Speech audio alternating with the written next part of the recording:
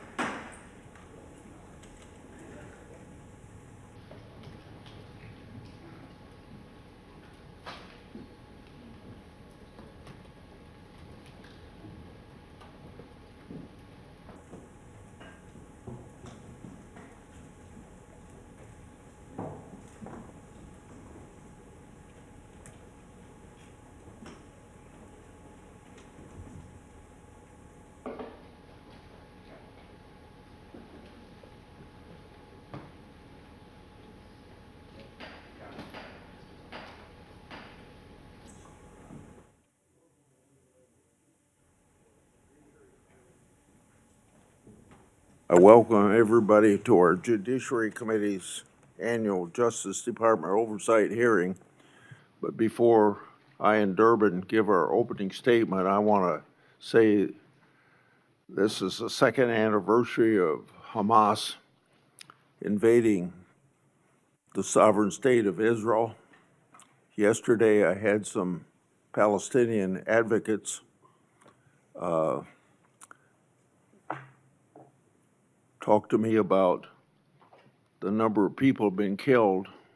I like to remind them there wouldn't be one death if there hadn't been this invasion of the sovereign state of Israel by what happened 2 years ago today. Attorney General Bondi, since your confirmation, you've now had the opportunity to face the federal bureaucracy that you must reform to better serve the American people. As I said to Director Patel, your charter is no simple task. When you arrived, you were left with the Justice Department free fall. Senate Democrats have denied your leadership personnel. We haven't been able to confirm your Assistant Attorney General for Congressional Affairs. It's now been 7 months. All the while, Democrats complain that they can't get answers from the Office of Leg Affairs. They have blocked the confirmation of that person. Since your confirmation, you've taken steps to institute needed reforms. Under your leadership, the Justice Department has cut funding to politicize programs to reinvest in core policing activities. Focusing on crime and getting tough on criminals is a welcome change from 4 years of Biden administration's soft on crime policies. During the Biden administration, the Justice Department failed to collect billions of dollars in criminal fines and penalties from corporate offenders.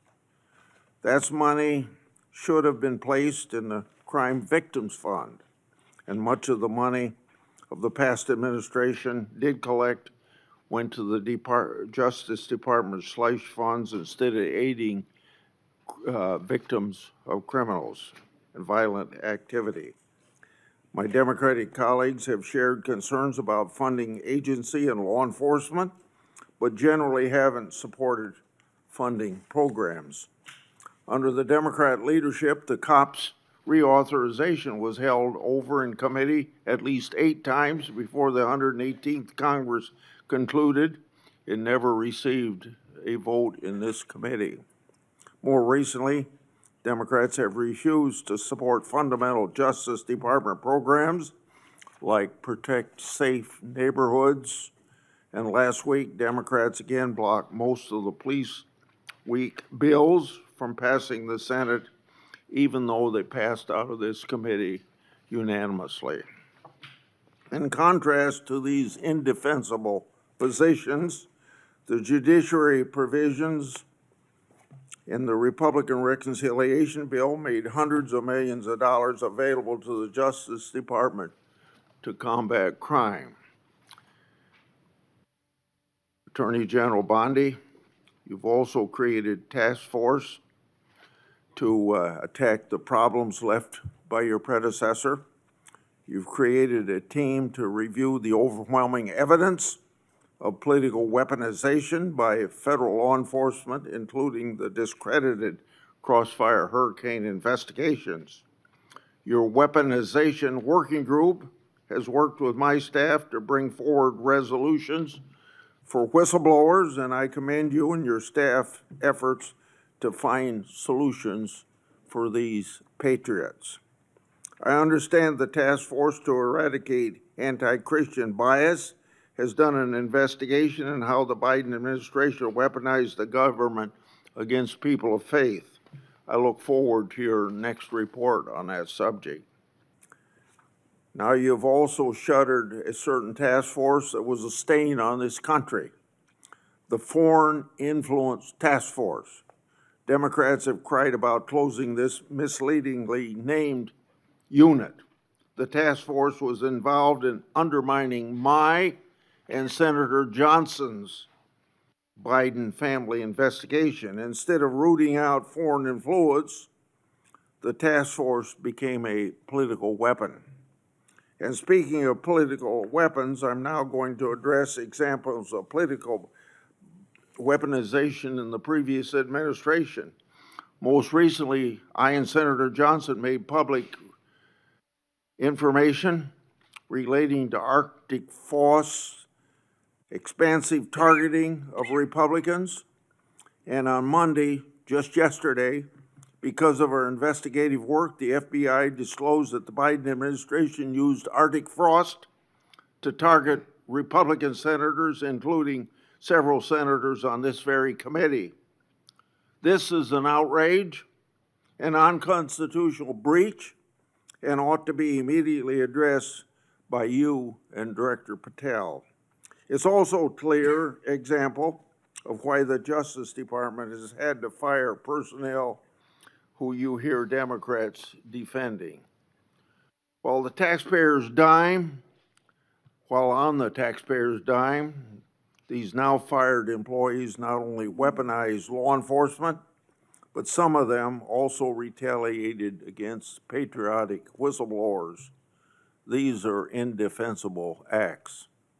Now I've obtained additional weaponization records thanks to brave whistleblowers that predate Arctic frost. I've obtained documents created by then Supervisory Special Agent Tebow, dated March 2, 2017. The title of this document is quote unquote Trump, and it appears to relate to matters different than Crossfire Hurricane. This document discusses a rumor at FBI headquarters that the FBI's Washington field office was leaning towards opening a case on the Trump campaign. Tebow noted they weren't close to opening an investigation, but did say this, quote, "What are we doing? Aggressively seeking out open source information, human intelligence info that could predicate a case," end of quote. You see, less than 2 months into Trump's first presidency, the partisan Comey FBI was very hard at work trying to manufacture another case against Trump. Tebow and the FBI eventually got their wish in April 2022 with the opening of Arctic frost. This was a political fishing expedition to get Trump at all costs, just like Crossfire Hurricane. And of course, it's a disgrace to the taxpayers. Whistleblowers have provided me with another document. This document is a 2017 case, updated, also drafted by then Supervisor Special Agent Tebow. This is a case update for CR 15, the now disbanded and discredited Public Corruption Squad at FBI's Washington field office, which says, quote, McAuliffe case, Steve Sullivan, Chief Financial Officer of Teneo, was interviewed in New York City. Info provided seemed to confirm Teneo was used as a pass-through for Doug Band to pay former President of the United States, end of quote. Doug Band was deputy assistant to then President Clinton and continued to work for him in post-presidency. Therefore, it's pretty clear that the reference to the President of the United States is Bill Clinton. The document further notes additional interviews the FBI planned to conduct as part of the case. This information confirms there was an FBI case on McAuliffe, and it indicates the Clintons and their associates were relevant to it. Did the FBI throw its resources behind this matter just like it did against Trump and his associates? A legitimate question. Or did they sweep it under the rug? a legitimate question. So, General Bondi, I'd like to have you provide me with all the records relating to these matters for further verification. Lastly, whistleblowers have provided me additional records related to the Biden FBI political conduct against Peter Navarro. The first document is a request for physical surveillance on Navarro the day the FBI arrested him. The second document is a timeline of that surveillance. When Navarro, the FBI didn't, with Navarro, FBI didn't arrest him at his house, which was literally right next to the FBI headquarters. Instead, they surveilled him and his fiancée all morning, starting at his home, following them to the airport, and then arrested him in public at the Reagan airport. The way Navarro was treated is unnecessary. General Bondi, I would like you to provide me all records relating to this matter. Attorney General Bondi, this Congress, I've made public one document after another, one whistleblower disclosure after another, one example of weaponization after another. So to our average constituent, this is all history, but it's all pointing out the wrong of government, using the power of government to go after people that are political people you don't like. We're pointing this all out because we can't have this repeated in the United States. We want to end to it right now, whether we have Republican or Democrat administrations. All evidence of your predecessors' total failures. It's time for accountability. And I look forward to hearing about your success in that regard. Senator Durbin. Thanks, Chairman Grassley, for holding this oversight hearing. Welcome, Attorney General Bondi. I'm glad that we are following this committee's longstanding tradition of regular oversight hearings with the Attorney General, the Director of the FBI, and the Secretary of Homeland Security. These hearings have never been more important as President Trump turns the full force of the federal government on Chicago and other American cities. The assault on the city I am proud to represent is just one example of how President Trump and Attorney General Bondi shut down justice at the Department of Justice even before the President's party, controlling the White House, Senate, and House of Representatives, shut down the government. The Attorney General has systematically weaponized our nation's leading law enforcement agency to protect President Trump and his allies and attack his opponents and, sadly, the American people. You have purged hundreds of senior career officials since you first appeared before us. These men and women had dedicated their careers to protecting the American people. As a result, the department has lost literally thousands of years of law enforcement expertise.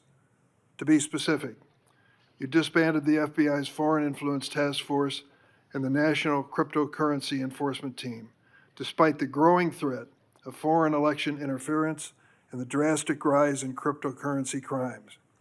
You forced out almost 75% of the Civil Rights Division's career attorneys, while hate crimes are on the rise. You fired more than 100 immigration judges, while the immigration case backlog is more than 3 million. You cut the public integrity section from 30 prosecutors to 2, while political corruption skyrockets. During your confirmation hearing, I asked you about your many potential conflicts of interest as a former lobbyist. You responded under oath, quote, "You will consult with career ethics officials within the department and make the appropriate decision," end of quote. But the Justice Department then removed those career ethics officials and put in their place inexperienced political appointees beholden to President and you. And you've effectively shut down the Office of Professional Responsibility, which investigates misconduct by Department of Justice attorneys.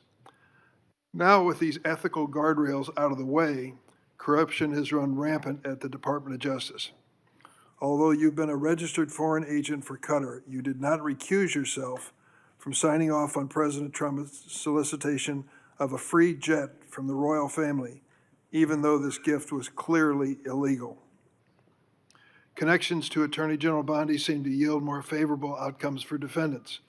At least 2 long-running federal prosecutions were abruptly dropped after the defendants hired your brother. It's no surprise that Ed Morton, the failed U.S. Attorney nominee you appointed as senior official, said, quote, "No MAGA left behind." Our nation's top law enforcement agency has become a shield for the president and his political allies when they engage in misconduct. Last year, President Trump's border czar, Tom Homan, was allegedly recorded accepting a $50,000 bag of cash in exchange for promising immigration enforcement-related contracts. Under your leadership, the investigation into Mr. Homan was dropped. After President Trump pardoned nearly 1,600 January 6 insurrectionists, including more than 600 charged with assaulting or impeding law enforcement, the Department of Justice is arguing in court that these pardons provide immunity for wholly unrelated crimes in multiple cases. Jared Weiss was filmed on January 6th, encouraging his fellow rioters to attack the Metropolitan Police Department officers. And he said, "F them, kill them." What happened to Mr. Weiss? He's been hired by you as a senior advisor. In February, you said the Epstein client list was, quote, "sitting on my desk right now for review." 8 months later, you still haven't produced these files, and a credible whistleblower told my office that FBI agents were directed to flag any records in which President Trump was mentioned. The Department of Justice ordered the dismissal of corruption charges against the former New York City Mayor Eric Adams in a corrupt backroom deal to secure his cooperation with the president's immigration agenda. Acting U.S. Attorney Daniel Sassoon, a Republican appointed by President Trump, resigned in protest. Acting U.S. Attorney for the Eastern District of Virginia, Eric Siebert, a Republican appointed by President Trump, was forced to resign because he didn't believe there was sufficient evidence to indict New York Attorney General Letitia Adams or former FBI Director James Comey. In his place, President Trump installed his former personal attorney, someone with no prosecutorial experience, to indict Director Comey, which she did. She joins a network of unqualified MAGA loyalists masquerading as federal prosecutors, like Alina Habba, who said she would use her position to, quote, "turn New Jersey red," close quote, and Sigal Chattah, who once said that a black political opponent was, quote, "should be hanging from an effing crane," end of quote. The President and Attorney General attempted to bypass the Senate to install these unqualified extremists. Where do you find these people? Courts have ruled that both Ms. Habba and Ms. Chattah are serving in their roles illegally, jeopardizing countless prosecutions by your office. Why? And that's just one example of how the Department of Justice is making America less safe. Attorney General Bondi shut down the Organized Crime and Drug Enforcement Task Force, OSADEF, which has dismantled thousands of criminal organizations. And you diverted thousands of FBI, DEA, and ATF agents and DOJ prosecutors from their critical missions to carry out the president's mass deportation agenda. Attorney General Bondi, not surprisingly, federal drug prosecutions have dropped to the lowest level in decades. Let me repeat that. Federal prosecutions for drug crimes have dropped to the lowest level in decades on your watch. The Department of Justice has also unilaterally terminated 373 grants that provide critical funding to state and local law enforcement to the tune of $500 million. The 2026 Trump budget would slash the high-intensity drug trafficking areas program known as HIDA by more than a third, from $300 million to $196 million. Instead of taking common sense steps that have proven to help reduce crime, Attorney General, you're focusing on helping President Trump play strongman on television. He has illegally deployed troops to Chicago and other American cities and has threatened to send more. The Justice Department defends this dubious legal basis for these deployments and diverts DOJ personnel and their components to assist in these efforts. These deployments basically target Democratic-run cities and Democratic leaders, ignoring many Republican-led areas of our country with even higher crime rates, and making clear that this is for political theater, not public safety. One particular chaotic raid in Chicago Tuesday last week, aided by the FBI and ATF, which you supervise. In the middle of the night, federal agents pulled women and children out of their beds, crashed down the doors to their homes, destroyed their apartments, zip-tied children and others, and detained immigrants and U.S. citizens alike for hours in vans. When one witness complained about the treatment of the small children, an agent laughed at her and said, "F them kids." On Friday, a federal judge appointed by President Trump held that deploying the National Guard in Portland is illegal. White House Deputy Chief of Staff Stephen Miller accused her of, quote, legal insurrection, close quote. At a time of rising threats to federal judges, this kind of language is inexcusable. Last week, the President and Secretary Hegseth summoned senior military officials to a political pep rally at Quantico, where the President said he wanted to use American cities as, quote, training grounds for our military. Training grounds for our military. To fight the, quote, enemy within. Chicago is not the enemy. Our fellow Americans are not the enemy. It is abhorrent for the President, who is supposed to represent all Americans regardless of political party, to describe anyone who disagrees with him in this manner. To my Republican colleagues who claim the previous administration weaponized the Department of Justice, President Biden retained President Trump's FBI Director Christopher Wray, who President Trump then fired. President Biden never directed the Attorney General to prosecute his political opponents. President Biden never fired his own political appointees for refusing to prosecute his targets. What has taken place since January 20th, 2025 would make even President Nixon recoil. This is your legacy, Attorney General Bondi. In 8 short months, you have fundamentally transformed the Justice Department and left an enormous stain in American history. It will take decades to recover. Thank you, Mr. Chairman. Thank you. Would you please rise so I can give you swear? Do you affirm the testimony you're about to give before this committee will be the truth, the whole truth, and nothing but the truth, so help you God? Please be seated and give us your opening statement.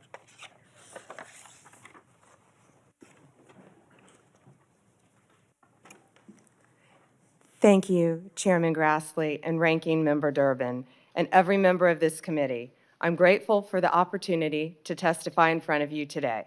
First, please join me in remembering, as you said, Chairman Grassley, all the Jewish people who lost their lives in the October 7th attacks 2 years ago today. Also, please let's pray for all the hostages and the families of all of those individuals.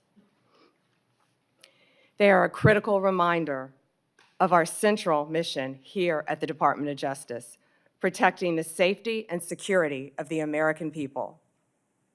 That is why, even when the government is otherwise shut down because of the Democrats, the department's law enforcement officers and prosecutors are hard at work fighting crime, keeping our streets safe, and protecting you from the threats, foreign and domestic. When I was confirmed as the 87th Attorney General of the United States, I took office with 2 main goals: to end the weaponization of justice and return the department to its core mission of fighting violent crime. As to ending the weaponization of justice, we learned that former FBI secretly investigated you and your colleagues. Why? They wanted to take President Trump off the playing field. They were playing politics with law enforcement powers and will go down as a historic betrayal of public trust. This is the kind of conduct that shatters the American people's faith in our law enforcement system. We will work to earn that back every single day.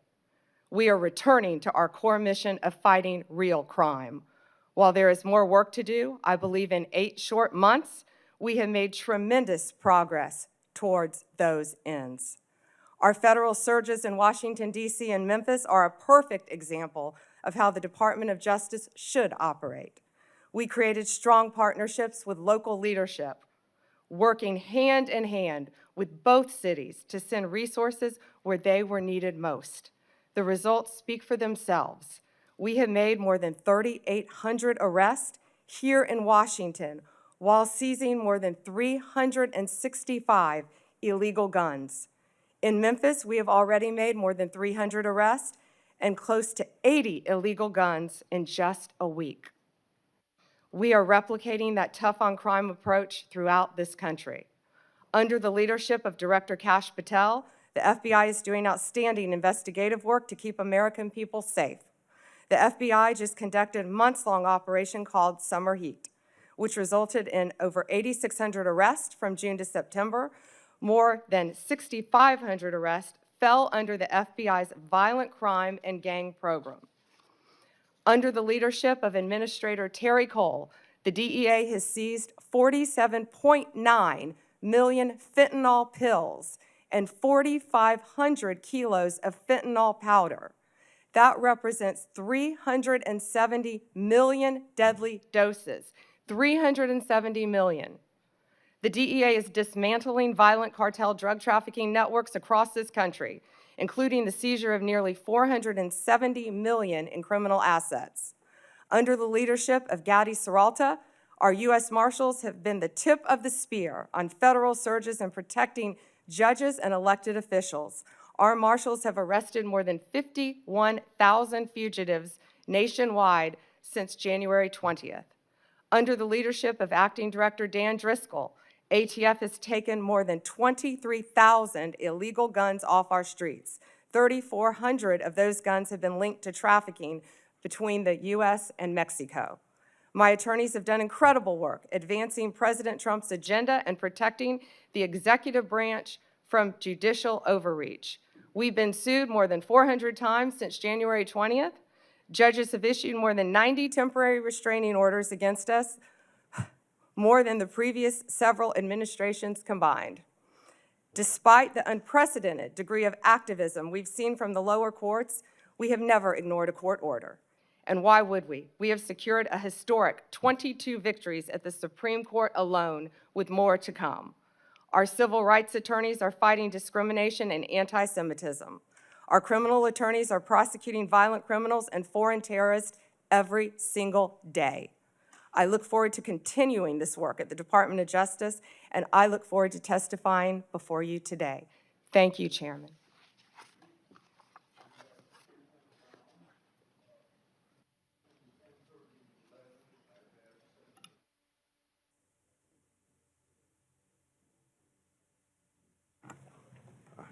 I forgot to turn on the microphone. Let me start over again. We have 10-minute rounds. I've asked Senator Blackburn to chair between 10:30 and 11. I hope that we can have good decorum during this hearing, treat each other with respect. General Bondi, just in case you get cut off with something that you don't get to answer your question when that senator's done, if you ask me for a little bit of time, not a lot of time, but a little bit of time to finish your answer, I'd be glad to give that to you. So starting myself, you inherited a bloated bureaucracy. It requires reorientation to better serve your mission of the department. That would include reassessing grants disguised to help Americans, but many were partisan pet projects. It also requires reallocation of resources to better serve the American people. On this issue, I've got two questions. What updates can you share with the committee about your review and grant DOJ and grants that DOJ has reassessed?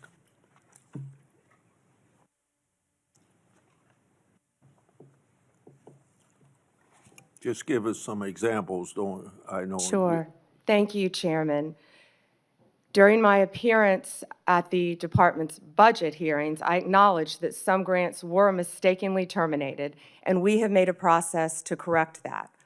All grant termination appeals will be individually considered for alignment with our current policies, which are strengthening law enforcement and protecting victims.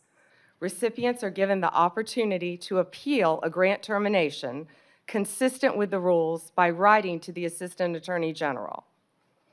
Of the 5,800 discretionary grants that were reviewed, only 376, approximately 7%, were terminated.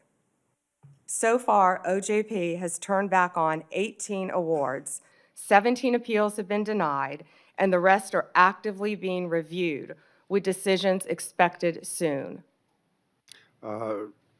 My colleagues on the other side claim that your department has reallocated resources to immigration enforcement, and it's had a negative impact on law enforcement.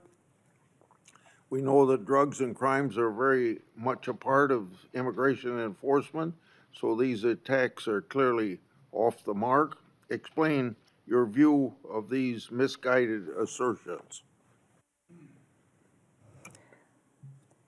Chairman, every day our FBI, DEA, ATF, and now U.S. Marshals working on a task force with Homeland Security are out there keeping Americans safe and getting illegal aliens out of our country, many of whom have committed violent crimes in this country.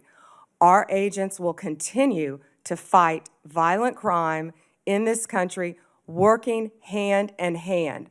One example is right here in Washington, D.C. We have the D.C. Task Force that has been incredibly successful. We are so proud of the work that that has done. We have been working hand in hand with the local officials here in D.C., and we are very proud of that work. And we're taking that to Tennessee and around this country to keep Americans safe. I won't repeat the things I've said about Arctic frost, but we had this recent revelation yesterday of my Republican senators being targeted by the government, underscoring the point about Arctic frost. When taken in context with widespread government weaponization against Trump and conservatives in the last decade, the conduct arguably is worse than Watergate. So I got two questions along this line. How many Department of Justice and FBI personnel have been held accountable for their partisan and constitutional questionable conduct, and what was their punishment? If you could give a few examples or follow up in writing, since there's so many people that fall into this category. Yes, Senator. Yes, Chairman, we will. So you want to answer that in writing? Yeah, okay. Yes, the exact number I can answer in writing. Yes. Okay. Was Attorney General, on the same subject, was Attorney General Garland, Director Wray, and/or President Biden's White House aware of the FBI targeting Republican senators? Did they approve it? Now, let's be clear, either they knew and allowed it to happen, or they didn't know, and if they didn't know, it points to a lack of oversight of Jack Smith's runaway case. Chairman Grassley, that's what we've been talking about when we refer to the weaponization of government. Operation Arctic Frost was an unconstitutional, undemocratic abuse of power. During Arctic Frost, the FBI also placed 92 linked Republican individuals and Republican groups, such as Charlie Kirk's Turning Point, on their list. This is the kind of conduct that shattered the American people's faith in our government, as I said in my opening statement. We are ending this weaponization. Our FBI is targeting violent criminals, child predators, and other lawbreakers, not sitting senators who happen to be from the wrong political party. Several of your colleagues sitting at this dais were targeted, and others. We will continue to stop that throughout the Justice Department. That is the ultimate weaponization of government. Have you sought grand jury secrecy waivers so that all of Arctic Frost documents can be produced to Congress? And if not, do you plan to do that? Chairman Grassley, I will be working directly with Director Patel on this issue. And there's not much more we can say about the issue for obvious reasons at this time. Okay.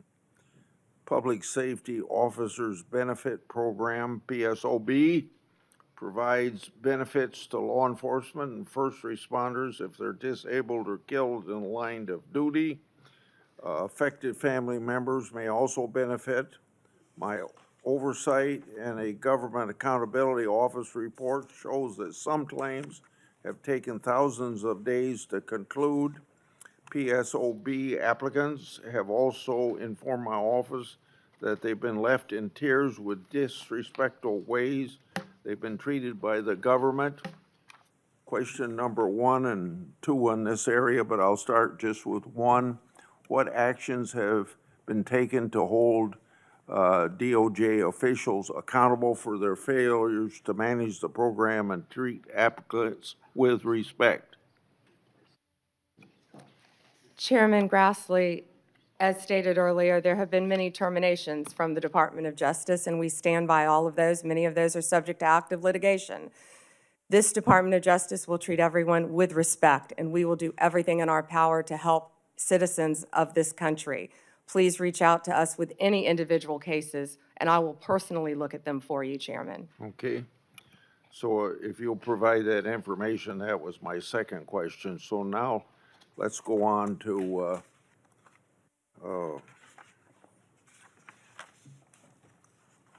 regarding the initial FBI 1023 document that I made public last Congress. That document mentioned 1, text messages, 2, audio recordings, and 3, financial records that allegedly approved a bribery scheme with the Biden family and foreign interest. I asked Director Patel if his predecessors made any effort to determine whether these records existed. He answered no. What steps has the department taken to determine whether these records exist? One way or another, this matter ought to be put to rest. Chairman Grassley, I know Director Patel is working hard on this with the members of the FBI. Okay. So we don't know if these records exist, or you just can't say that publicly at this point? I don't want to discuss any of that publicly, Okay. Director. The Foreign Intelligence Surveillance Act includes a safeguard to prevent political weaponization. The reauthorization mandated certain members and their staffs shall be entitled to attend any proceedings of the FISA court. Former Biden DOJ Assistant Attorney General Matt Olson drafted a privacy agreement that allowed the department to hide information from Congress during FISA proceedings. Matt Olson made a career out of targeting President Trump and his allies, so it's not surprising that he would attempt to hinder congressional oversight or cover up for the Biden regime. I want to make sure that you get rid of the ridiculous and misguided Olson memo. When can you tell me that will be done? We will notify you, Chairman Grassley. Thank you. Okay. Senator Durbin.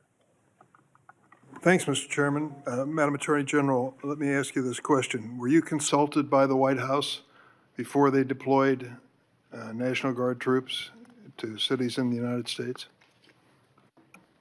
I am not going to discuss any internal conversations with the White House. You won't even say whether you talked to the White House about this? I am not going to discuss any internal conversations with the White House with you, Ranking Member. I noticed that. What's the secret? Why do you want to keep this secret? The American people don't know the rationale behind the deployment of National Guard troops in my state. The word is, and I think it's been confirmed by the White House, they are going to transfer Texas National Guard units to the state of Illinois. What's the rationale for that? Yeah, Chairman, as you shut down the government, you voted to shut down the government, and you're sitting here, our law enforcement officers aren't being paid. They're out there working to protect you. I wish you loved Chicago as much as you hate President Trump. And currently, the National Guard are on the way to Chicago. If you're not going to protect your citizens, President Trump will. I've been on this committee for more than 20 years. That's the kind of testimony you expect from this administration. A simple question as to whether or not they had a legal rationale for deploying National Guard troops becomes grounds for a personal attack. I think it's a legitimate question. It's my responsibility. She refuses to answer as to whether she had any conversation with the White House about deploying national troops to my state. That's an indication, I'm afraid, where we are politically in this place. Let me ask you another question. I want to, if you will, hold on a second. Make sure I got the right page of facts here. You testified under oath when you last before this committee that before your appointment to Attorney General, you had served as a representative of some sort for the royal family of Qatar. There was an issue that came before you in May when President Trump accepted a $400 million luxury jet from the royal family of Qatar for temporary use as Air Force One before it's permanently gifted to the Trump Presidential Library Foundation. The Constitution unequivocally bestows on Congress the power to control whether any officer of the United States, including the President, may accept a gift, quote, from any king, prince, or foreign state, end of quote. And this gift clearly violates the statutory regime enacted by Congress. You've refused to answer a letter I sent to you 5 months ago asking the legal rationale you relied on to advise President Trump to accept this unprecedented gift from your former legal client. Can you make a promise today that you will disclose that? Disclose what, Ranking Member? I assume there was a letter or some sort of statement from your office to the White House to advise them that you felt it was permissible? First, to address my role with Qatar, as I addressed with you during my confirmation hearing, I disclosed it in my SJQ. In private practice, I worked for Qatar for anti-human trafficking for the World Cup. That was my only involvement, and I made that very clear, and I'm very proud of everything I've done with anti-human trafficking. Obviously, in preparing any advice for the President on a jet or anything else, we consult with the Office of Legal Counsel. The confidentiality applies to their input as well. And Chairman, if you would approve and vote to approve, as Chairman Grassley said, excuse me, Ranking Member, as Chairman Grassley said, my employees, we would answer your letters a lot faster, yet you're stalling them at every stop. And to go back to your previous question, your city has a murder rate 5 times higher than New York's. 571 homicides last year. If you were serious about protecting your people, you would be asking this administration for help. You're saying that we're coming into your state and your city. We're there to help make America safe and Illinois safe, whether or not you want to. I believe cutting federal grant programs to law enforcement in my state and across the nation does not make us any safer, and you've done just that. You've supplanted that decision by sending in National Guard troops to California and other places. That is a situation where the governors have not asked for that help. If you truly wanted to do this on a bipartisan basis, you wouldn't defy a governor, you would work with them. I'm prepared to do that. I'm prepared to work with this administration. But cutting these grants to law enforcement does not make us any stronger as a nation or give us the tools we need to reduce crime in Chicago. Now, I'd just like to ask you, when it came to this Qatar situation, did you consult with the ethics office in the Department of Justice before making your decision on this gift of a jet? Chairman, I didn't gift a jet to anyone. My Office of Legal Counsel provides confidential advice to the President, to the White House, period. And you're conflating two issues. Cutting grants, I was very clear about what grants we've cut and what grants we haven't, only 7%. And if you have a grant in Illinois that you think that I've cut that is protecting law enforcement officers or your people, you personally call me and I will work with you to turn that grant back on. I think many of the Democrats here can tell you, I have worked with them to turn grants back on. There's an appeal process. Tell me a specific grant that I have turned off in Illinois that would help law enforcement, and I will work with you. But you have not done that. Did you take a look? The National Guard is on the way right now as we speak. Oh, by the way, so is Director Patel and Deputy Attorney General Todd Blanche. You're sitting here grilling me, and they're on their way to Chicago to keep your state safe. Madam Attorney General, it's my job to grill you. Investigation of your agency is part of my responsibility and this committee. You may not like the experience, but others have weathered the storm and answered questions in a respectful manner. Can you tell me the grants, Yes. ranking member, please? Take a look at the president's budget on HIDA grants. What happens to it in his proposed budget? I'd be glad to meet with you on the It's grants. cut by 1/3 from $300 million to 196. That's one example of a grant that works, and your administration has suggested cutting it in the budget lies ahead. I want to ask you about items in a letter I sent you in July that you have not answered. In February, you made a public claim that the Epstein client list was, quote, sitting on my desk right now for review, end of quote. You then produced already public information and no client list at a major media event hosted at the White House. Attorney General Bondi, why did you publicly claim to have the Epstein client list waiting for your review and then produce nothing relevant to that claim? Senator Durbin, if you listen to my entire clip on that, I said I had not reviewed it yet, that it was sitting on my desk along with the JFK files, the Martin Luther King files, and I said I had not yet reviewed it. And if you see our memo on Epstein, you will see, excuse me, our memo on Epstein clearly points out that there was no client list, our July 6th memo. You also didn't let me respond to the HIDA question. The budget transfers $196 million for high-intensity drug trafficking areas to the Office of Justice Programs, OJP. The Justice Department will continue to administer those grants under OJP in 2026. Going back to the Epstein files, according to another whistleblower who made a protected disclosure to my office, you pushed the FBI to review approximately 100,000 Epstein-related records on an arbitrarily short deadline in March, and the FBI was directed to flag any documents that mentioned President Trump. Nothing came of that review until July when DOJ and FBI released an unsigned memo stating, quote, there's no incriminating client list. Why was the July 7th memo unsigned? The July 7th memo came from the FBI and the Department of Justice. Director Patel answered those questions very clear. And, you know, Senator Durbin, I find it very interesting that you refused repeated Republican requests to release the Epstein flight logs in 2023 and 2024. You fought that. Did you take money from Reid Hoffman, campaign donations, Never who was a heard. huge Epstein friend? Why did you fight for years? Why did you fight to not disclose the flight logs, Senator Durbin?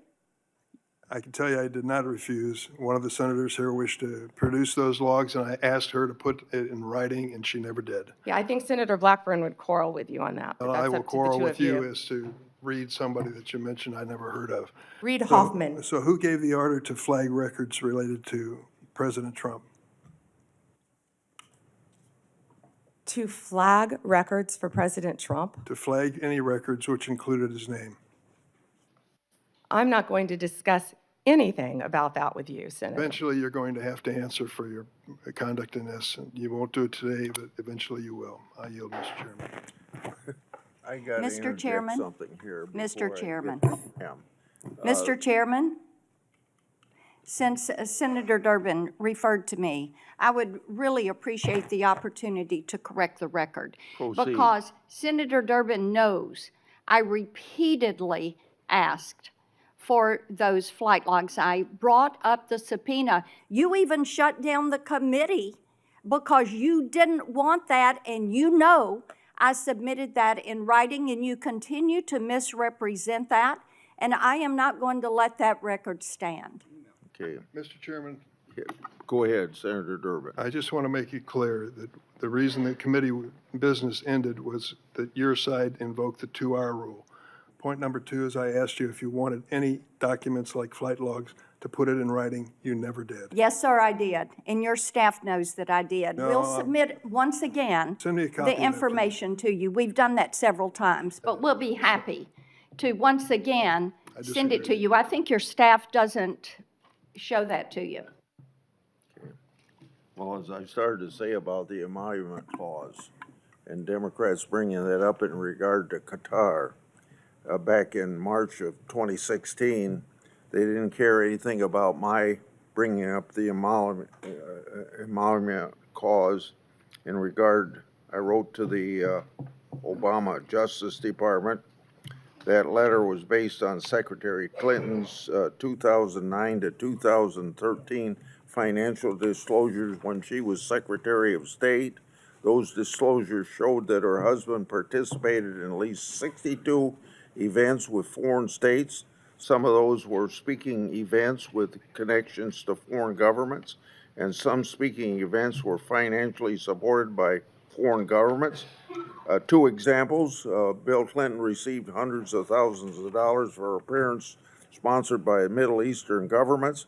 Bill Clinton also received $200,000 for a speech connected to the Chinese government. And I don't recall getting any help from my Democrat colleagues on that investigation. Senator Graham. Good morning. Good morning. Thank you. So I want to make sure I got this clear. If a Democrat or a Republican senator has a problem with a grant that's been canceled or reduced, you would be glad to talk to them. Yes, Senator, and I have been doing that as well. There have been Democratic members who called you, They have spoken to my office, yes, Senator. and you've tried to respond. On either side of course, if it has anything to do with law So- enforcement or victims, And that includes Senator Durbin. If he's got a problem, he can call you and you'll try to respond. absolutely. Thank you. How many illegal immigrants are in Chicago? Ooh. Does anybody know? I do, countless. What we have seen since January 20th, Senator Graham, is a 1,000% increase in violent attacks against our ICE officers. Right. But I just want to know, is there like 10 or 100,000? Does anybody know? There have been multiple, and we have made multiple arrests, of course, involving violent gangs Yeah, in Chicago, Right. throughout Illinois. Right. So the only reason I ask that is Chicago is sanctuary city. Do they help ICE deal with illegal immigration, or they're sanctuary city? Do you know? They are not cooperating, and I would ask that, I wish Senator Durbin would condemn the governor for not cooperating with our law enforcement officers. The only reason I mention this, if you're a sanctuary city, any place in the country, you're making it difficult for the rest of us. Because word gets out, if you get to a certain city, maybe Chicago being one of them, that you're home free, and that just encourages more illegal immigration. Do you deal with that? Agree with that? I do, Senator Graham, and can I add something to that? Sure. Please. One of our biggest wins was against the Sinaloa cartel, and that came in Chicago. The state of Illinois has a Trust Act, which prevents local law enforcement from cooperating with our federal immigration authorities. And that's what I was trying to talk to Senator Durbin about. On September 15th, our partners at ICE arrested an illegal alien from Mexico for beating a 21-year-old man to death. He had been imprisoned in Illinois prior to the murder and was released under Illinois' Trust Act. We filed multiple lawsuits in Illinois for sanctuary policies, specifically in-state tuition for illegal aliens and obstructing employers from verifying citizenship. You can't make this up. On September 5th, a federal grand jury in Chicago indicted a major Sinaloa cartel boss, narco-terrorism, guns, and drug charges. On July 11th, we announced a guilty plea for Ovidio Guzman Lopez. You may know him as the son of El Chapo, one of the worst narco-terrorists in the world. In the world, In senators. Chicago. In Chicago. In Chicago. He entered a guilty plea to drug conspiracy and 2 counts of knowingly engaging in a continuing criminal enterprise in the state of Illinois. I could continue with fentanyl. I could continue with child predators in Illinois. Well, thank you. I think I've seen numbers over 100,000. So Chicago and other sanctuary cities, you're making it harder for us to deal with illegal immigration by doing what you're doing. And I am glad President Trump is trying to change those policies, and if you need the National Guard to bring order out of chaos, so be it from my point of view. Now, let's get back to the topic sort of at hand here about how the law is being used politically.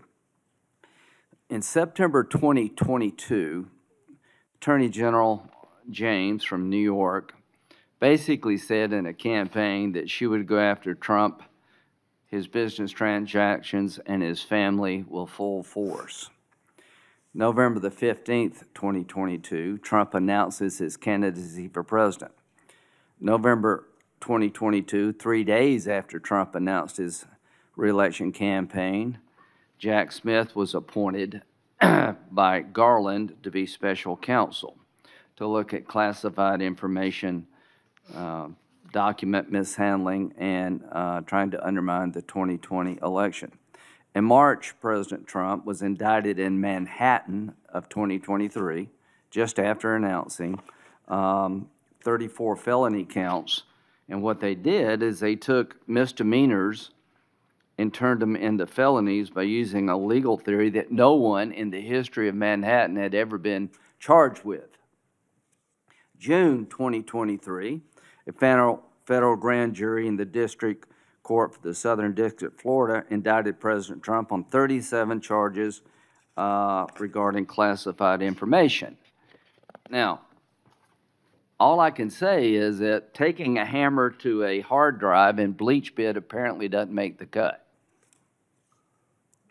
Having documents in the garage of President Biden doesn't make the cut. In August of 2023, he was indicted yet again regarding the 2020 election. So all I can say is that in September 27th,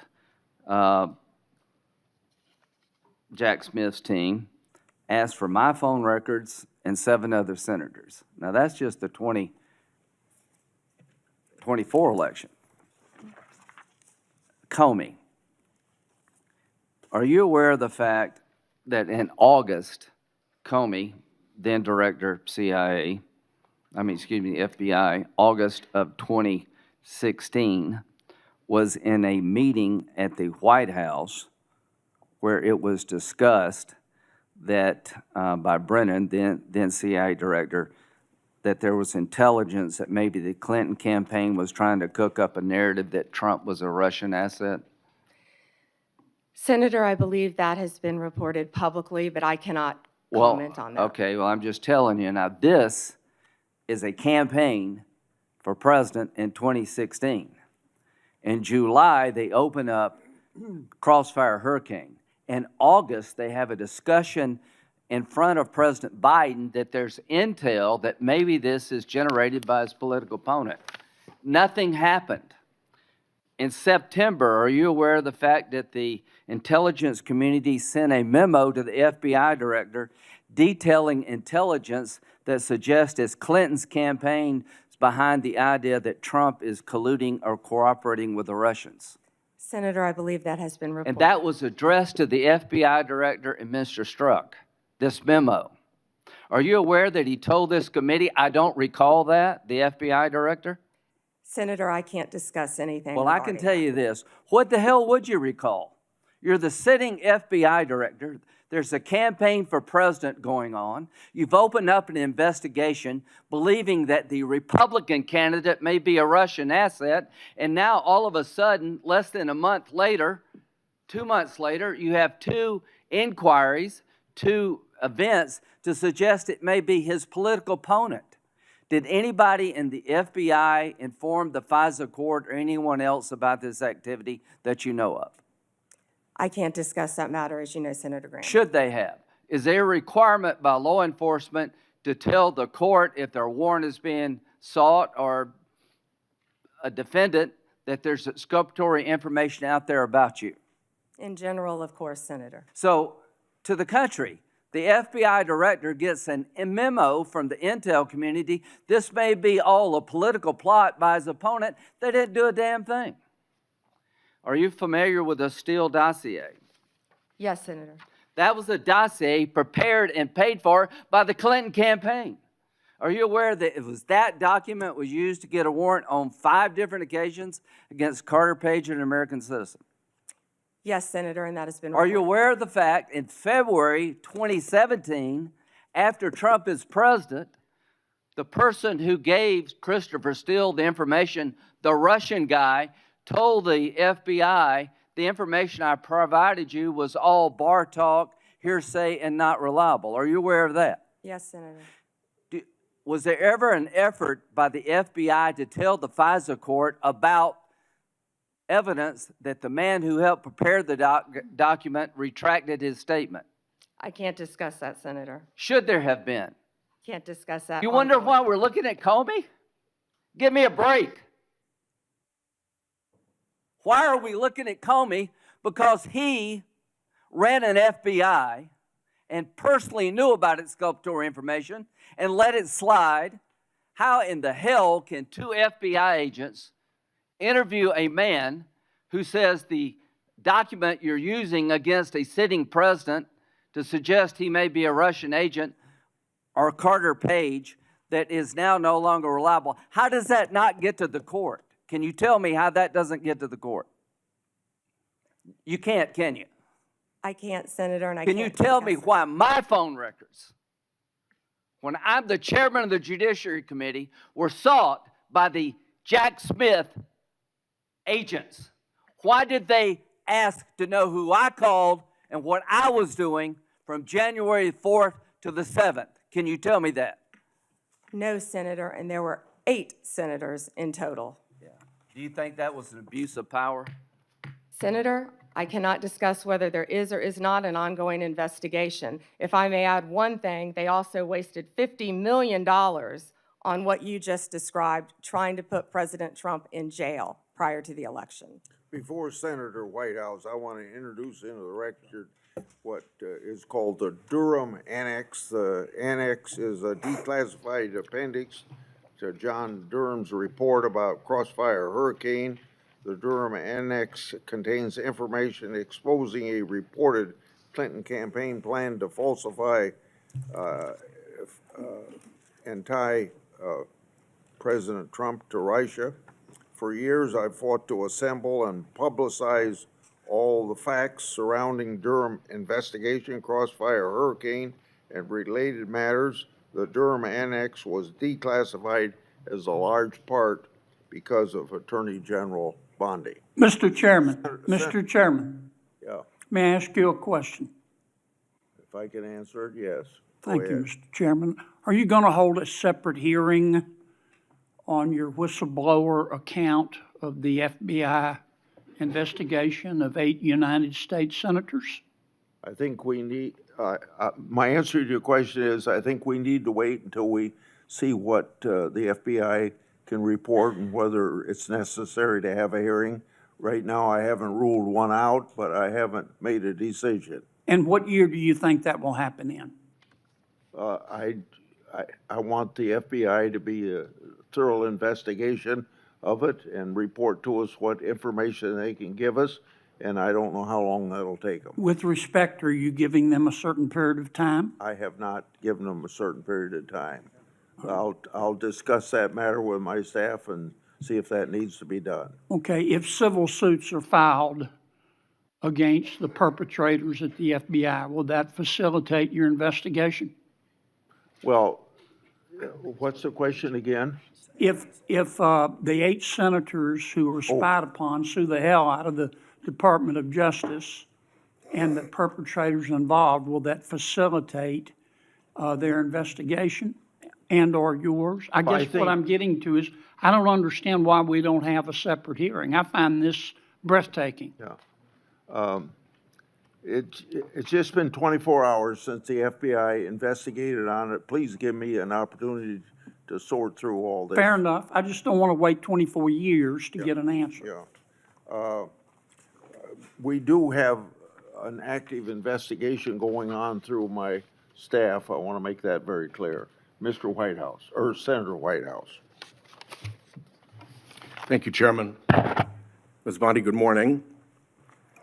Good morning. What became of the $50,000 in cash that the FBI paid to Mr. Homan in a paper bag, evidently.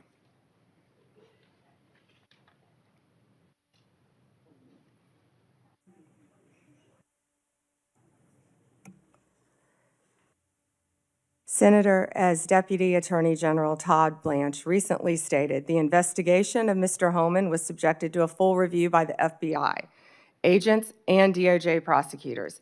They found no credible evidence of any wrongdoing. And that was not my question. My question was, what became of the $50,000 in cash that the FBI delivered, evidently in a paper bag, to Mr. Homan? Senator, I'd look at your facts. Are you saying that they did not deliver $50,000 in cash to Mr. Homan? Senator, as recently stated, the investigation of Mr. Homan was subjected to a full It's a different review question. by the FBI agents, That's a by different Department question. of Justice prosecutors. They found no evidence of wrongdoing. That's a different question. What became of the $50,000? Did the FBI get it back?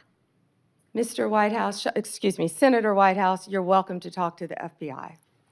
The report to you, can't you answer this question? Senator Whitehouse, you're welcome to discuss this with Director Patel.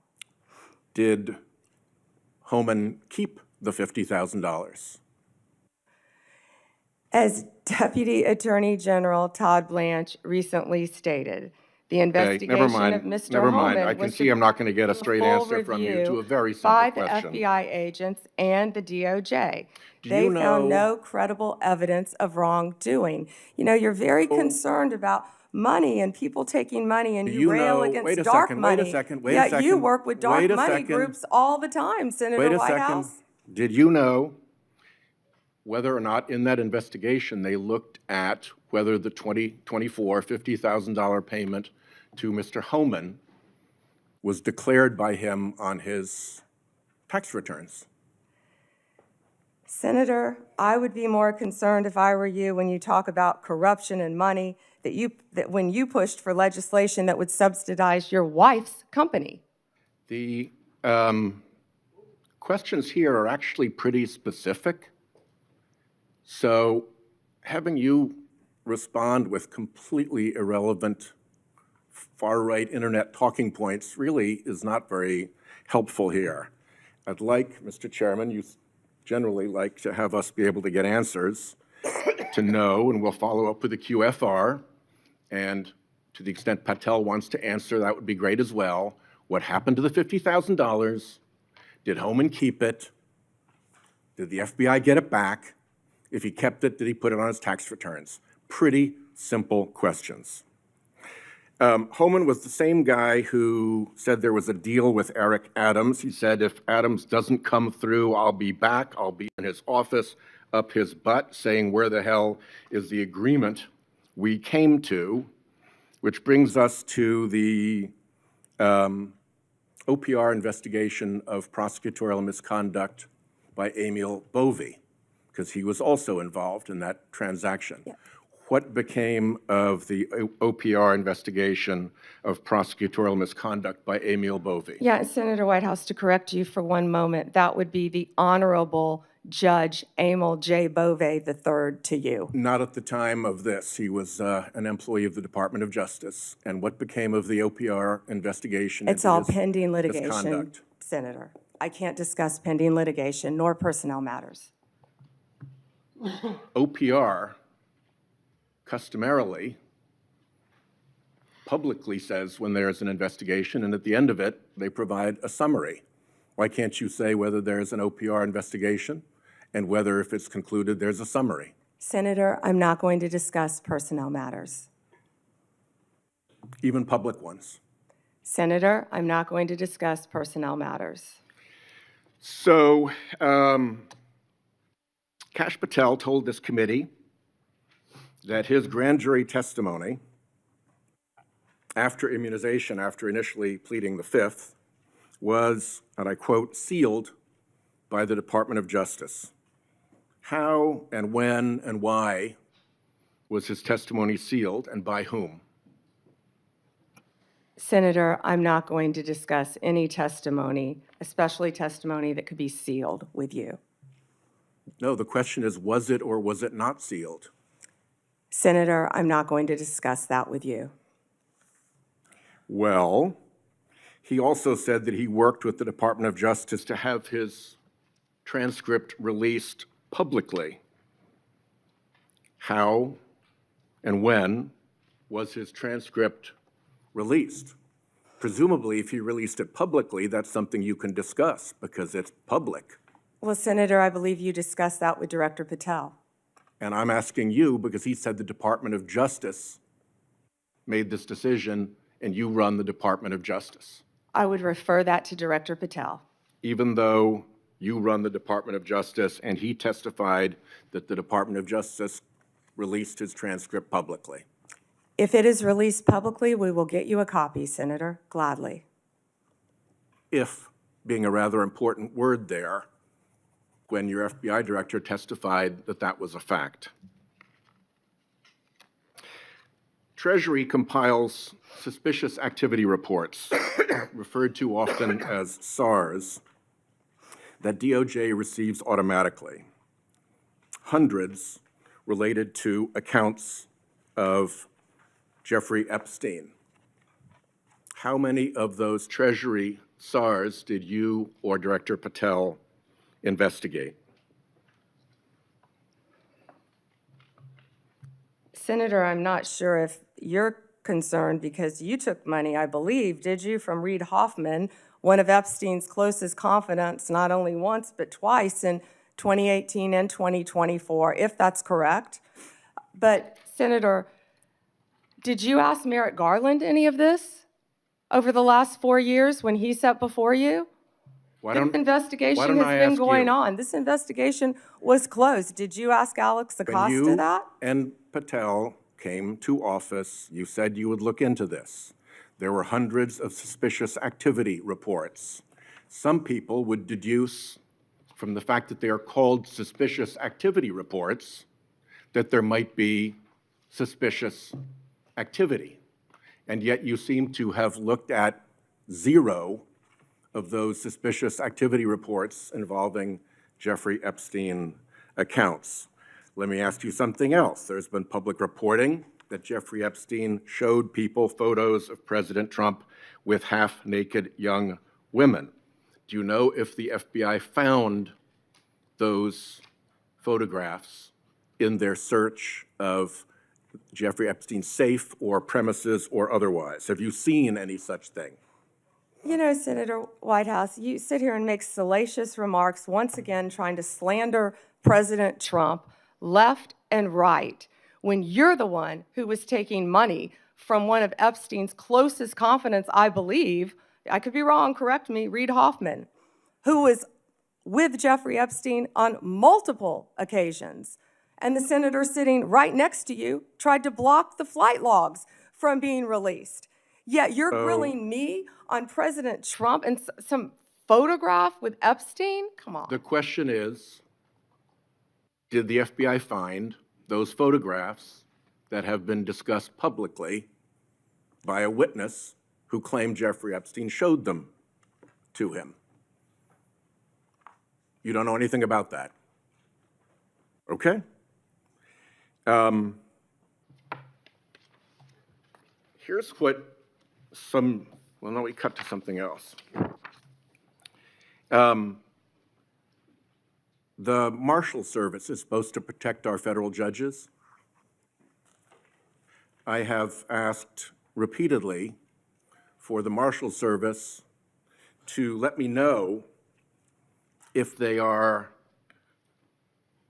investigating or being inhibited from investigating whether or not there is orchestration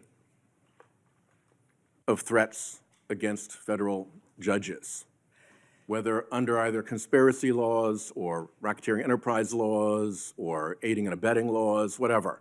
But as you know, there's the person who says the threat, and then there may very well be somebody orchestrating the threat behind them. Is the Marshal Service allowed to investigate orchestration of threats? And do you know if they've taken one step to do so.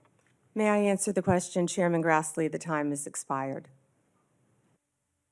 I think it's the convention of the committee that if I've started my question in my time, you may answer the I question. was asking the chairman. Okay, before I go to Cornyn. She wants to answer the question, Chairman. Oh, please go ahead. I thought you said you didn't want to answer it. I'm Yes, sir. sorry. Thank you. Senator Whitehouse, I would be happy to sit down with you regarding any threat to any federal judge in this country. We take threats very seriously. I will set a meeting with you, with Director Seralta of the U.S. Marshals, and I will be there. And we will talk about any threats on federal judges. Including who orchestration. threatened them or who orchestrated them. Bingo, thank you. Okay. Before Cornyn speaks, I get kind of amused about my Democratic colleagues bringing up Treasury suspicious activity reports regarding Epstein. When Senator Johnson and I issued our Biden family reports in 2020, we used information from these very same type of documents.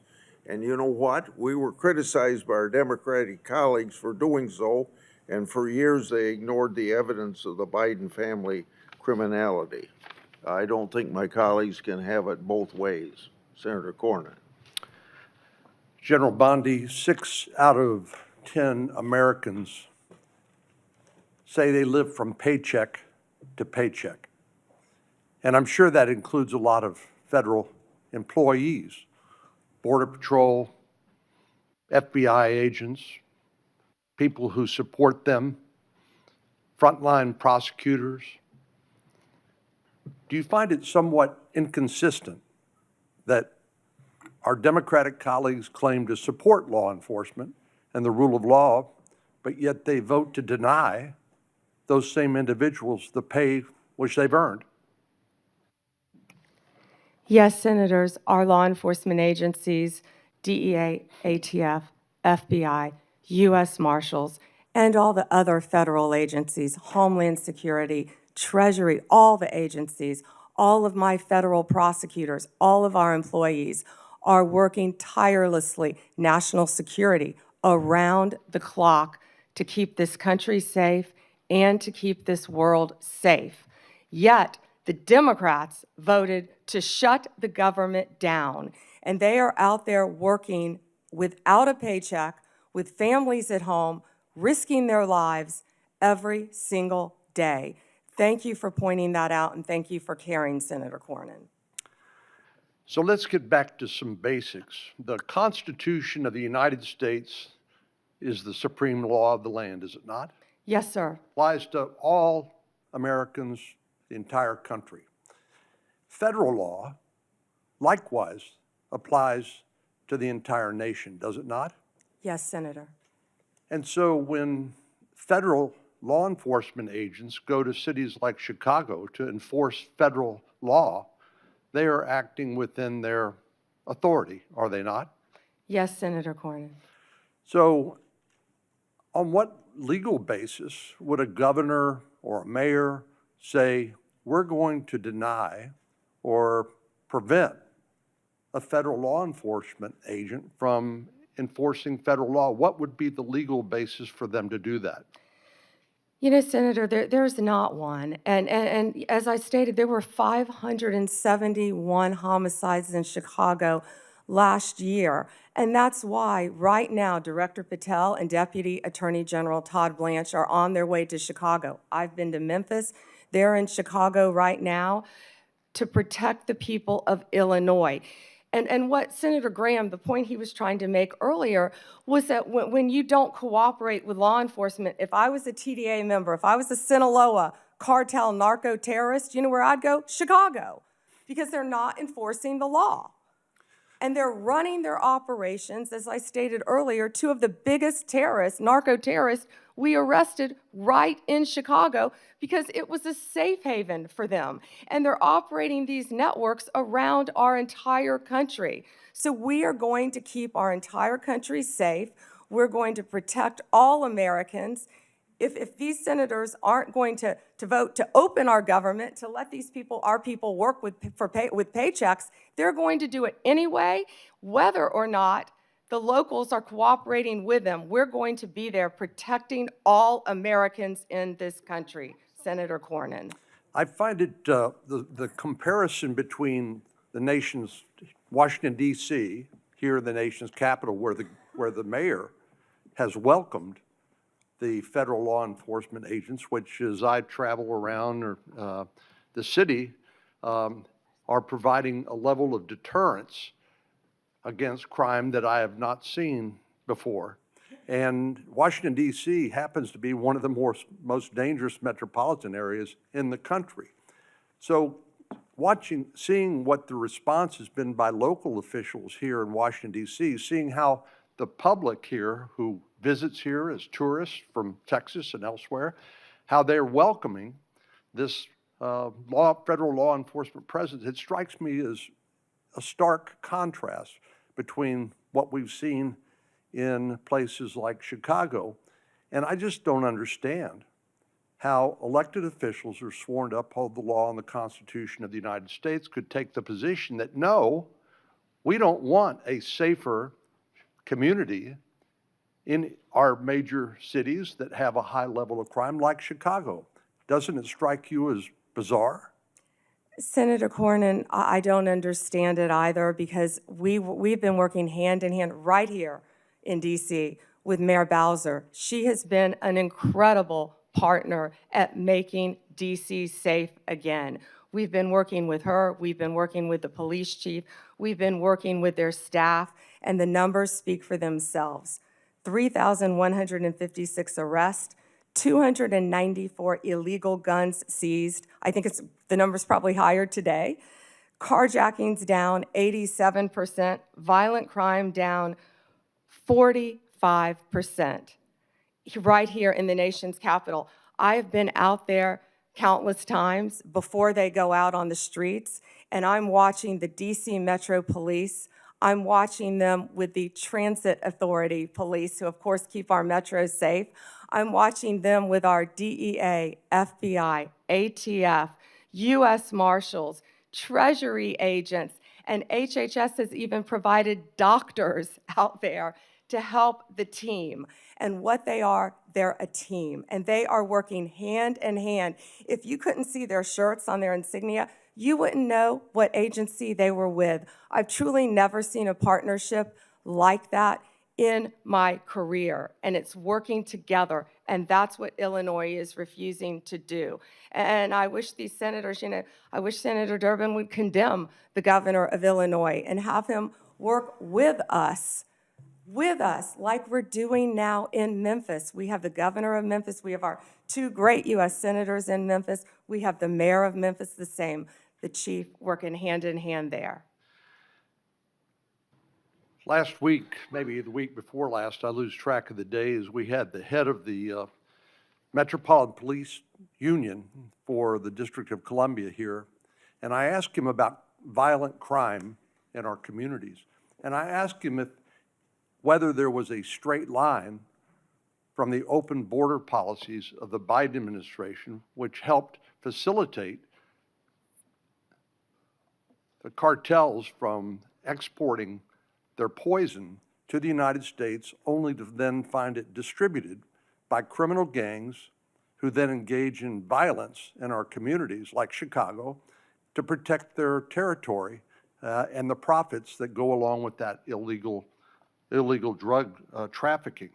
But I want to ask you about another aspect of the open border policies, and that has to do with one of the least reported tragedies and scandals associated with the Biden open border policies, and that has to do with the 500,000 children, sometimes called unaccompanied children, UACs, 500,000 children that the Biden administration allowed to be placed with sponsors in this country that were largely unvetted and subjecting them to who knows what, and then abandoning them by taking the position that it's not the federal government's responsibility, it's local child protective agencies that have to follow up on these kids. So they couldn't tell you whether they were being trafficked, recruited into gangs, whether they were going to school, whether they were getting the health care that they need. They couldn't tell you because they didn't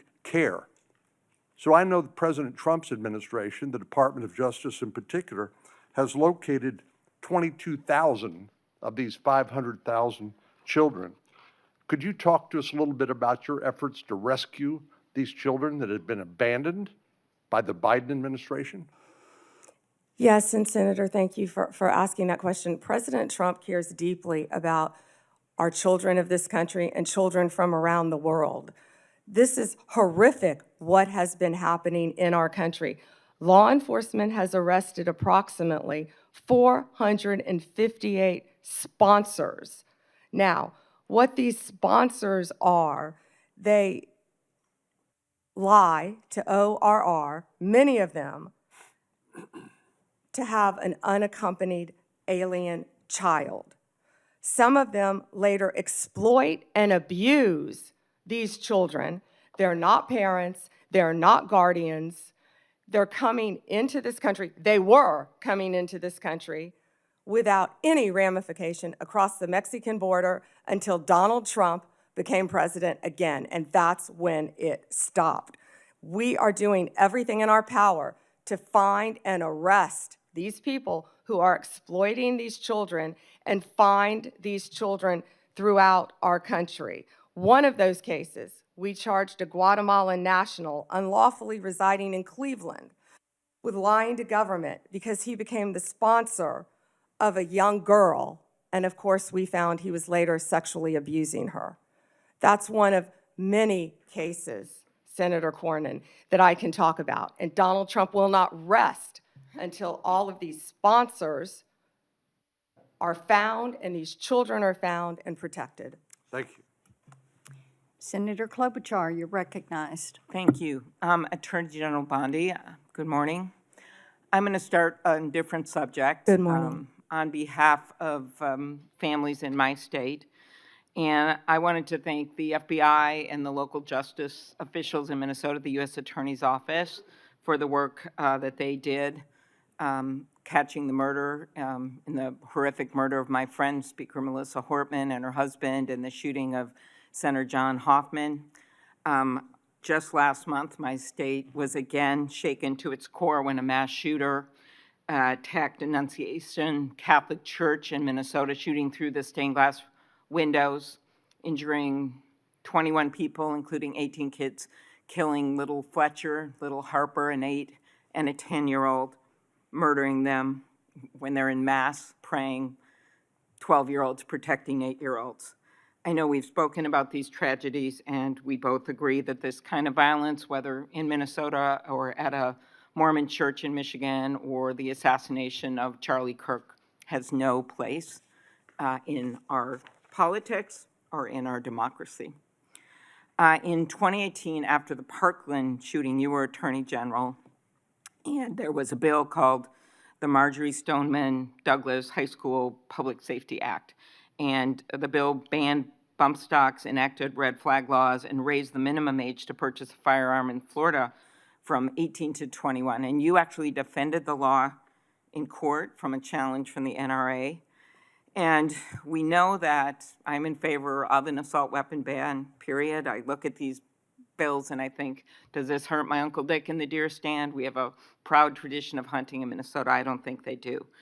But as I talked to Director Patel, and he told me in the chair you are sitting in right now, that assault weapon ban could prevent future attacks. I talked to him about better background checks, about red flag laws, and then that perhaps we could find common ground on what actually happened in Florida, which would be to at least change the minimum age for purchasing assault weapon, because we've got 18 to 20-year-olds commit gun homicides at over triple the rate of adults 21 years and over, even though that wouldn't helped in Annunciation Church because he was a few years older.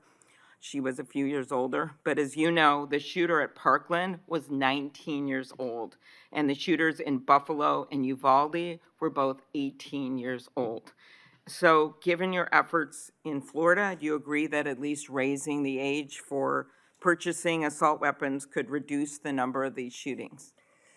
Senator, first, that's pending litigation, and I can't discuss that at all. The But is- 21 is pending litigation. I cannot discuss In that. Florida? But if I could go back I really the didn't know 21 this. age is pending litigation. I can't discuss that. But Senator, back to what you said about what happened in Minnesota, there is no place for that. And I believe I spoke to you after that horrific those murders. And I'm so sorry that that happened. And all of my federal agencies were partnering with state agencies, working hand in hand in Minnesota. What I can tell you about the Second Amendment is this is the most pro-Second Amendment DOJ in American history, as you know. But we want to keep guns, as you said, where they should be, in the hands of law-abiding American citizens, while keeping them out of the hands of criminals and gangs. Since January 20th, the ATF and FBI have seized more I know than you gave these 30,000 statistics. I really illegal was, guns. I have 10 minutes. and 30,000, You have given Senator these Klobuchar. statistics, and I truly appreciate those statistics. But what I was just trying to get at was something where maybe we could find common ground on a bill that you actually defended in court in a state, which Director Patel seemed open to, and that was looking at, could we at least raise the age to 21 of the purchase of an assault weapon federally, while states look at banning these weapons overall, given these little babies that this gun is used to kill. So we can talk about it later, but that was my question, and you don't want to answer it. 'cause No, of it's pending litigation, Senator. Okay, but your views on this is not pending litigation. So I want to get to the independence of the Justice Department. At your nomination hearing, I specifically asked you to provide assurance to every member of this committee that the Justice Department will only follow the facts and the law, and the White House will play no role in the cases investigated or brought. You stated in response, this was you, politics will not play a part in my decisions. And you also said the Justice Department must be independent and must act independently. Do you believe that you have upheld that commitment? I absolutely have upheld that commitment, Senator. I pledged that I would end the weaponization also of the Justice Department, and that America would once again have a one-tier system of justice for all. And that is what we are doing in this country. We saw this with the president directing an investigation prosecution of Chris Krebs, the former head of cybersecurity, Lisa Cook, who is a current governor of the Federal Reserve, Director Comey. And the president, and I know you have said that you will not discuss discussions you've had with the president about Comey, is that correct? That you won't testify here about that? Because I was going to ask you if you received advice, instruction, or request from anyone at the White House to direct the department to engage in any investigations, prosecutorial actions, including decisions not to investigate or prosecute anyone. I'm not going to discuss any Okay. conversations. But then how about the Truth Social post on September 20th, 2025, in which the president said, we can't delay any longer, Pam, using your name, not bringing criminal charges, are killing our reputation, his words, and credibility. And then goes on to tell you to prosecute a member of this committee, to prosecute the Attorney General of New York, and to prosecute James Comey. Do you consider that a directive to the Justice Department? Senator Klobuchar, President Trump is the most transparent president in American history. And I don't think he said anything that he hasn't said for years. Okay, it has been reported that you initially pushed back against requests by senior Trump administration officials to push out or fire the acting U.S. Attorney in Virginia, Eric Siebert, who's a conservative Republican, who made the decision that that the evidence was not there to prosecute Comey. What made you change your opinion? I am not going to discuss personnel decisions. Okay. Is it true that the career prosecutors in the Eastern District of Virginia found that there was insufficient evidence to bring criminal charges against former Director Comey? I am not going to discuss pending cases because Comey was indicted in the Eastern District of Virginia by, I may point out, one of the most liberal grand juries in the country. Okay, let's go on to other firings or terminations. Last week, the Justice Department fired at least 2 senior attorneys in the Eastern District of Virginia, including the office's national security chief, Michael Benary. It is reported that his firing came following criticism from a right-wing social media commentator who wrote, "One can only assume he was part of the internal resistance in the Comey indictment." In fact, he did not work on the Comey case. Instead, he was working on pursuing justice for service members killed in Afghanistan. How does firing a 20-year national security prosecutor enhance public safety? Senator Klobuchar, I'm not going to discuss personnel decisions, but the personnel issue that I'm having right now is that all of my agents, all of my lawyers are working. My agents are on the street working without a paycheck because your party voted to shut down the federal government. Unfortunately, the House isn't even back here. They're 18 days off the job to even meet with us to come up with a resolution that we would like to discuss with them about saving people's health care. Let's move on to the Antitrust Division. Did you authorize your chief of staff to overrule top officials in the Antitrust Division to settle the challenge to the Hewlett-Packard Enterprises Juniper Networks merger? Senator Gail Slater runs my antitrust unit, and she is doing an excellent job on many, many cases. As you know, that is a pending case. Okay. In any merger, just to clarify, in any merger, Senator, there is a deal struck with our office and with the corporations involved, but then that also goes to a court to certify in any merger. In any merger, it's a multi-step process. Okay, I and will that ask some process further is still pending, questions Senator about Klobuchar. antitrust. I just had one other thing. DOJ can now take the extraordinary step of Time's subpoenaing expired. journalists. Has the Justice Department issued any subpoenas to journalists under the updated guidance? Time has expired. Okay, I'll ask You those may on the record. respond, Ms. Bondi. You can respond, she said. Oh.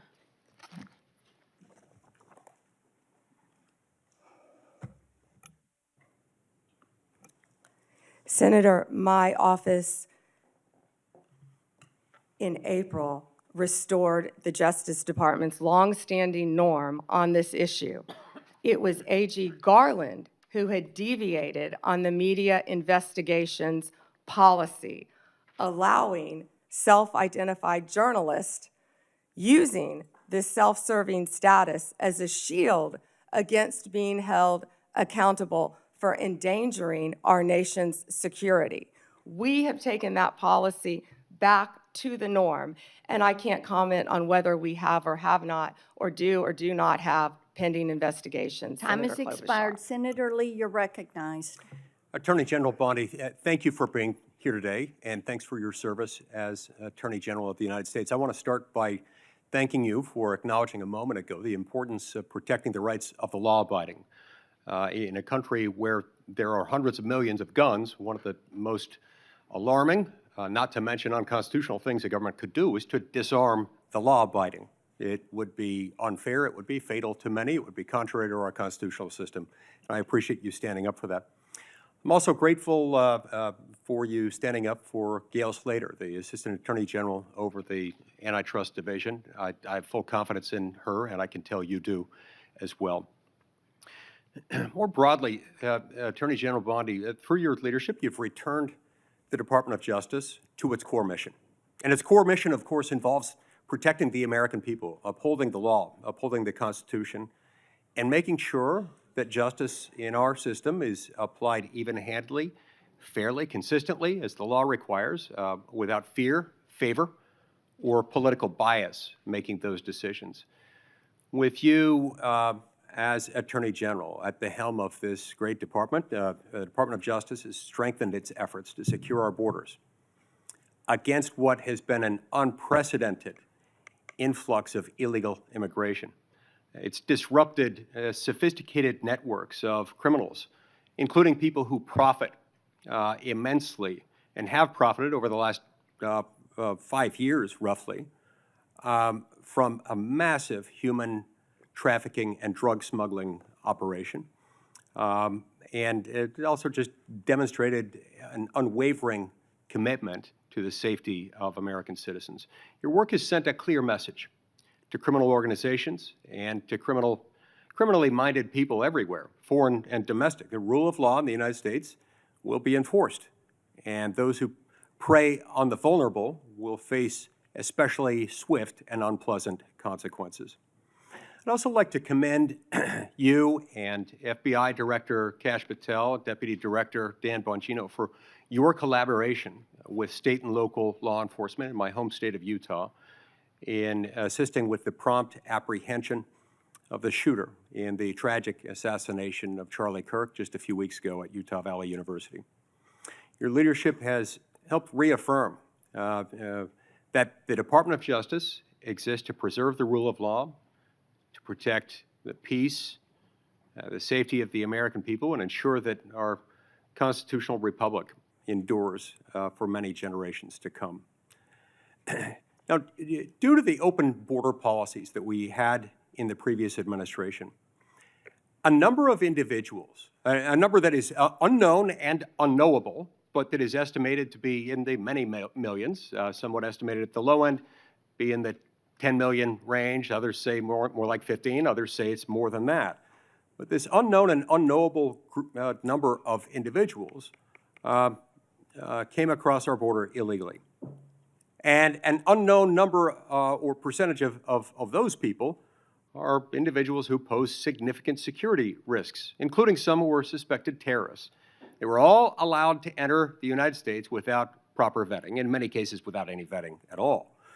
What progress have you made so far, Attorney General Bondi, in solving some of those issues related to the illegal immigration of an estimated 10, 15 million, maybe more, over the last 4 years? Senator Lee, we are working hand in hand with Kristi Noem, of course, the Director of Homeland Security. She has been doing an incredible job. All of our agencies are working in partnership with them at the direction of President Trump. He ran on the promise of making America safe and closing our borders, and that's what he did on day one. He has also declared many of these transnational gangs as terrorist organizations, which is exactly what they are. They have been coming into our country from Mexico, from Venezuela, from other countries. They have been setting up shop right in our country. They are narco-terrorists, and it is going to stop, and it is stopping under his watch.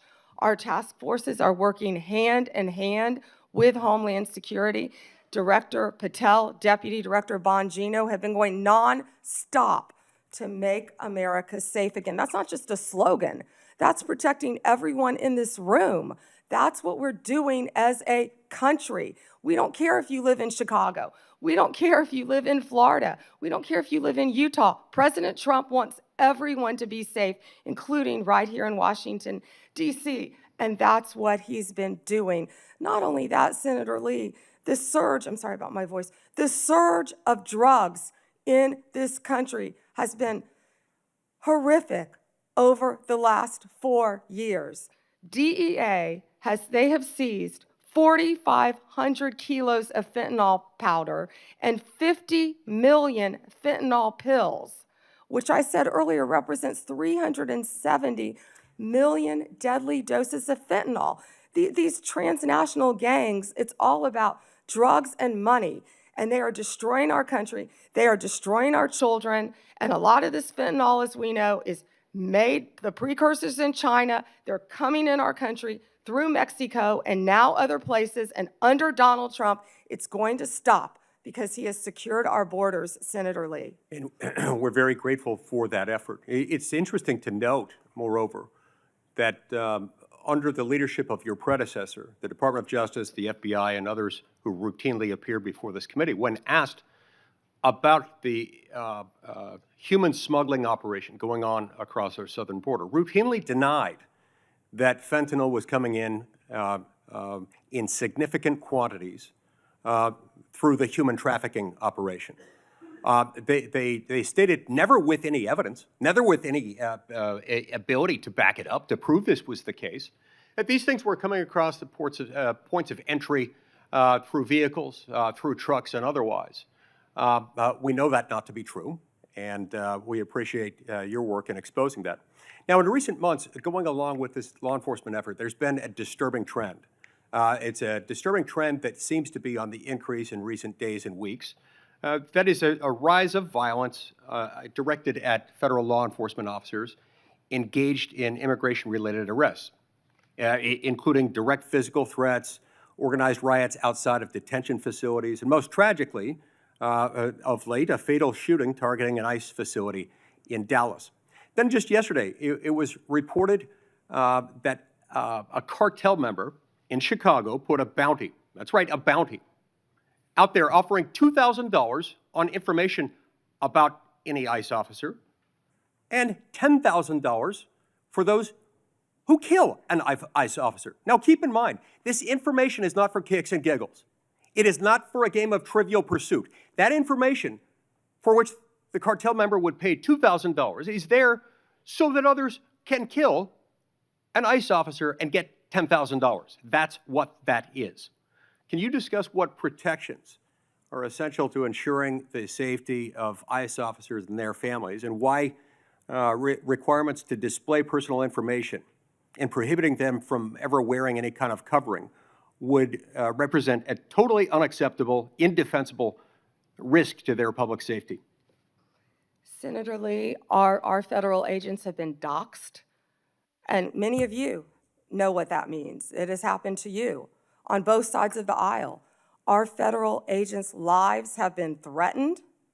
We spoke with Apple and Google to get the ICE Block app taken down. That was reckless and criminal in that people were posting where ICE officers lived. We worked with both Apple and Google to take that down. It's stunning, I would add here, that it took as much work as it did by you to get them to take that down. Remember, in the days following January 6th, they took down all kinds of things, including a social media app called Parler, based on very thin evidence that was later largely rebutted, suggesting that people had been manipulating Parler in order to plan the January 6th attack. That wasn't true, and they took it down. I'm glad they have taken this Block ICE app down, but it's a shame that it took as long as it did, and as much work on your part to get them to take it down. I will tell you they were cooperative, and to correct myself, it was where they were going, the jobs they were doing. And that's what's been happening, because hundreds of organized rioters, Senator Lee, are showing up where our ICE officers are. And as you know, they have fireworks, they have gas masks. You know, they don't want our officers to be protected with their identity, yet they're wearing gas masks, they're wearing goggles, and they're So it's okay ramming for them to be safe. It's okay for Antifa to be safe. It's okay for those doing the bidding of international violent drug cartels to be safe. But heaven forbid, our ICE officers should be safe. Thank you, Senator Lee. Time has expired. Senator Coons, you're recognized. Thank you, Senator Blackburn, and thank you to the committee for holding this oversight hearing. And Attorney General Bondi, thank you for your service and for being with us. I want to start with an area where I think we have a lot to agree on. In May, your Bureau of Prisons issued a directive to expand the availability of home confinement. The directive said it was rooted in the principle of smart, fair criminal justice reform, and explained that smart reform and public safety can go hand in hand, and that second chances are not just possible, they're necessary for a justice system worthy of the American people. There's more to do to implement this directive, but I appreciated the BOP's recognition of these principles. Could you briefly speak further about the work BOP Director Marshall and Deputy Director Smith, himself a former inmate, are doing with regard to reform, and what opportunities you see for us to do more?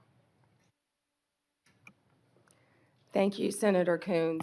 And you have been a champion of that, and we believe in second chances. As a career prosecutor, I know that most people, even violent criminals, are going to be locked up and then they're going to be released. And that's why we need everyone to be a productive member of society. I believe in halfway houses, And that's part of what the First Step Act did. It gives people a second chance at life. And that's what Billy Marshall and Josh Smith have been doing, working hand in hand at the Bureau of Prisons. I talk to them constantly, and they are working so hard. In fact, they inherited a dysfunctional and neglected agency, and they are taking, despite more than $450 million being appropriated between 2019 and 2024, we found that funds had been diverted away from the Department of the Prisons, the Bureau of Prisons. And so they are doing everything to create more halfway houses and to give inmates everything they need to be successful upon release, but also by keeping America safe. And I just learned from Billy Marshall, we just made an incredible case that someone, I believe the case was in Texas, one of our federal prisons, no one was monitoring this. And there was someone who was caught with a drone dropping off recently cell phones, Yep. paraphernalia, Let me follow up on that point, if I might, Attorney many General. things that could cause violence within our prisons and allow criminal cartel networks to function within our federal prisons. And that's what a lot of this money is going for, to make our prisons safe within and so these criminals cannot function while they are in prison. But one good thing I can also add is we have given inmates, I think we've over doubled the amount of minutes they can have on their phones so they can talk to their family members, because we believe that is important. One of the challenges federal probation officers face is massive caseloads. And I am about to introduce, hopefully reintroduce soon, a bill with Senator Lee that would improve our federal supervised release system by focusing resources on those who really need to be supervised and providing incentives to reduce oversight of those who've really made progress and who've changed the direction of their lives. It is broadly supported by law enforcement and a variety of policy groups, and I'd love to work with you on that, Madam Attorney General. Yeah, Senator, can I just add, because I just got the numbers. So what we have is $8.7 billion for the Bureau of Prisons, and what that does is it adds 587 correctional officers to help with the things that we just discussed. $95 million for new hires. We have to recruit and we have to retain. We know that's a really tough job to be a corrections officer, and that's why Josh Smith is such a valuable part of that team with Billy Marshall. And I would welcome working with you on that. And President Trump is the one who signed the First Step Act because he believes in second chances. We all do. Thank you, Senator Coons, for that question. One of the things I have been concerned, even upset about, is how early in this administration, at the behest of DOJ, the department cut hundreds of grants totaling hundreds of millions of dollars, many of which serve critical public safety needs, supporting victims, assisting with reentry, violence prevention, including in my own home state. This was literally defunding the police. And I have some concerns about how DOJ is putting at risk public safety by assigning thousands of agents and prosecutors away from drugs, firearms, corruption, violent crime to help ICE arrest people without criminal records. You've indicated a willingness to review any grant that a member of Congress has concerns about, and noted a number of them have been restored on appeal. And I appreciate that willingness to admit some misjudgments or mistakes in some of the many grants that were canceled. But can you assure us this process is going to be fixed going forward so better decisions are made at the start and not just after appeals? And can you assure us that we are not leaving doors wide open for crime and criminality in our communities and over-focusing on arrest and deportation of those without criminal records? Yes, Senator, thank you for that question. And as I said earlier, we are reviewing all the grants, and I believe we have, I say, turned some back on for senators who have called. It doesn't matter what state you're from. If it's a law enforcement grant, if it's protecting victims, let us know and we will work with you. And I'm not sure if we have done any in your state yet, but I would be happy to work with you on that. What I can tell you is there have been Out of the 5,800 discretionary grants that were reviewed, only 376 around the country, 7% were terminated.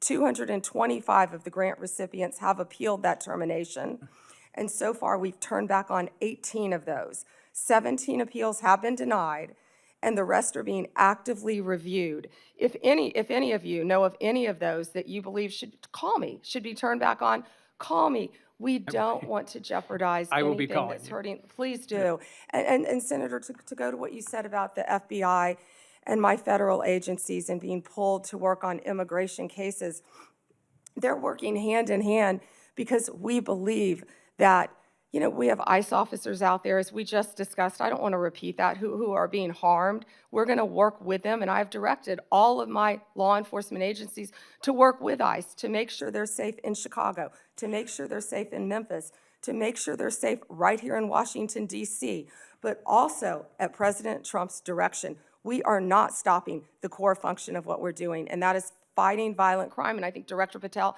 made that very clear with all of the arrests that our FBI have been making on violent criminals. And you know, there's so much that we can't talk about here, but if any of you are on the Intel Committee, you know we are fighting terrorists around this country every single day. Our lawyers are shut down right now. They're not getting paid, but crime is not stopping. They are working around the clock to not only keep our country safe, Senator, but to keep our world safe. And they Madam will Attorney continue General, to I do think, that. I think all of us hate that there's a shutdown and its impact on the federal workforce, and are working to find a way out of this shutdown, but one that will also restore cuts to health care. We could spend a lot of time on that, but let's focus on, if I could, two more questions related to your service as the Attorney General. The government's asserting the authority to summarily kill people. It says our cartel members through military strikes against boats on the open ocean in the Caribbean. Congress has never authorized such a use of military force, and it's unclear to me how the administration has concluded that these strikes are legal. I'm concerned with what the limiting principle is, whether the government could summarily kill people. It just declares our cartel members as well as unlawful combatants inside the United States, or if they were American citizens. This isn't about defending cartels, and these aren't hypothetical questions. President Trump assembled military leaders and said they would be needed to fight the enemy from within and to train in cities in the United States that he describes as chaotic and violent. Due process is the cornerstone of our Constitution. I'm deeply concerned about the authority our president seems to be asserting to summarily kill people suspected of criminal activity outside the law. As the chief lawyer for our federal government, you have a unique responsibility to ensure maintenance of our constitutional standards. How did you conclude that these strikes on ships or boats in the open ocean are legal? Senator Coons, I'm not going to discuss any legal advice that my department may or may not have given or issued at the direction of the president on this matter.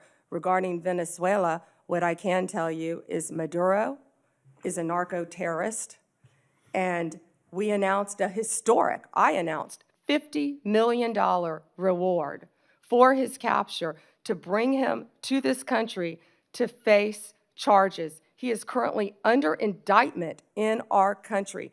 Drugs coming from Venezuela are killing our children at record levels. And They have members been of this flowing committee are into as this passionate country. as you at protecting our families and our communities from fentanyl, but we also need to protect our sailors on the high seas who are conducting freedom of navigation operations in the South China Sea from just an abject violation of international norms and standards about how we interdict ships on the high seas.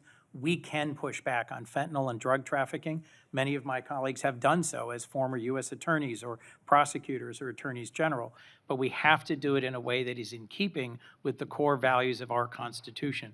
My colleagues have pressed you on a number of recent actions, particularly in the Eastern District of Virginia. My colleague, Senator Klobuchar, did. And I just wanted to add my voice to those who have expressed real alarm at how in your confirmation hearing you said you would be leading a department that would look forward, yet public statements by President Trump urging you to go after and to indict and to prosecute specific named people seem to have led to dramatic and sudden action by the department.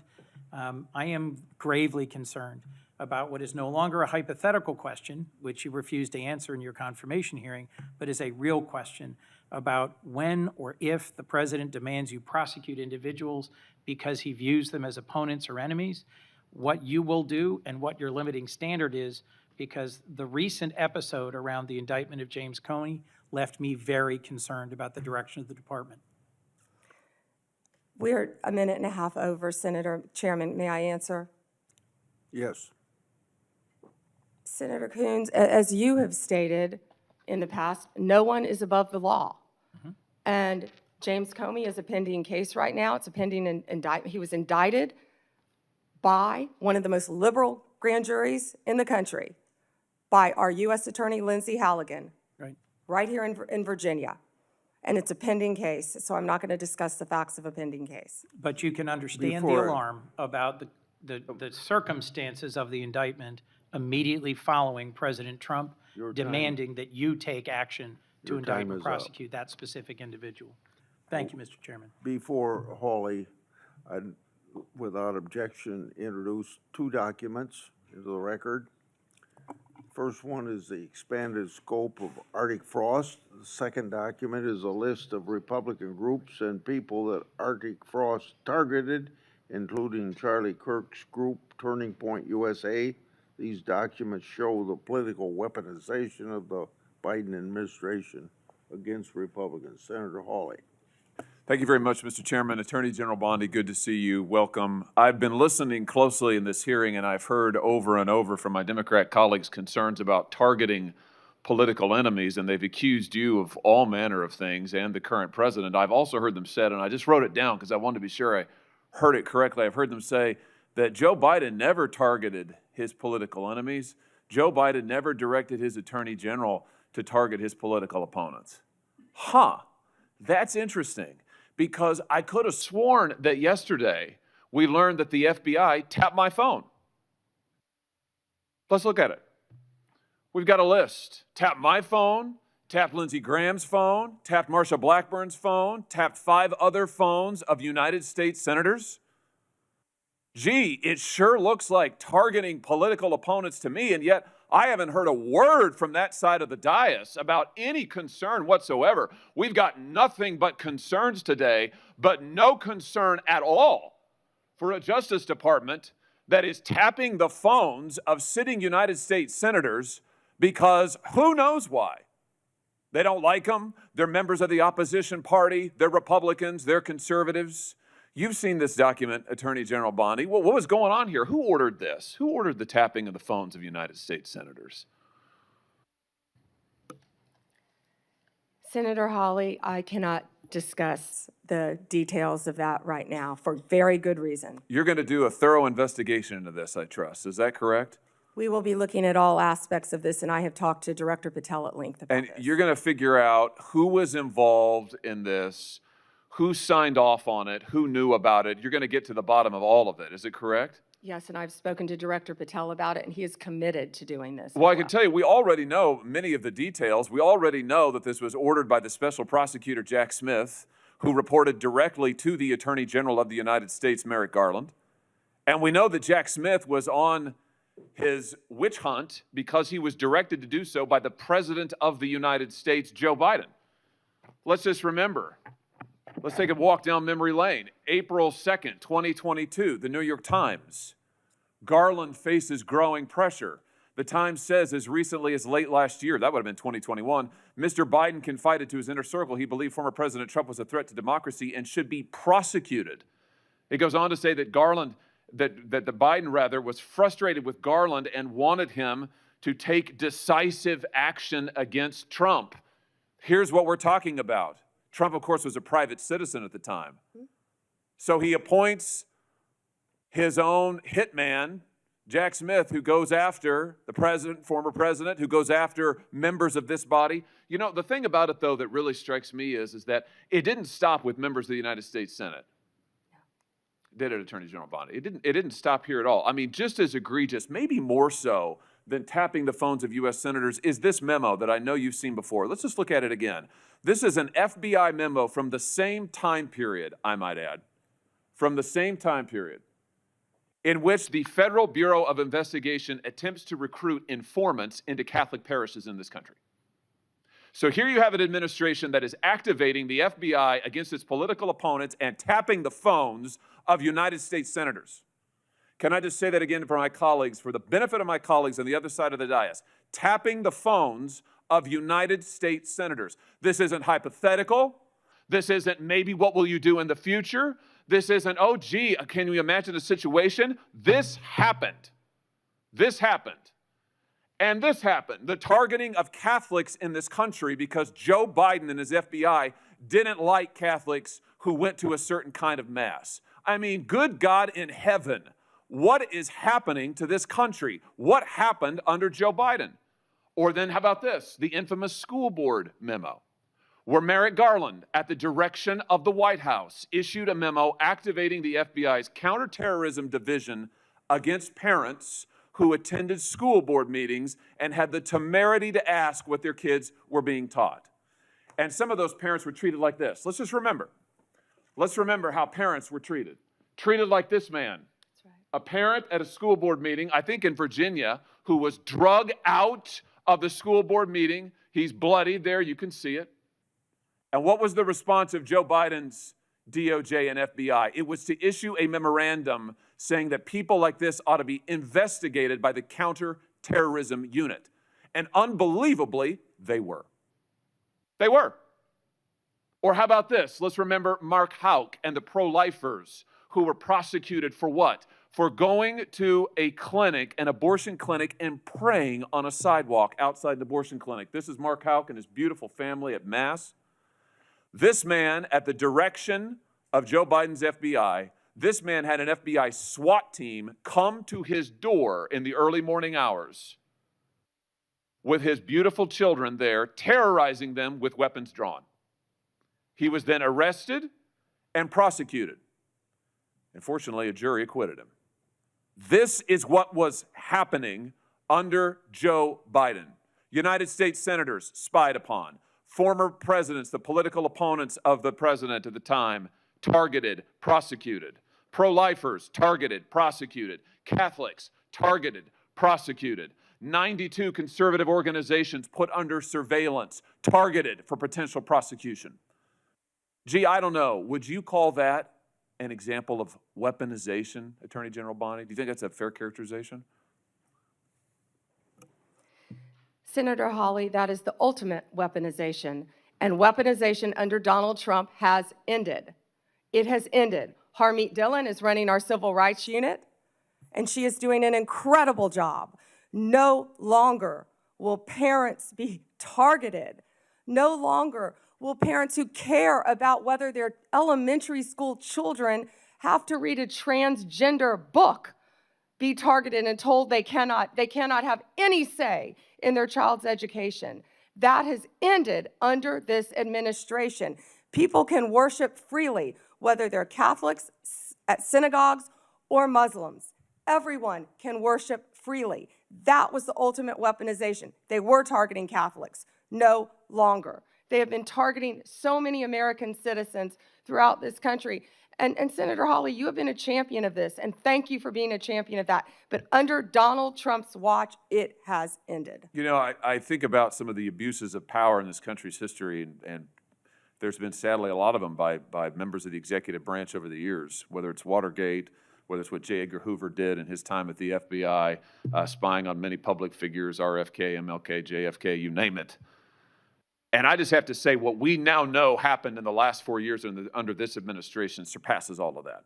It surpasses all of it. Not just for the interference in the legislative branch, not just for the blatant disregard for the separation of powers, not just for the blatant disregard for the First Amendment, but for the targeting of ordinary American citizens who can't afford lawyers, who can't afford to mount a defense, who when the FBI knocks at their door or comes with the SWAT team, they don't know what to do.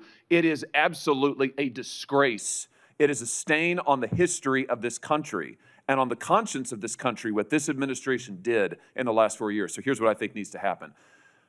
Madam Attorney General, I think we need a special prosecutor to be appointed whose sole responsibility will be to get to the bottom of what has happened in every instance that I have just named. I think we need to know exactly Who approved the wiretaps on United States senators? Who knew about it? What agents were involved at DOJ or the FBI? I think we need to know exactly who signed off on the Catholic memo, the spying memo.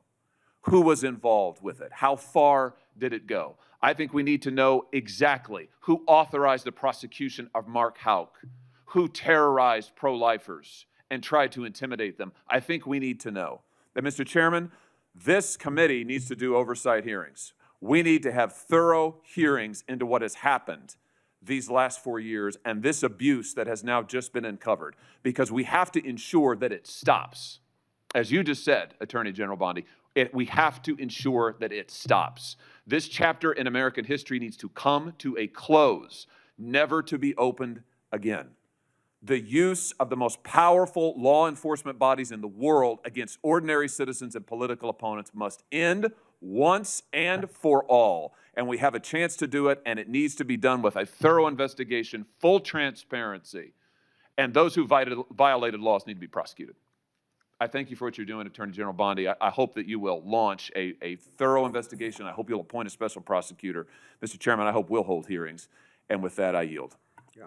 Before I call on Blumenthal, I want to, without objection, introduce into the record a document that General Bondi helped to declassify. The document is a Ray FBI analysis of Nellie Orr's false statements to Congress, or never suffered consequences for advancing this phony Trump Russian narrative and attempting to cover up her involvement in the hoax with false statements. Yet time and again, the American justice system has been weaponized against President Trump and his associates, and I've already talked about Peter Navarro in regard to that. The DOJ's inaction on Nellie Orr's criminal referral, despite the obvious incriminating evidence provided in the FBI's own analysis, undermines public trust in the rule of law thanks to Director Ray's utter failure. Senator Blumenthal. Thanks, Mr. Chairman.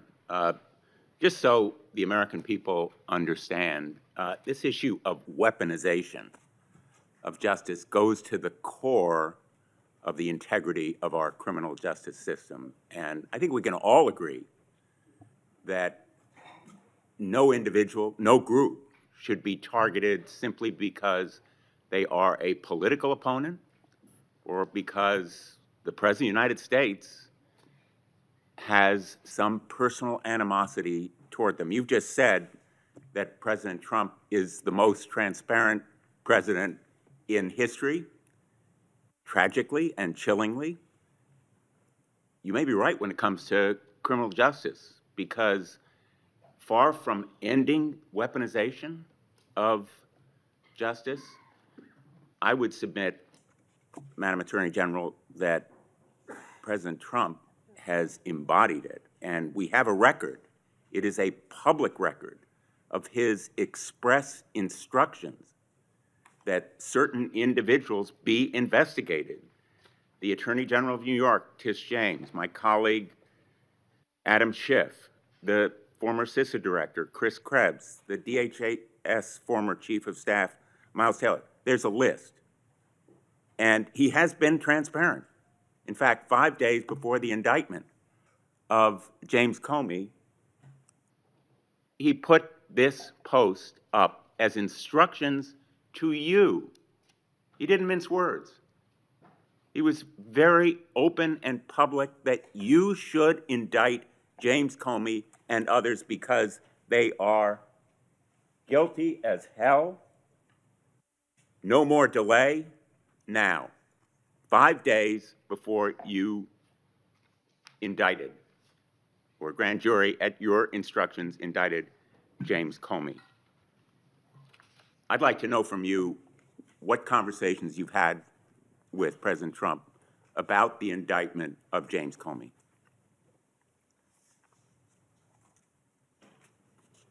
Senator, I am not going to discuss any conversations I have or have not had with the President of the United States. Did you see that You're post? an attorney, you have a law degree, and you know that I'm not going to do that. I also find it fascinating, because I'll keep fighting to ensure that law enforcement and the judicial process move forward without political interference. No one is above the law, not even the president. That's a quote from you, Senator Blumenthal, in 2017. Well, let me ask you then, when you saw that No post, one is above the law. That was your quote. when you saw that post, did you talk to anybody in the White House? I am not going to discuss any conversations I have, nor any investigations, So nor you are unwilling any to tell this pending committee cases. about conversations with the White House And if I may regarding James continue, Comey's indictment? and if I may Let me show continue, you a picture. James Comey was indicted by one of the most liberal grand juries in the United States. The night before James Comey's indictment, you had dinner with the President of the United States. Pretty intimate group. Actually, there James were a lot of Comey people there that discussed- night. That's a great Was James picture. Comey discussed at that dinner? I love that picture. That's a great picture. And there were a lot of people there that night. I think the Well- entire cabinet was there. Did you discuss James Comey with the President of the United States? He was sitting just to your left.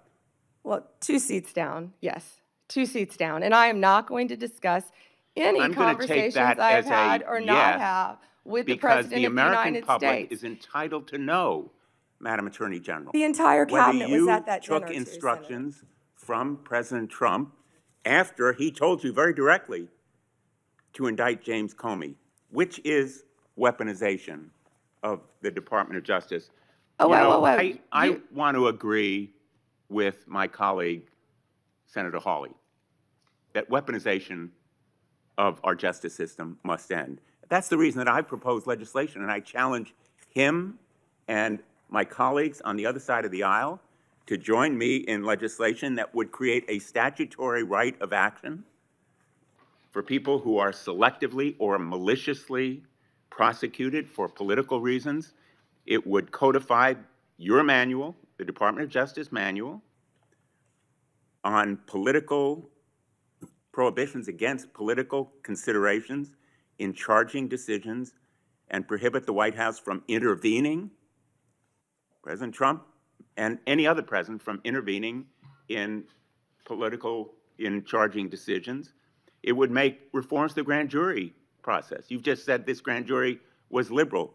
We should reform the grand jury process to ensure that the government is not abusing its power and authority, and it will require transparency and accountability reforms at DOJ so that you will and other attorneys general be held accountable for these kinds of decisions. Will you join me in supporting that kind of reform? Senator Blumenthal, I find it so interesting that you didn't bring any of this up during President Biden's administration when he was doing everything to protect Hunter Biden, his son. And I think you just saw what Director Radcliffe just released. You know, this is an effort to be positive. If I can finish and answering the question, I'm not going to Attorney yell General. over you. I'm not going to get in the gutter with you. But information that the Biden administration told them not to investigate Hunter Biden's involvement with Ukraine. I'm not going to be lectured to you about integrity by someone who lied about being in the military just to be elected a senator. The merger between Hewlett-Packard Enterprises and Juniper Network was settled. You authorized the settlement. It was the subject of a lawsuit to block it.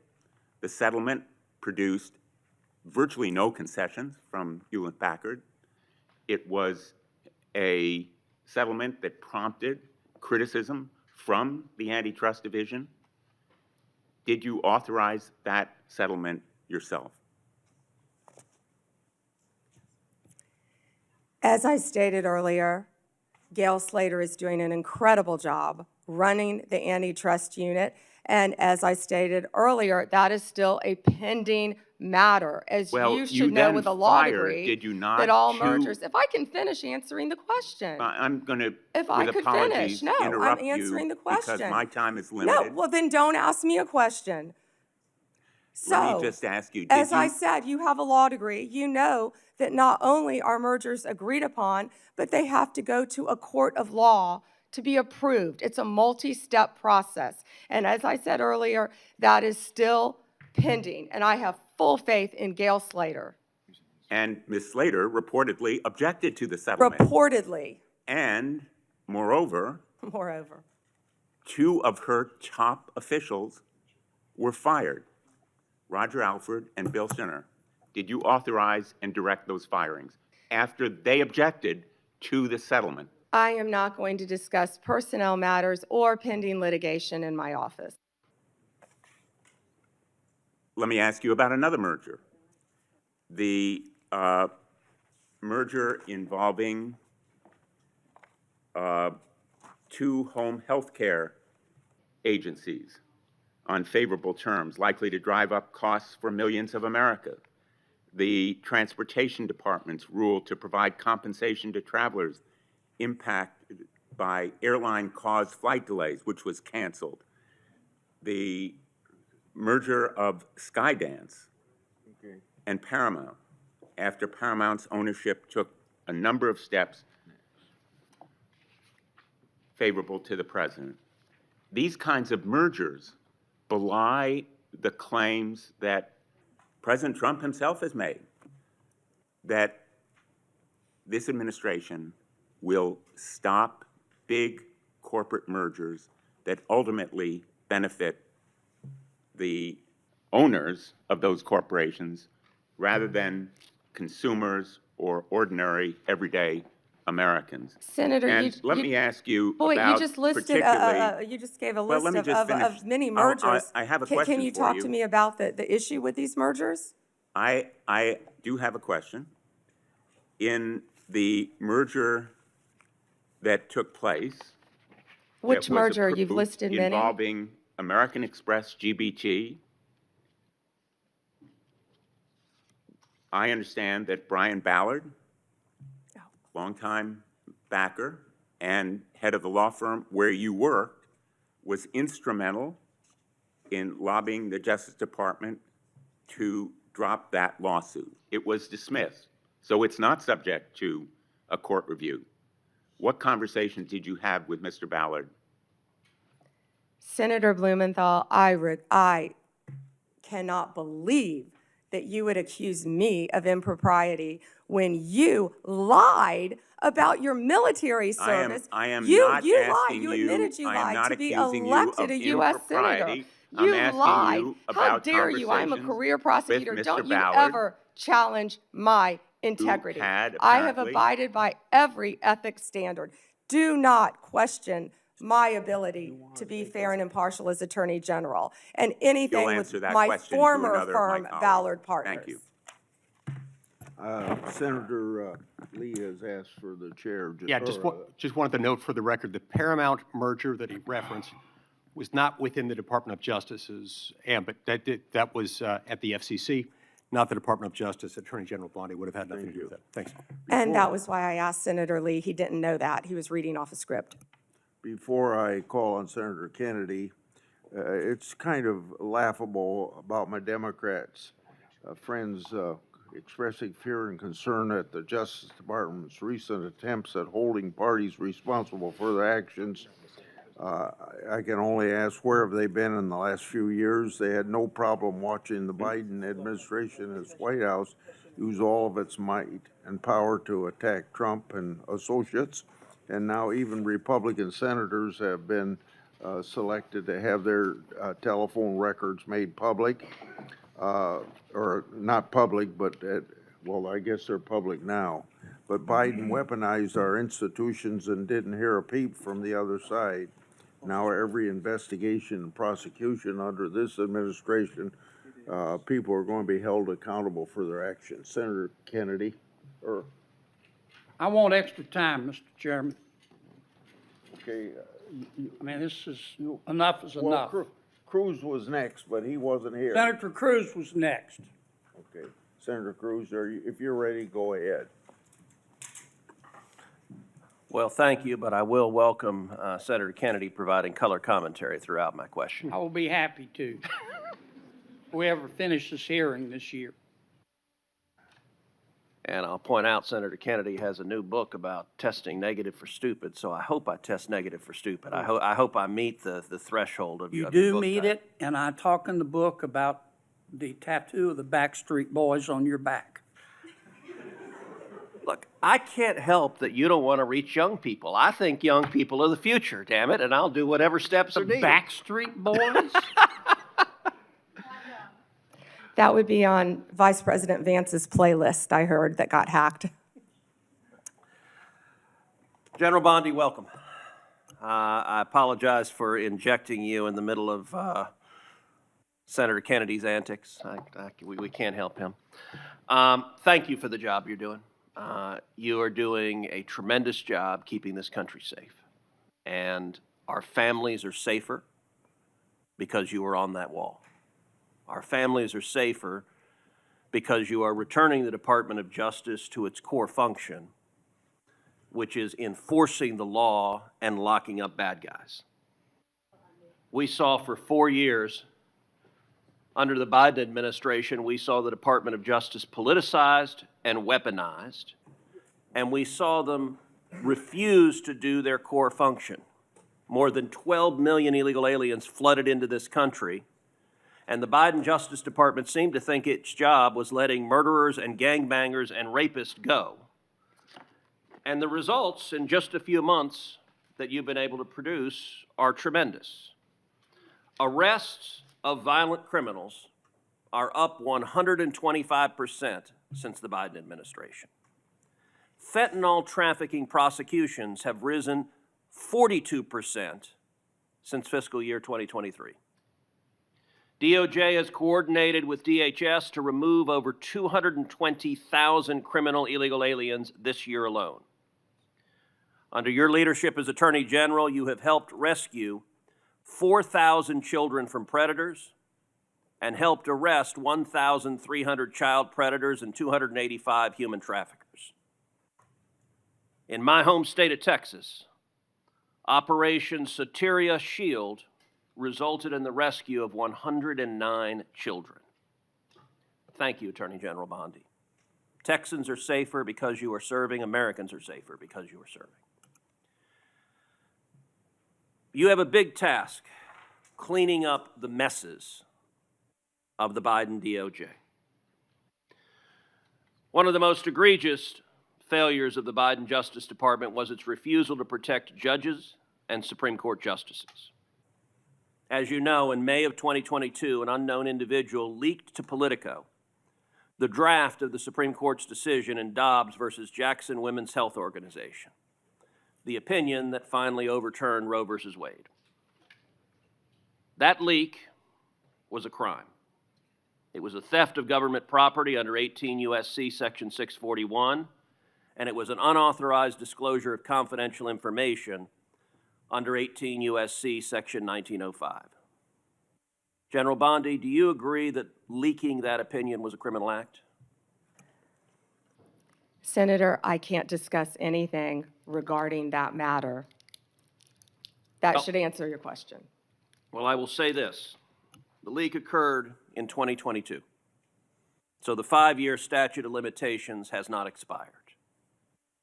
And I'm going to ask you, if it is not happening already, to direct the FBI to investigate and find the leaker. The leaker has not been exposed, the leaker has not been identified, and the FBI has far greater investigatory tools at its disposal than does the Marshal Service. And when it comes to defending the rule of law, when it comes to the integrity of our court system, having partisan law clerks, and I believe in all likelihood it is a law clerk who leaked it, leaking opinions designed to try to pressure the court politically is a gross subversion of the integrity of the court. And so I would ask you as Attorney General to direct the FBI to use every resource possible to investigate, to find the leaker, and when you identify the leaker, to prosecute the leaker for that criminal conduct. Thank you, Senator Cruz.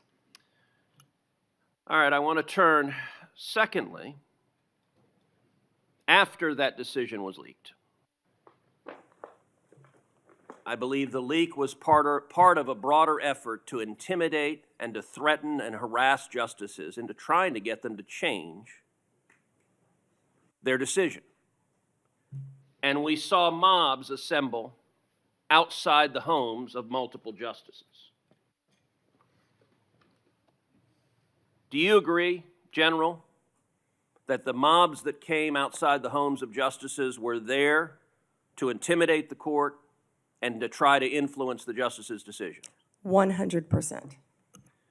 Well, as you know, federal law, in particular 18 U.S.C. Section 1507, makes it a crime to picket or parade outside a judge's home, quote, with the intent of influencing that judge's decision.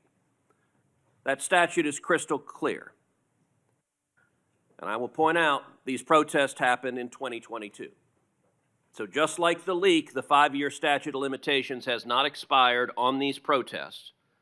But unfortunately, the Biden Department of Justice didn't give a damn about prosecuting this statute because President Biden and Merrick Garland and the political hacks at DOJ disagreed with the Supreme Court's decision in Dobbs and were perfectly fine turning a blind eye to violent protesters threatening the justices and their children. You may recall I questioned Attorney General Garland about this statute, and he admitted under oath that not a single protester had been prosecuted. And he blamed the Marshal Service. He said the problem was the marshals, quote, didn't make arrests. Well, subsequent documents told a different story. Internal training materials obtained reveals that the marshals were explicitly instructed not to arrest protesters under Section 1507. So the reason there was no arrest is because a political decision was made that we like what the protesters are protesting for, and we, the Department of Justice, are not going to protect the safety of justices. We're going to allow them to be victims of an intimidation and threatening campaign. Just as I asked you with regard to the Dobbs opinion, I would ask you to direct the FBI to review the footage of these protests, to review the evidence that exists in terms of who engaged in it, and will you commit that anyone who you can prove violated 18 U.S.C. Section 1507 will face consequences and face prosecution? Senator, we currently have 63 ongoing investigations involving judges and officials throughout this country. That scene that you're showing will not happen under my watch. It will not happen under Donald Trump's presidency. It doesn't matter if you're a liberal judge or a conservative judge or justice. That will not happen. Amen. And that point that General Bondi made is very important. I would be equally outraged if you had nuts in front of the liberal justices. I'd say arrest them and throw them in jail. Violence is unacceptable, regardless of whether I agree or disagree with your politics. And violence, particularly fueled by rhetoric by irresponsible politicians, violence can result. And tragically, it resulted in one deranged individual traveling from California to Maryland with the intention of murdering Justice Brett Kavanaugh. As you know well, this deranged individual was arrested outside the justice's house. He was arrested with a kill kit. He was arrested with a gun, with handcuffs, with duct tape, with zip ties, and with the intention of murdering Justice Kavanaugh, very possibly murdering Justice Kavanaugh's wife and 2 daughters, and potentially murdering 2 other Supreme Court justices. Senator Ronald. As you know, just this week, a left-wing Biden-appointed judge sentenced this attempted murderer, this attempted assassin, to just 8 years. The Department of Justice asked for 30 years. That's right. And that judge downward departed by 22 years. Why? Because this left-wing judge said that the attempted murderer was transgender. And because he identifies as transgender, apparently it's okay to try to kill a Supreme Court justice if your politics are sufficiently woke. Now, I know you have said the Department of Justice is going to appeal, and you absolutely should, I called this week, I believe this judge should be impeached because the judge has demonstrated she is completely unfit to be a federal judge. And what is your view of the justice of this sentence of just 8 years for the attempted murder of a Supreme Court justice? I was speaking with our prosecutor, Ms. Mal, who did an incredible job on this case. She did an incredible job. And yet, this judge gave 8 years. And the judge also would not refer to the defendant by his biological name, referred to him by the pronouns, and was concerned about the treatment that this individual would get regarding a sex change while in prison. And we are appealing that sentence. I immediately said we are appealing that sentence. Thank you. But my prosecutors did an incredible job on that case. And the judge wanted to put him in a women's prison. Before Senator. Not going to happen, excuse me, I'm sorry, Chairman. That's not going to happen in the Bureau of Prisons now. Before Senator Ronald, without objection, I'd like to introduce 3 FBI 1023 forms into the record. The first 1023 form I made public last Congress. This is the one that Director Patel said his predecessors did fully investigate.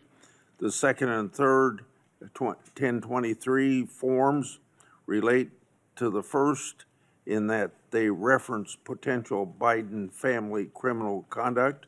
Senator Johnson and I made these 2 public, and we simply want to know whether the government has investigated what it found, and if not, why not? Senator Ronald. Thank you, Mr. Chairman. Ms. Bondi, FISA Section 702 will expire in 6 months.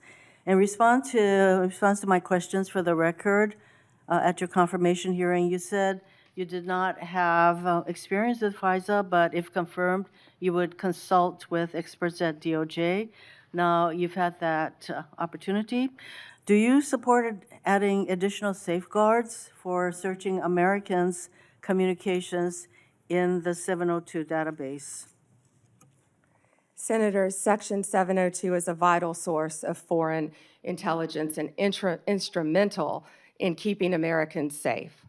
We also take individuals' rights of their individual rights of all Americans very seriously. And many statutory reforms to FISA have incorporate safeguards. They have to incorporate safeguards to protect our civil liberties. The Department of Justice looks forward to working with you to discuss anything regarding 702. Appreciate that. I believe my staff, and Senator, I also want to thank you for this hearing. Your staff met with my staff, and I greatly appreciate that. Thank you. We're going to be working on 702, so I appreciate the openness to further amending 702. At your confirmation hearing, you assured me that it is the Department of Justice's decision to determine what cases will be prosecuted. Last month, the U.S. Attorney for the Eastern District of Virginia was forced out. President Trump then posted the message behind me asking about prosecuting James Comey. You then appointed a new U.S. attorney who within days secured an indictment against James Comey. That social media post behind me saying, "What about Comey?" was directed to Pam. Are you the Pam that the president was referring to? I'm sure I was. So it's very clear to me that when the president posts something like that, that he considers the DOJ to be his law firm and you his lawyer. And in fact, very shortly after the post to you, Comey gets indicted. Last year, President Trump's new now border czar, Tom Homan, was videotaped taking a bag with $50,000 in cash from undercover FBI agents after suggesting he could help with government contracts. Sounds like a bribe. 2 weeks ago, DOJ officials reportedly shut down the bribery investigation into Mr. Homan. Ms. Bondi, did you approve closing the Homan investigation, bribery investigation? Senator Hirono, as I stated earlier, the Department of Justice and the FBI conducted a thorough review, and they found no credible evidence of any wrongdoing. You were also on video outside the White House protesting with a group called CASA, where Antifa members were. Does that mean you're a member of Antifa? You know, I simply asked the question as to whether or not you approve the shutting down of the investigation, Mr. Holman. I have to assume that you did because the FBI reports to you. But the American people would look at the situation where this person is taking a $50,000 in cash, no less, and you testified today that a thorough investigation was done. Now, I have to assume, I conclude, that since no wrongdoing was determined, that in answer to Senator Whitehouse's question, he kept the money. He kept the money, and I hope that he put that on his tax returns as income.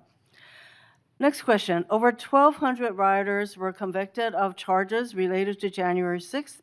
President Trump has since pardoned nearly all of them. As if that weren't enough, last month there were reports that a lawyer for the January 6th rioters met with senior DOJ officials about setting up a compensation fund like the one that Congress set up after 9/11 to compensate these rioters. Ms. Bondi, is anyone at DOJ considering setting up a compensation fund for January 6th rioters? Yes or no? Senator, I have had no meetings or discussions about a fund.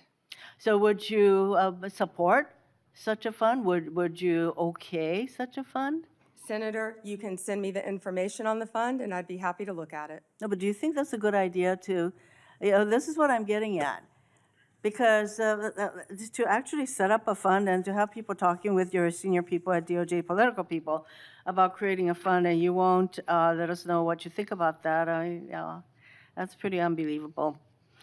On January 30th of this year, the Trump DOJ's Antitrust Division sued to block the merger of two tech companies. Then, well-connected lobbyists met with your political deputies who overruled the career staff and approved the merger. So there's a settlement on that. And separately, DOJ sued Ticketmaster last year for monopolizing concert tickets and forcing consumers to pay outrageous fees. Ticketmaster has hired the exact same lobbyists who met with senior DOJ political people regarding the merger of the two tech companies. So my question is, Ms. Bondi, have lobbyists met with your political deputies about the Ticketmaster case? Senator Hirono, as I stated earlier, I am not going to discuss anything that is ongoing. Gail Slater runs the antitrust I would office, say and Gail Slater, if I can finish, Gail Slater is doing an incredible job running my antitrust unit. It's highly likely, Ms. Bondi, that the same lobbyists who met with your people basically got rid of the antitrust case. Senator, I don't think a lot of people I like would that say you were that out they're probably protesting with meeting you Antifa. right now. Next question. You have fired dozens of career prosecutors because they worked on cases involving President Trump or January 6th rioters. For example, one career federal prosecutor who secured over 100 convictions in Florida. He also spent time in D.C. prosecuting January 6 cases. He received an outstanding review only 2 days before you signed a memo firing him. The memo cited no reason for his firing. Are you firing career prosecutors solely because they worked on cases like January 6th that the president doesn't like? Senator Hirono, I am not going Yes to talk or no? about personnel matters with you. Well, we all know that hundreds of career prosecutors have left the DOJ, and Literally hundreds, we're told. And Yeah, you know, Senator, you've are you lost- the familiar with the one DOJ that threw a has sandwich lost- at an ICE officer? Are you a Homeland Security Here officer? is the Are you familiar reason. with the one who went out on her lunch break and was Ms. Bondi, making obscene gestures? would you say that DOJ losing these career prosecutors and the thousands of hours of experience they have prosecuting criminals, that is not a reassuring situation? Senator, many employees took the fork in the road and resigned. DOJ is hiring committed prosecutors who will actually come into the office and work and not work remotely and think we all prosecute know violent that- criminals around the country and terrorists. And When I you- am very proud when you of the fire work all of our prosecutors I'm running out are of doing. time, so I think you should stop with your continuous interruptions, in my opinion. Mr. Chairman, I just want to close by saying that what was once the Department of Justice has become the Department of Revenge and Corruption. Rather than pursuing cases without fear or favor, this DOJ seeks to favor the president's friends and instill fear in his alleged enemies. If you're a friend of the president, this corrupt DOJ will bend over backwards to help you, just like it dropped the bribery investigation of Tom Homan, like it's considering paying money to January 6 rioters, and like it has put antitrust enforcement decisions in the hands of well-connected lobbyists. But if you're on the wrong side of this president, you will face the wrath of DOJ, no matter what the facts, law, or justice support. James Comey is indicted days after the president's social media directive.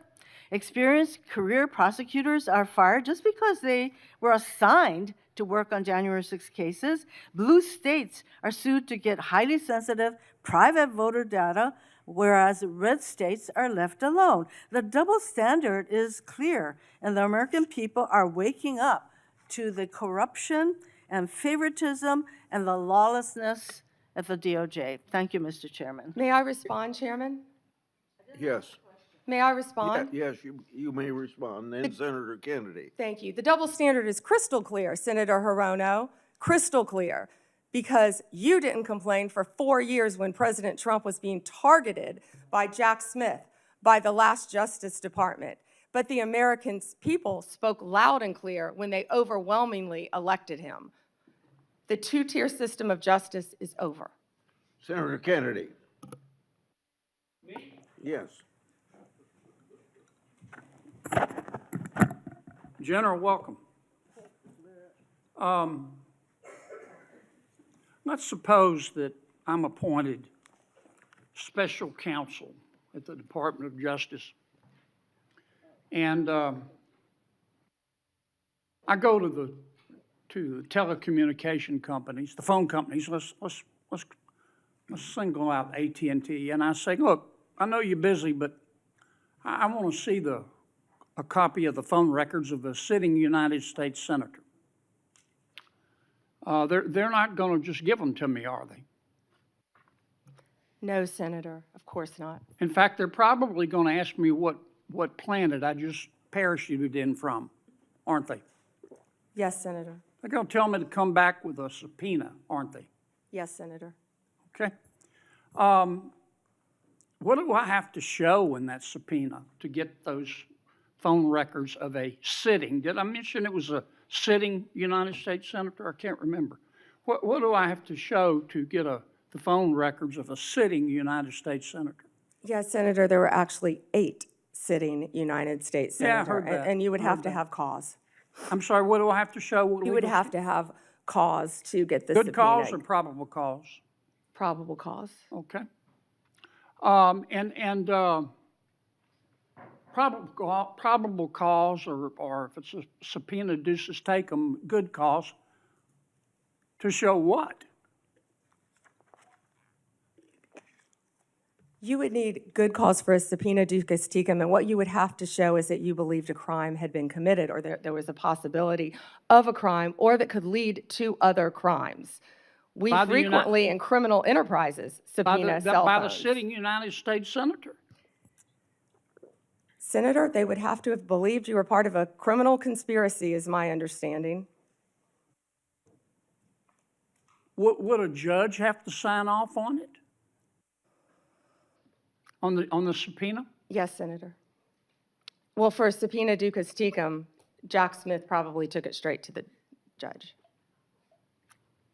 Now, the phone companies, particularly their general counsel, if they're worried about civil liability, even with a subpoena to get the phone records of a sitting United States senator. Did I mention it was a sitting United States senator? Yes, Senator. The general counsel for that phone company, let's say AT&T, they have the right to seek to quash that subpoena, don't they? Phone companies frequently do that. Yeah. And a smart general counsel for that phone company is going to call the sitting United States senator and say, would you like to weigh in on this? Would you like me to quash the subpoena? We're talking about invading someone's privacy here by a sitting United States senator. Could the general counsel for the phone company do that? Well, Senator, if they believe that a crime could have been committed, they could not tip off the person who committed the crime. Again, I can't comment on details of this particular case. I'm just asking you theoretically. I've never seen you commit a crime, Senator Kennedy. But let's suppose, okay, they didn't want to tip off the sitting United States senator. But the phone company and the general counsel for the phone company, or companies, if there were more than one involved, could say, you know, this is serious as an aneurysm. This is serious as 4 heart attacks and a stroke. This is a sitting United States senator. So general counsel would likely advise the CEO, well, you need to file a motion to quash. The telephone companies could have contested those subpoenas, could they not? Hypothetically, yes, I can't talk about the facts of this particular case. We're talking hypothetical. Senator, subpoenas are issued all the time through phone companies working with the general counsel. But they can file a motion to quash. They could, yes. Yeah. In any case. And if they should have filed a motion to quash, and a reasonable person would have filed a motion to quash, because this is a sitting United States senator, and they didn't file a motion to quash, they would incur civil liability, wouldn't they?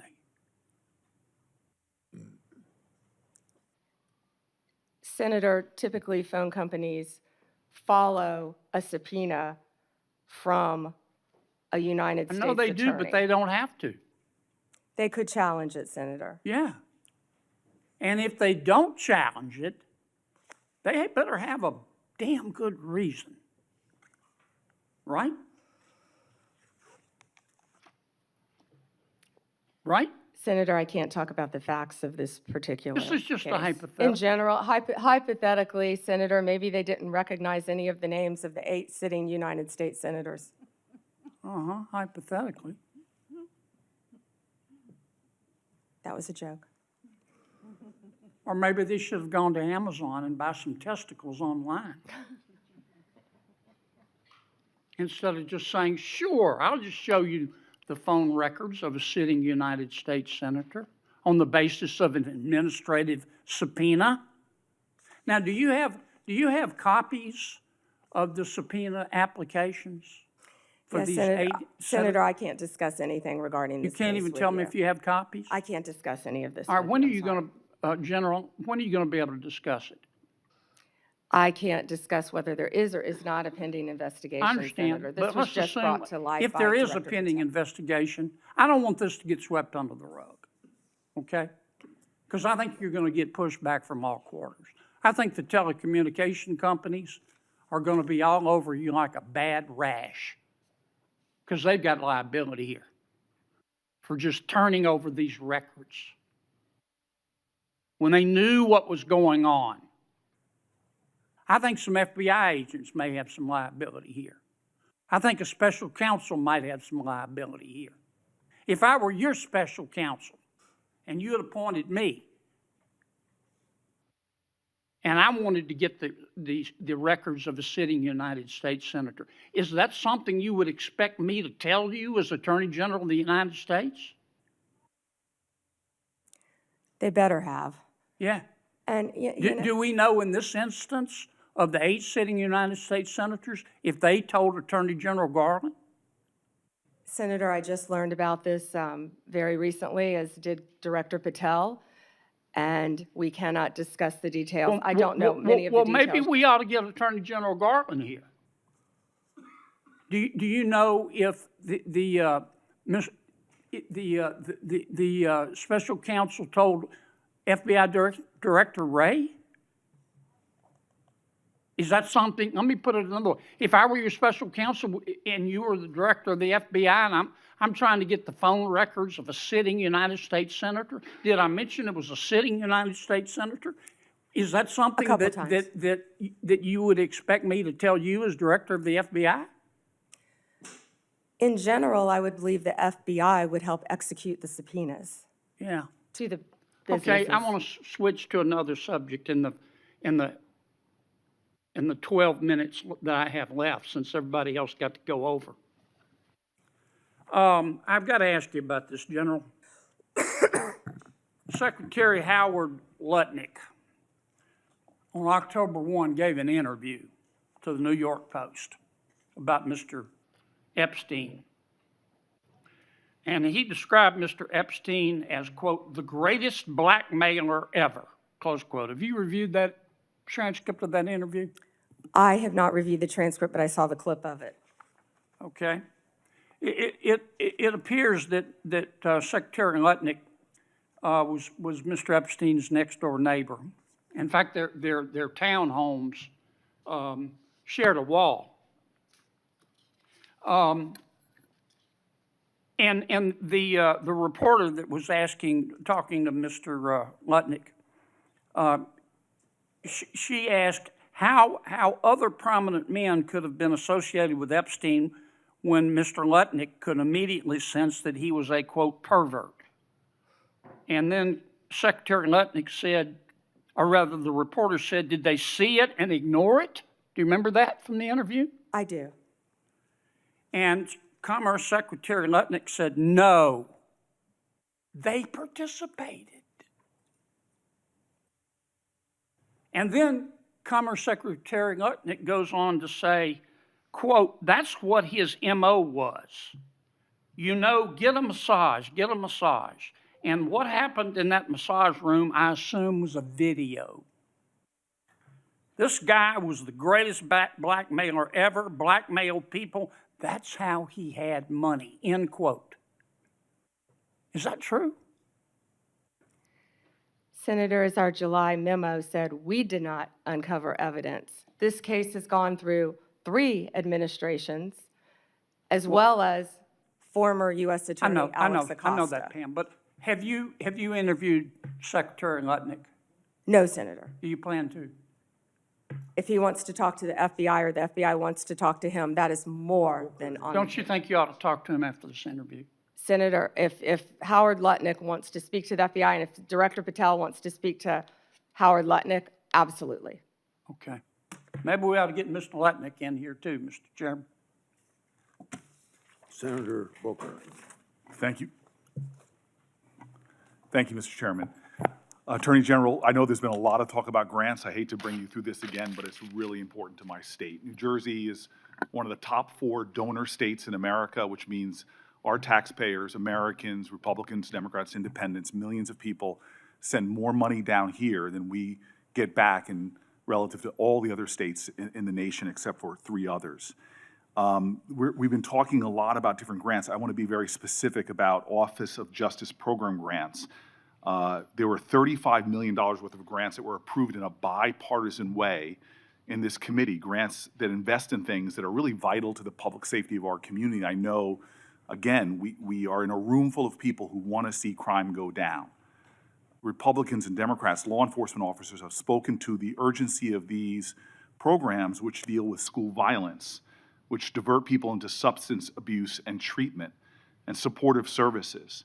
Community violence intervention programs, again, bipartisan programs that this committee really worked hard on this. I've heard what you've said to others on the committee. I heard what you said to Patty Murray in an appropriations committee that members should reach out to you if they want those grants reinstated. I've written letters But I am hoping that you and I can have a conversation, $35 million of frozen funding for public safety, that the people of New Jersey, Democrats, Republicans, and Independents, really invested in those resources, those programs, and those nonprofits who were expecting those grants, often made outlays and are now really in a lurch. Can we talk about those grants and the restoration of them, please? Yeah, and Senator Booker, I had stated earlier that yes, we did terminate grants. We have an appeal process. We have turned some back on. We are appealing. We are looking at some. Some we have denied. Some are still pending. I believe we have multiple appeals pending with New Jersey, and I would be happy to sit down with you and look at those appeals. I believe one is with the city of New Jersey. I know there are multiple ones pending, but of course, I would be happy to sit down with you or any senator or any House member and look at grants that have been terminated. I've been doing that, and I would welcome that. But I will be the first one you sit down with, correct? Absolutely. I'd love to sit down with you on that. I'll look at those tomorrow, Senator Booker. Thank you very much. I want to move on. But we have been restoring some grants. I understand, some have but been denied, some have not. At New Jersey, none have, and I really want to get to the bottom of that, and I'm hoping that we can reinstate some of those grants. The second thing I want to move on to is that earlier this year, the Department of Justice charged Newark Mayor Ras Baraka after he sought access to Delaney Hall Detention Center to conduct oversight. The charges on their face, to many of us, especially in New Jersey, were clearly baseless. Many people say they're politically motivated. And then the judge, the federal judge, admonished the prosecutors for even bringing the case. This is the quote from the federal judge. Federal prosecutors serve a single paramount client, justice itself. Your role is not to secure convictions at all costs, nor to satisfy public clamor, nor to advance political agendas. The federal judge went on to call the charges embarrassing and a worrisome misstep. Mayor Baraka was arrested that day on the scene, and I know you understand this, to arrest a mayor of a major city on charges that were called by a federal judge embarrassing and a worrisome misstep is very concerning to me, and I think should be to the whole committee. A recently released video shows a federal agent telling fellow officers that the decision to arrest Baraka was, quote, per the Deputy Attorney General of the United States. And I'm assuming that person is Todd Blanche. This is evidence to me that this decision wasn't made by people on the ground in the field, but by Maine Justice, that they were directing an arrest from D.C. on the scene. And it leads to the conclusion that this was a political decision, that the decision to arrest was not made by the people who were there on the spot. And I can assume that you can see how that's problematic to me. So I have questions not about the case, but really about how the decisions to arrest and charge Baraka and now MacIver, Congresswoman MacIver, were really made. Before this committee, I am saying that I'm going to submit these questions for the record, and I'm really hoping that we can understand how those decisions, as our oversight, how we're making decisions, especially for high-level officials in my state, the mayor of our largest city, the congressperson of that city, and I'm hoping that you can respond to those letters on the record. Yeah, and Senator, that matter is ongoing, and so I can't discuss it. As an attorney, you realize I can't discuss an ongoing matter. And I respect that. I guess I just want to know, and we'll leave this for the questions for the record about the decisions on how they're being made, not the case in itself. I want to move on. And again, I've heard your testimony so far. I know that there is data about violent crime in this city, but I'm really concerned about the application of Justice Department resources towards the challenges we have.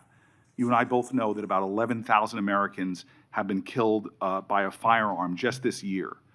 The Department of Justice, according to the White House's own documents, as well as that of the conservative think tank Cato, have shown that there has been a significant movement of law enforcement resources away from many other issues and into immigration enforcement. And we are seeing that in that immigration report, a lot of the people are not the violent criminals that we are really needing to rid our streets of.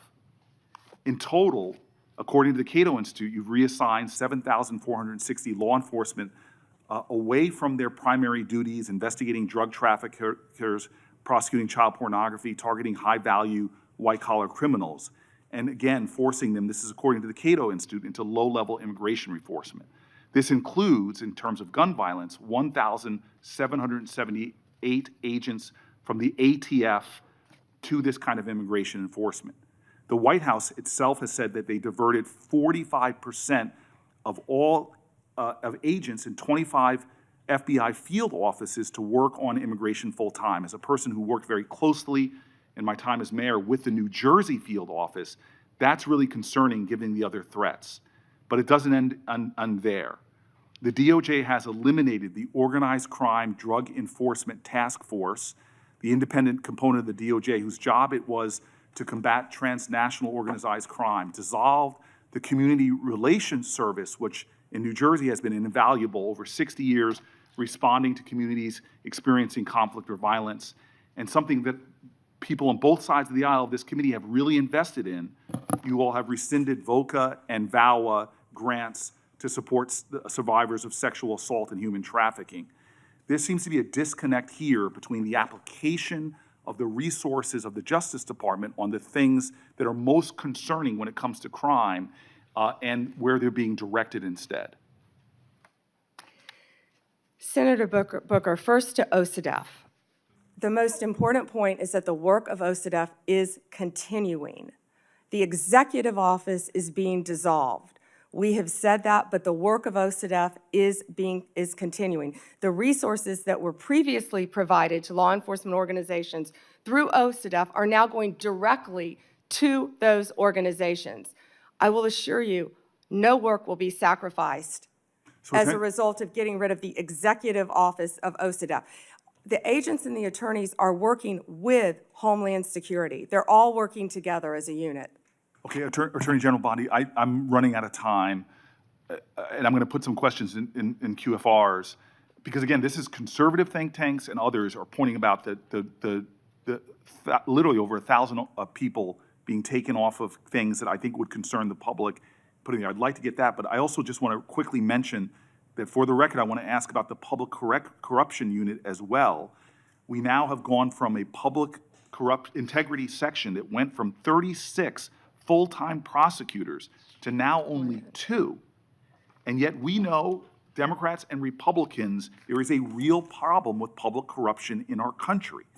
And we know that the DOJ has stopped enforcing the Foreign Corrupt Practices Act, disbanded the Foreign Influence Task Force, dismissed the indictment against Trump donor Andrew Weidenhorn, cut back on white-collar investigations. My list goes on. I'm running out of time.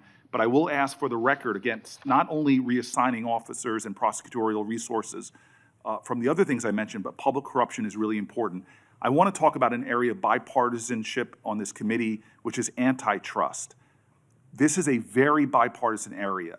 In June, the Antitrust Division finalized a proposed consent decree with Hewlett-Packard Enterprises and Juniper Networks, settling the DOJ's challenge to the company's $14 billion merger. Reportedly, your Chief of Staff, Chad Mizell, and Acting Deputy Attorney General Woodard overruled career antitrust staff and approved the merger. This is a massive area of concern for Americans writ large. This is an area where corporate power is growing, corporate concentration in our country is happening at great degree. I'm grateful that the ranking member with Mike Lee on a committee that is really trying to get into this disturbing trend. And the issues right now in the Justice Department, the resources being put on it, and the appearance of improprieties that we're seeing are troubling. All I want to ask as my final question is, would you commit, just to talk about antitrust, to coming before the Antitrust Subcommittee, led by Senator Lee, to discuss antitrust enforcement in our country? We're over time. May I answer, Chairman? Yes. Senator Booker, I work hand in hand with Gail Slater. She is doing an incredible job. I said that earlier. I will let Gail Slater handle all matters with antitrust. The HP matter, Juniper, is a pending matter still because, as you know, it has to go before the courts, even after a decision has been made, and that's where it's pending right now. If I can go back to your previous 2 questions, first about our agents being reassigned. Our agents are working tirelessly on their day jobs and with Homeland Security. And right now, they're not getting paid. And they're on the streets during a government shutdown working to keep every city in this country safe, in New Jersey and in every state. They're working together with DHS on task forces, but they're also doing their core mission, and they're getting child predators off the street.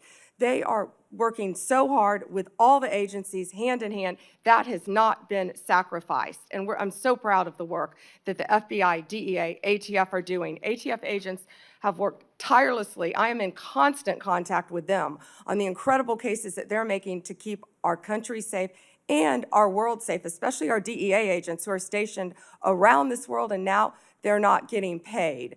Back to the public integrity section, the last point you made. It has not been slashed. Those are going to the various U.S. attorney offices to be handled in each office around the country instead of one unit based in D.C. Yeah. Thank you, Senator. Before Blackburn, my Democratic colleagues continue to criticize the DOJ for their role in President Trump's historic immigration crackdown. They've talked about due process. They've talked about the lack of transparency and oversight. However, my Democratic colleagues were silent about the former Biden administration failure to vet Afghan evacuees. Instead of coming clean, the Biden administration dismissed and failed to answer my oversight request. Not a peep from my colleagues about these massive vetting failures. The Department of Homeland Security Inspector General confirmed these vetting failures. Senator Blackburn. Thank you, Mr. Chairman, and AG Bondi, thank you for your time before us today. I have found this hearing to be so instructive because it has pointed out to me the lack of caring from my colleagues across the dais when it comes to how the DOJ under Biden was weaponized, how they used this for political attack on their political opponents, and the smugness from some of my colleagues across the dais. I think they enjoyed it. I think they wanted it to continue. And I think that's why they oppose some of the reforms that you are making to actually get people out across the country and to get them working and to have people that are actually finding out what the FBI and the DOJ did. You look at what happened with Crossfire Hurricane and the way some Democrats tried to blow that up and make it some big issue and all about Donald Trump and the accusations, and of course, they've been proven wrong. You look at what has happened, what we're finding out about Arctic frost, and the way we were surveilled, and the way Senator Graham, Senator Hawley, and I, we don't know what all they got. We don't know who all they tracked. But to tap our phones, to pull that data, for these wireless companies to have allowed them to have that, and for them to use it in their investigations, how disgusting is that? And their attitude and lack of concern about the weaponization of the DOJ. I've had a couple of colleagues who have been so concerned about some bureaucrats at the DOJ and the FBI being fired. You know what? If they did wrong, not only fire them, prosecute them. And my hope is that as we look at what happened with Arctic frost, that there will be a special counsel, that we will do our due diligence, and that those who did this wrong, this illegal activity, absolutely, they need to be prosecuted and they need to face the full extent of accountability within the law. I made a note of how resistant they are to reform. And in my opinion, what this shows is that they don't want one tier of justice. What they want is two tiers of justice. It was their play box. They could get in there and manipulate and use it to spy on us. So they saw this as something that furthered their political goal. So I am pleased that you are cleaning house. And those who have not served the American people well, fire them. They need to be gone. They need to be gone. Talk for a moment, just a moment, about what you're doing to end the weaponization.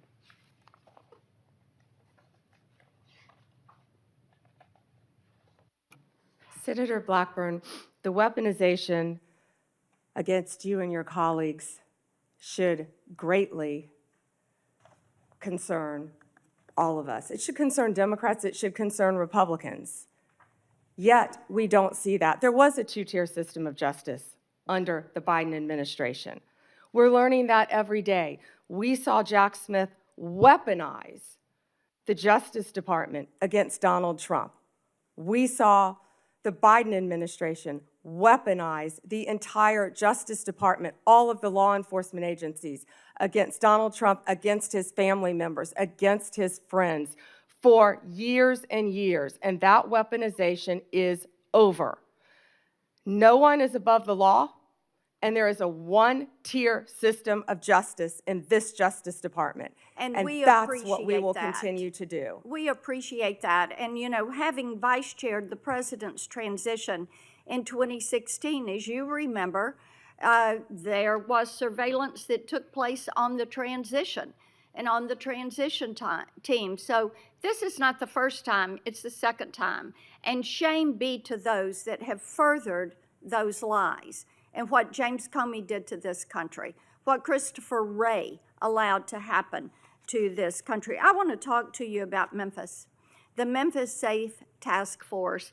And you, President Trump, Director Patel, the work you're doing there is really quite amazing. I had pulled those latest stats, and we had 503 arrests with the FBI task force in July and August. We've added, with your Memphis Safe Task Force, just last week, 321 arrests, 83 firearms that were seized, 7 missing children that were recovered, 28 known gang members have been arrested, and the list continues to grow. We've also gotten over 120 federal indictments. But this is really quite a success story, and I think that cities like Portland and Chicago are missing out by not having this coordinated, focused effort. And the fact that there are 13 federal and state agencies working together to make Memphis safe again. And we are very grateful about that. One of the things that we are working on is to end a cashless bail. We have a very liberal DA in Memphis that has campaigned on avoiding cash bail. And we had a good hearing on this last week. And we have legislation, Representative Stefanik and I have legislation that would end cash bail, cashless bail in DC, and then also would remove funds from jurisdictions that practice cashless bail. Touch on that and the importance of having cash bail for that accountability, keeping those criminals off the streets. Yeah, Senator Blackburn, first to Memphis. I was in Memphis, as you know, a few days ago with Secretary Hegseth, and we had about 1,100 officers from at least 13 agencies working hand in hand. Your Memphis police officers care. They want to be out there doing their jobs. And what we said is we have federal law enforcement officers now who have their backs. They were thrilled to have us there.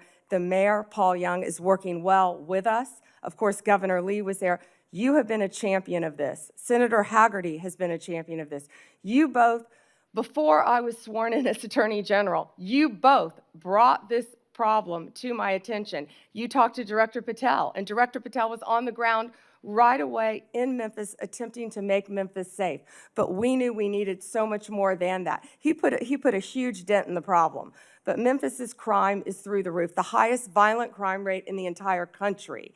And that's why we went to Memphis. And Memphis has welcomed us. It's an iconic city. And we want to continue to work with Memphis. And we're going to do that just like we did here in D.C. The citizens have been great working with us. Violent crime shouldn't be occurring in any of these cities. And as you said, I don't understand why Chicago, why Portland, why these sanctuary jurisdictions don't want to work with the federal government. No. Gangs are rampant. Transnational gangs are rampant in these cities because they're harboring them, no longer under Donald Trump. Whether they want to or not, we are going to come in and make it safe for their citizens, whether these liberal lawmakers want to or not. And you know what I said regarding the DA in Memphis? I said, we're going to protect the Memphis police officers. We're going to take every single case federally that we can. Yeah, Because the and DA has cashless bail, it's a revolving door, and no one is being held accountable. Police officers are seeing someone arrested, and they're back out on the streets the next night committing crimes. And Janine Yes. Pirro is working on that here in D.C. to change that as well. So thank you for your legislation. Well, and we appreciate that, and the Memphis mayor is doing great. We had a Shelby County official who was trying to dox some of these officers, and she's since taken this tweet down, but she's an elected official. And she goes, attention, on Peabody between McLean and Cooper, 4 fed vehicles and a trooper, men in full gear and guns on street. Hashtag pay attention, folks. This is the kind of action that is not called for. I mean, the fact that an elected official would do this, this is why we have legislation that would make it a crime to dox any federal law enforcement official when they are doing their job. And these apps, and Apple and Google say that they've removed these apps, but I tell you what, these law enforcement officers need to be protected. We appreciate that you are doing that. Thank you for being here. Thank you, Senator.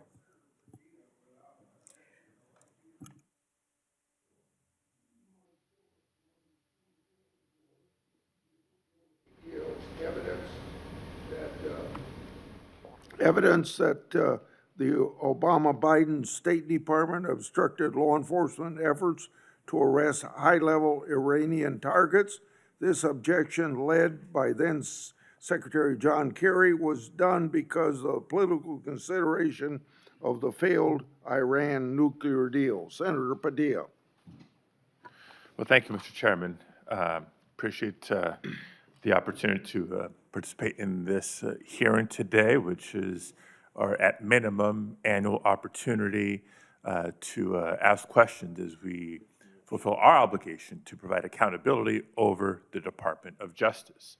So just sort of to level set a little bit for folks in the audience and for folks watching at home, the Department of Justice is supposed to be the nation's guardian of fairness and the rule of law.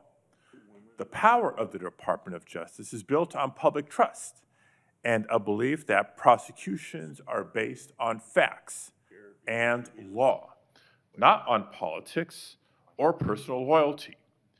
And I call that out, Mr. Chairman, because when that breaks down, when the public trust breaks down, then justice itself is at risk.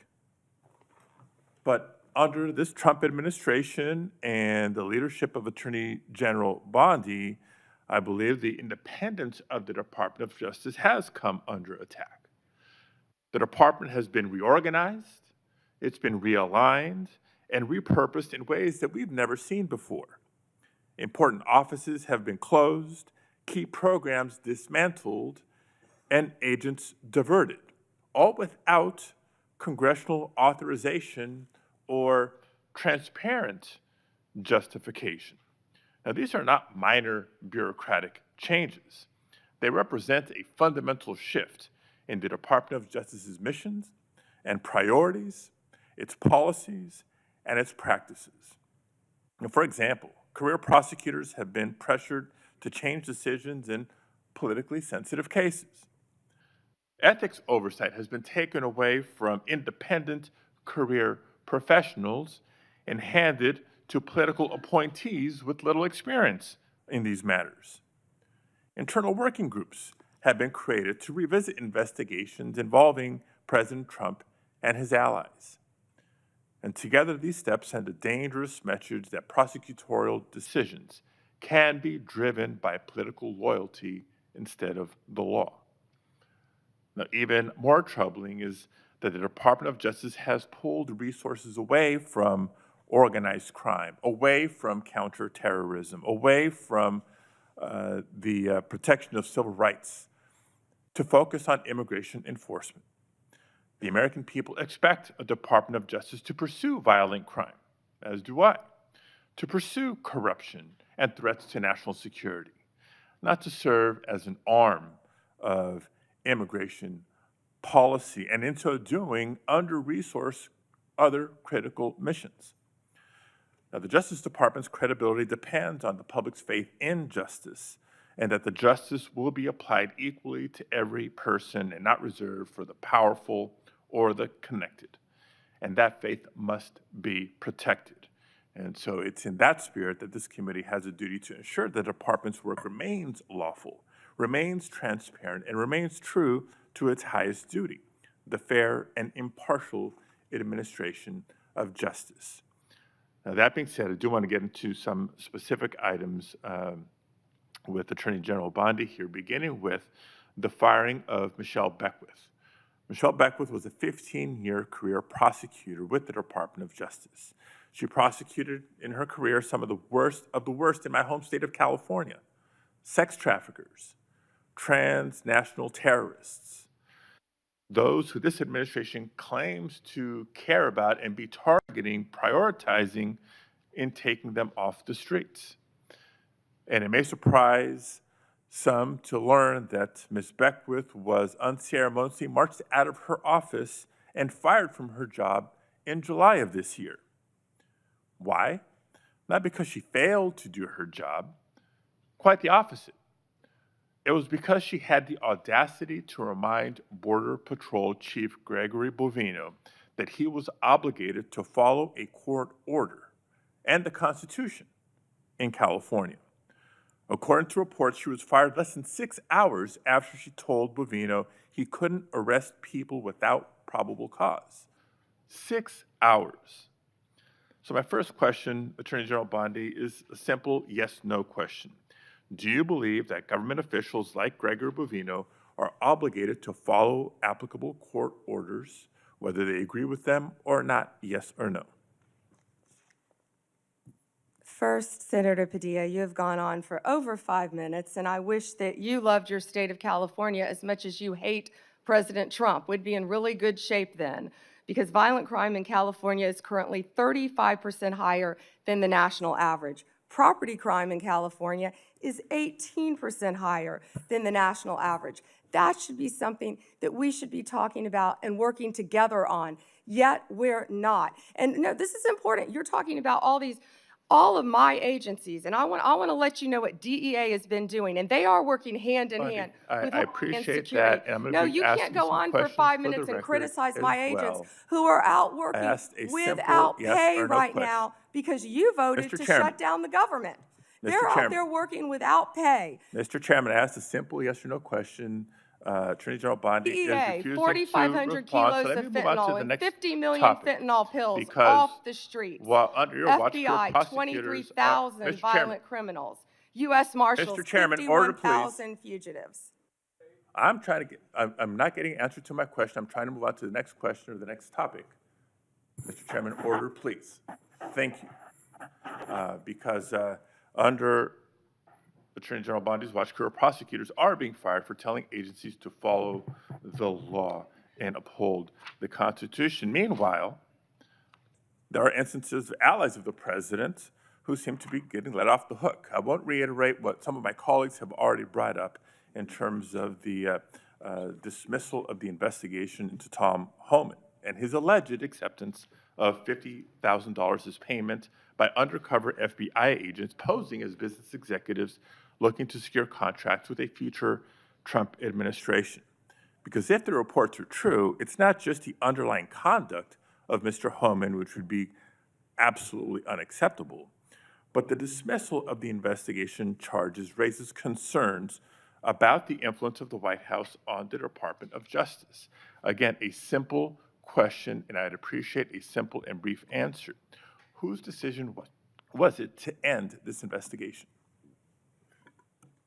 I have answered that question multiple times, yet you didn't have the courtesy to be sitting in here for the hearing. I'm not going to answer it again. And I find it interesting that you want order in this proceeding now. Excuse me, Senator. Then You I will want ask a order in this follow-up question. proceeding Mr. now. Chairman, order, You sure please. didn't I have will ask a order when you follow-up question. stormed Secretary Noem Mr. Chairman, at a press conference in Chairman, order, California, please. did you? I will ask a follow-up question. Would you commit to either releasing the tape or at least making it available for members of this committee to review, yes or no? Senator, you have not been sitting in here this entire hearing.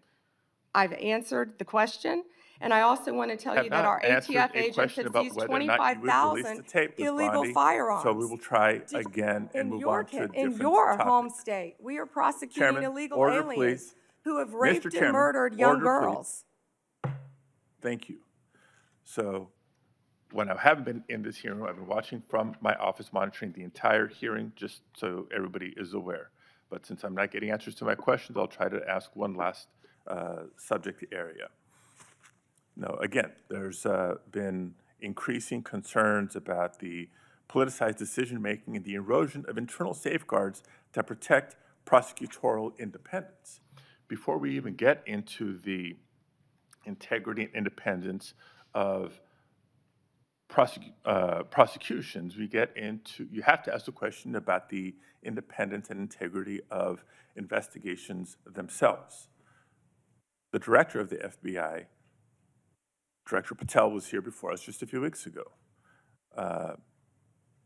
Attorney General Bondi, you are the Attorney General of the United States. Director Patel reports to you. Do you believe he's doing a good job, yes or no? I believe Director Patel is doing a great job. You know where he is right now, Senator Padilla? Right now, you asked me a question. Yes, Director I know Patel where he right is, now and I know is where in he's headed Chicago, because you said Senator it earlier Durbin, in the hearing. fighting to keep You've said it Chicago earlier in the hearing, and yes, I have been paying You attention. know, you want order in here now, yet you stormed the Director of Homeland Security, Kristi Noem. You sure didn't have order that day, did you, Senator? Attorney General, you are under oath. I did not storm the secretary, the video. Oh, that was makes on that very video. That clear. video's been released, I believe, very publicly. Mr. Chairman, recent actions raise serious concerns about Director Patel's judgment and politicization, including lawsuits from former FBI officials alleging retaliatory firings and his decision to cut off longstanding partnerships with civil rights organizations and his decision to fire an FBI agent for refusing to engage in a, quote, perp walk of James Comey.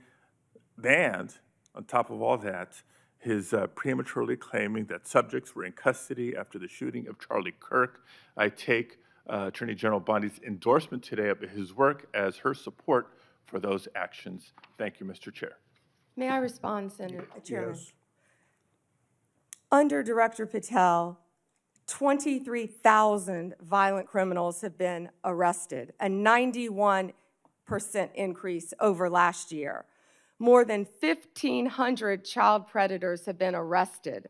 We are making cases in your jurisdiction constantly in California, and I wish you would care about those cases. We have disrupted 1,600 gangs and criminal enterprises, 1,600 gangs within this country, thanks to Director Patel and the great men and women of the FBI. Senator Schmidt. Thank you, Mr. Chairman. How are you today, Attorney General? It's good to see you. Have a rough voice. I have to say, I am struck by the degree of the cognitive dissonance that I hear on the other side. It really is. I mean, I'm used to sort of the political debates and arguing in court and all those sorts of things. but to hear the other side of the dais talk about weaponization is truly shocking, given what we know now. And I thought what I might do is just tell a story, and these are 100% facts. Hillary Clinton, concerned about her email scandal, works with a Soros organization to cook up this Russiagate nonsense.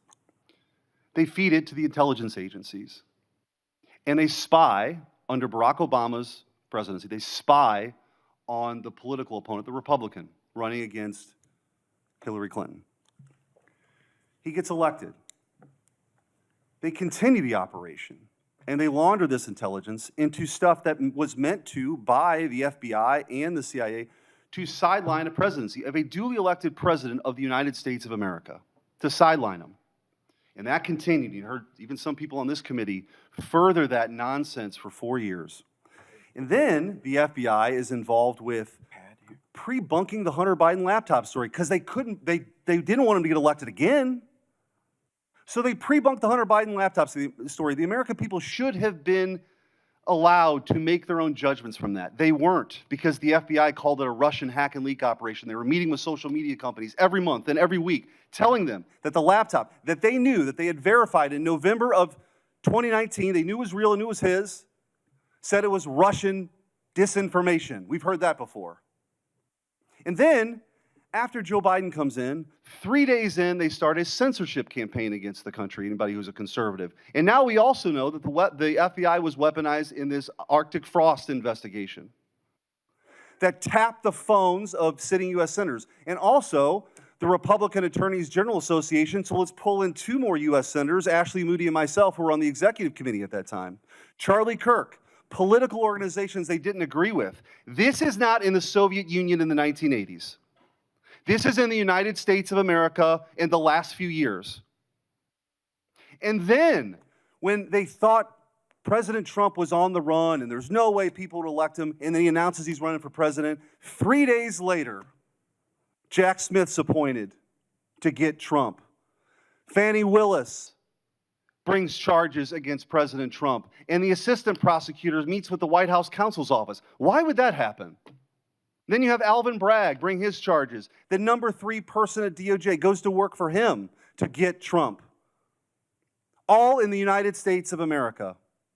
This continued. And Senator Hawley asked the question, wrote it down, what is happening in this country? And I hope that MSNBC is still broadcasting this, because I'm sure their viewership hasn't heard this story that's gone on for 10 years. The truth is, they never forgave President Trump for coming down the escalator at all. They didn't like him. They didn't like the disruption. And they've spent the better part of a decade not just going after him, but demonizing half the country as fascists and Nazis and threats to democracy.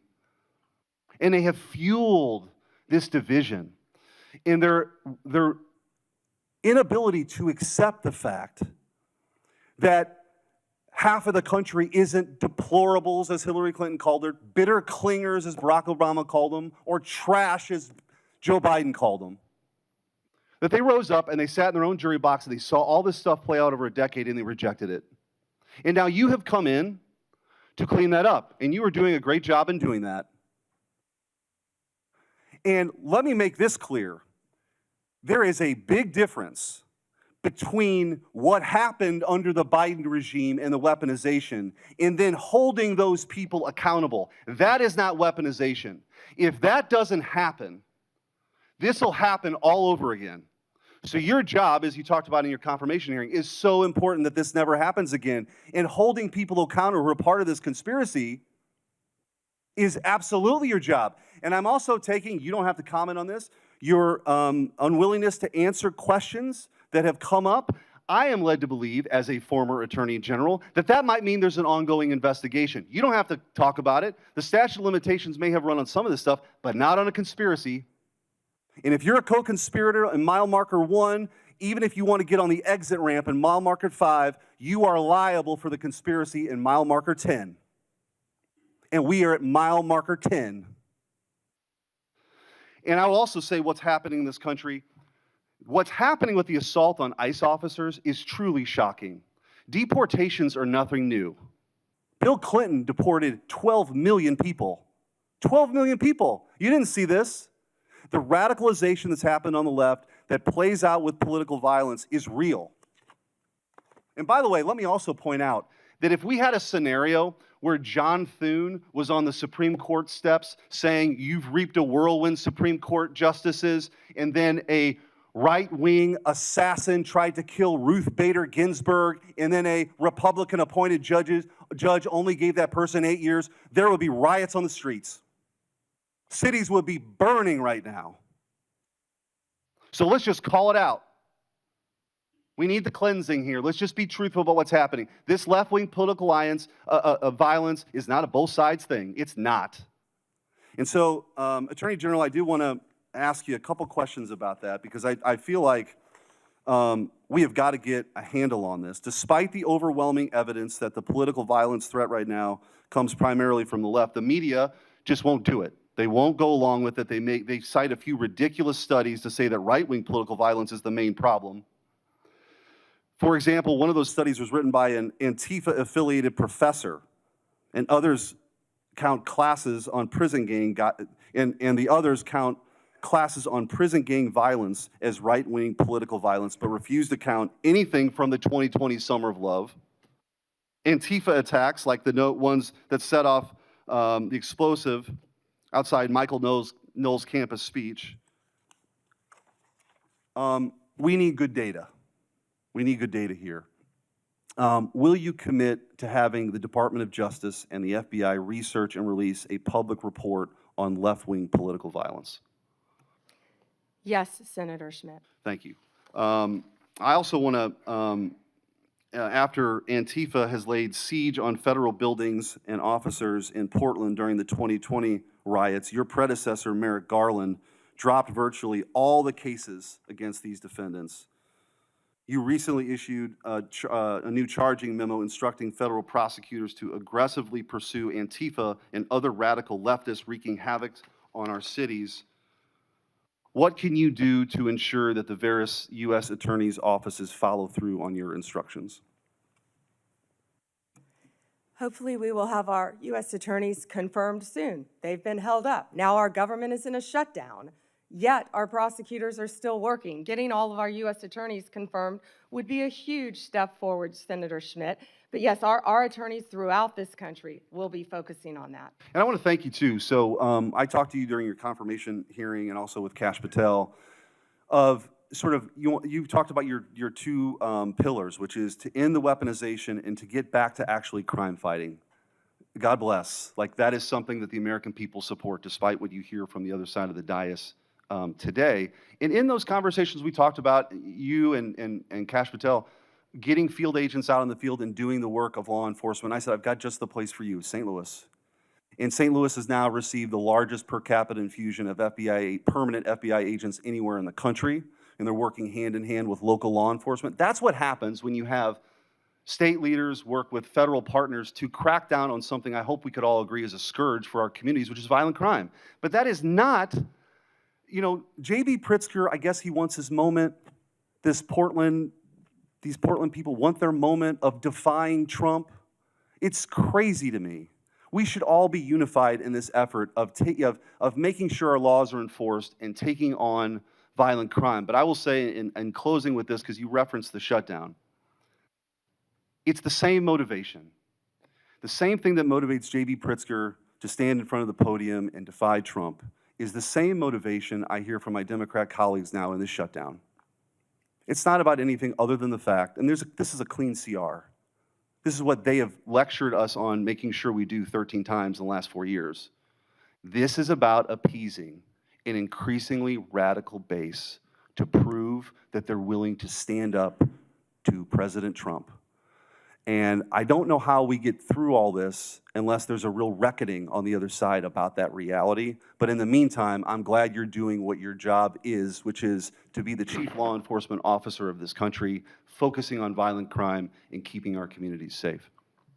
Thank you. Thank you, Senator Schmidt. And despite what they're saying on the other side of the aisle, our agents are out there working tirelessly every day to make America safe. And that was Donald Trump's directive, and we will make it happen. Thank you, Senator Schmidt. Senator Welch. Thank you. Thank you, Attorney General Bondi.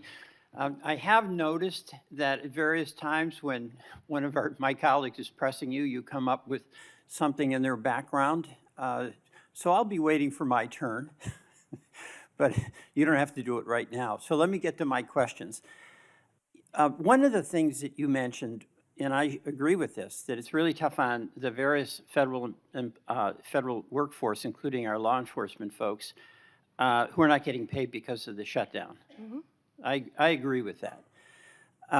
But I also think that wasn't the whole story. There is an issue here that's going to affect Americans, whether they voted for President Trump or voted for Vice President Harris, and that is the loss of health care, where on November 1st, everyone who is getting Affordable Care Act help to buy insurance is going to get the notice of premium increases. And I got a letter just today from a Vermont family, nuclear family of 5, husband and wife, 54 and 55, with 3 kids, one of whom has acute myeloid leukemia. And the apprehension that they have is that if we don't solve this problem, and November 1 is a urgent date, then their family premiums will triple. It'll be beyond their ability to pay. So I'm assuming that with respect to the threat to health care for families in your state of Florida, in my state of Vermont, you would share that concern and hope that we would resolve that.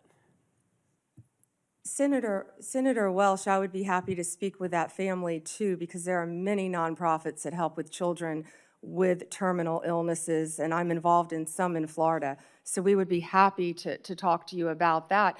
As to health care, the government is shut down. It's my understanding, maybe you're not one of them, but because many Democrats want health care for illegal aliens, and that's what shut down the government. Let me be That's clear. one of the sticking points, and I don't know if you voted All right, well, for that or not. this actually is important to all of us. And the lament I have is that if this health care goes away, this premium support, it is really going to hurt families in red states and blue states. And in Vermont, I mean, we voted Democratic, but we have a lot of good folks who voted for President Trump, and their health care is jeopardized.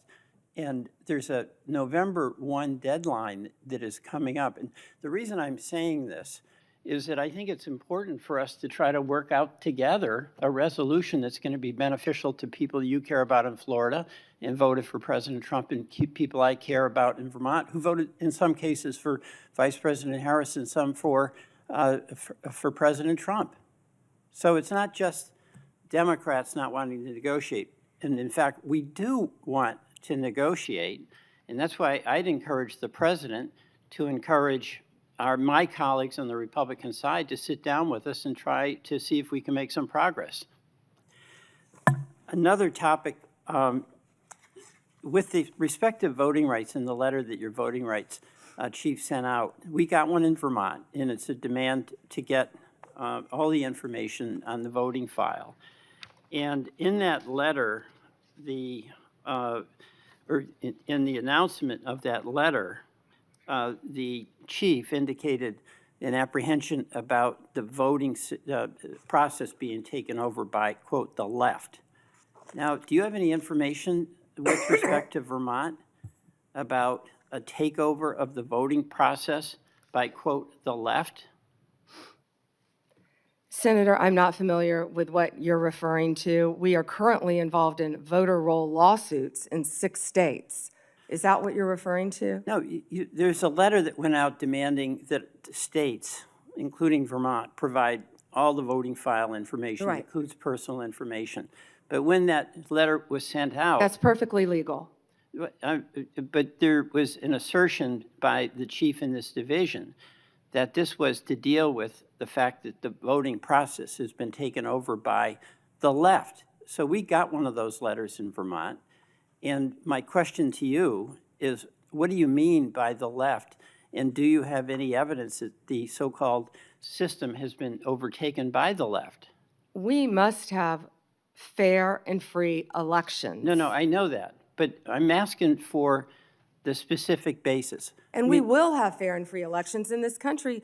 Okay, let me- Senator, I'd be happy to talk to my chief. Who was it who said that? It was your chief, which I assume you would know who that is. Here's the question here, okay? There is a point of view that is in dispute here about the fairness of elections. But you have the power as the as the Attorney General to use the authority of your office to make demands on states, and you did that with Vermont. That's within your right to do it. I'm not disputing your legal authority to do it. Is Vermont disputing turning over the information to our office? Vermont is, the Secretary of State is, and you can resolve that with her, but. And we have every right to have that information, Yeah, here's where Senator. I'm going. Why wouldn't they want to turn it You're over? a prosecutor with the awesome authority to make the decision that you're going to start an investigation against the state or against an individual. And I know from your experience as a county prosecutor and as the Attorney General in Florida, you took seriously that obligation to have a factual basis before you proceed, right? Senator, I take that role, I take my oath very seriously. All right, so what I'm and I asking- take fair and free elections in this No, country we very all- seriously. we all and that do. information, our office is entitled to have that information. And But we the are question involved here- in litigation on that, and I Here's the assume we'll be question involved I in have. litigation with We have- Vermont. We have a Republican governor in Vermont. We had, our former Republican governor was secretary, was the treasurer for many years, and also the Secretary of State with election responsibility. What I'm asking is, do you or does your head of this voting section have any factual basis that you can point to that justifies your demand that Vermont turn over all this confidential voting rights information? Well, it would remain confidential with my office, and you just said that you have a Republican governor, so it doesn't make sense what you just said.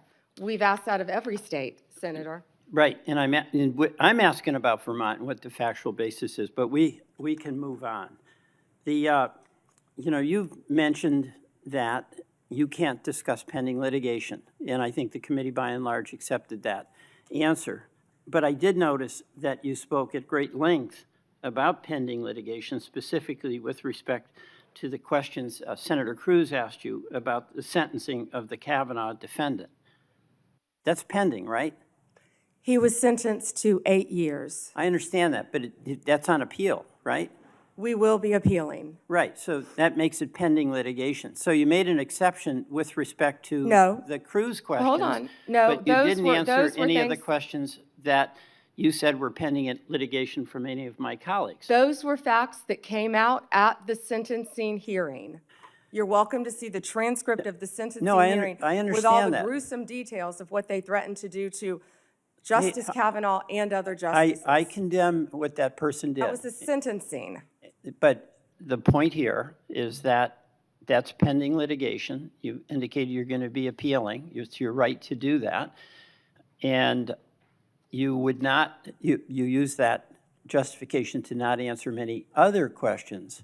Justification, you're an attorney, Senator. Okay. You realize that. I do want to go back to Homan. You know, there's a tape, right, with Mr. Homan? I mean, first of all, is there a tape that has audio and video of the transfer of the $50,000? You would have to talk to Director Patel about that. No, I'm talking to you. I don't know the answer, Senator. Yeah, you do know the answer to that. Don't call me a liar. I didn't call you a liar. You just said I know the answer. I said I don't know the answer. Well, you have to talk to okay, let Director me- Patel. What I said is that Let me investigation put it was another way. closed. If you don't know, why don't you know whether there was a tape and video? Senator, I believe that was resolved prior to my confirmation as Attorney General. Do you think that it is of public interest for the people to know what happened to the 50 grand that the FBI turned over to Homan? Did you hear what I just said? That was resolved prior to my confirmation as Attorney General. That's why I said I would not know. It's not resolved. There's $50,000. Homan has it, or somebody has it. Do you have no interest in knowing where it is? You're not going to sit here and slander Tom Homan. The FBI and Deputy Director Blanche said there was nothing. I'm not slamming And Tom Homan. He got the 50 Tom grand. Homan is doing, how do you know that? Tom Homan is doing a great job, as our borders are, keeping your border state safe. You're a border state. Thank time you, is Senator up. Welch. Thank We're you. going to Madam turn it. President, could No, I have not right 1 now. minute? Not right now. At the end, On a if you wait, we'll point of talk about personal it. privilege? Not right now. There, The Senator witness Tillis and many others have been waiting their would- turn. I know, so but this you is can 1 hold minute, until and the it end. relates to testimony that she gave No, about me. Senator Tillis, go ahead. Thank you, Madam Chair. General Bondi, thank you for being here. I'm going to get parochial for a bit of time. Maybe I have some time for some of the other questions, but the eastern band of the Cherokee is this island that's at the very end of western North Carolina. You got convergence of Tennessee and Georgia, South Carolina nearby. But they're an island and they sell pot, and I got no problem with that. What I have a problem with is some of their actions or activities that are, I think, concerning me that actually speak to the broader issue here about marijuana and what we ultimately do with it, with nearly 36 states having it either medical, recreational, or hybrid. But this kind of feels like, to me, the way the tobacco industry got attacked for advertising to young people. We already know, incidentally, that we got a vape problem around here, particularly among young people. And Madam Chair, if I may, I'd like to seek unanimous consent for letters from the Sheriff's Association and the Federal Law Enforcement Officers Association Foundation citing the serious problem we have here with illegal vapes in this country. Without objection. Thank you. But, you know, this worries me because it's a money-making enterprise. It kind of seems like it's preying on younger people. But then I want to talk about this handy app you can get now. Now, it's illegal in North Carolina and Tennessee and Georgia and South Carolina to buy pot, but apparently you can go order it on an app, then right over there to the boundary and get it, I assume. I assume that they're not delivering it outside of the boundary because I think that would be illegal. Would that be illegal? Senator, thank you for pointing that out. I was not familiar with that app, but we will certainly look at that. Yeah. Do you, if I get, let's say I get an illegal, let's get a vape from China. A lot of them are manufactured in China, not The subject majority. to anywhere near the sort of scrutiny that we have here in the United States.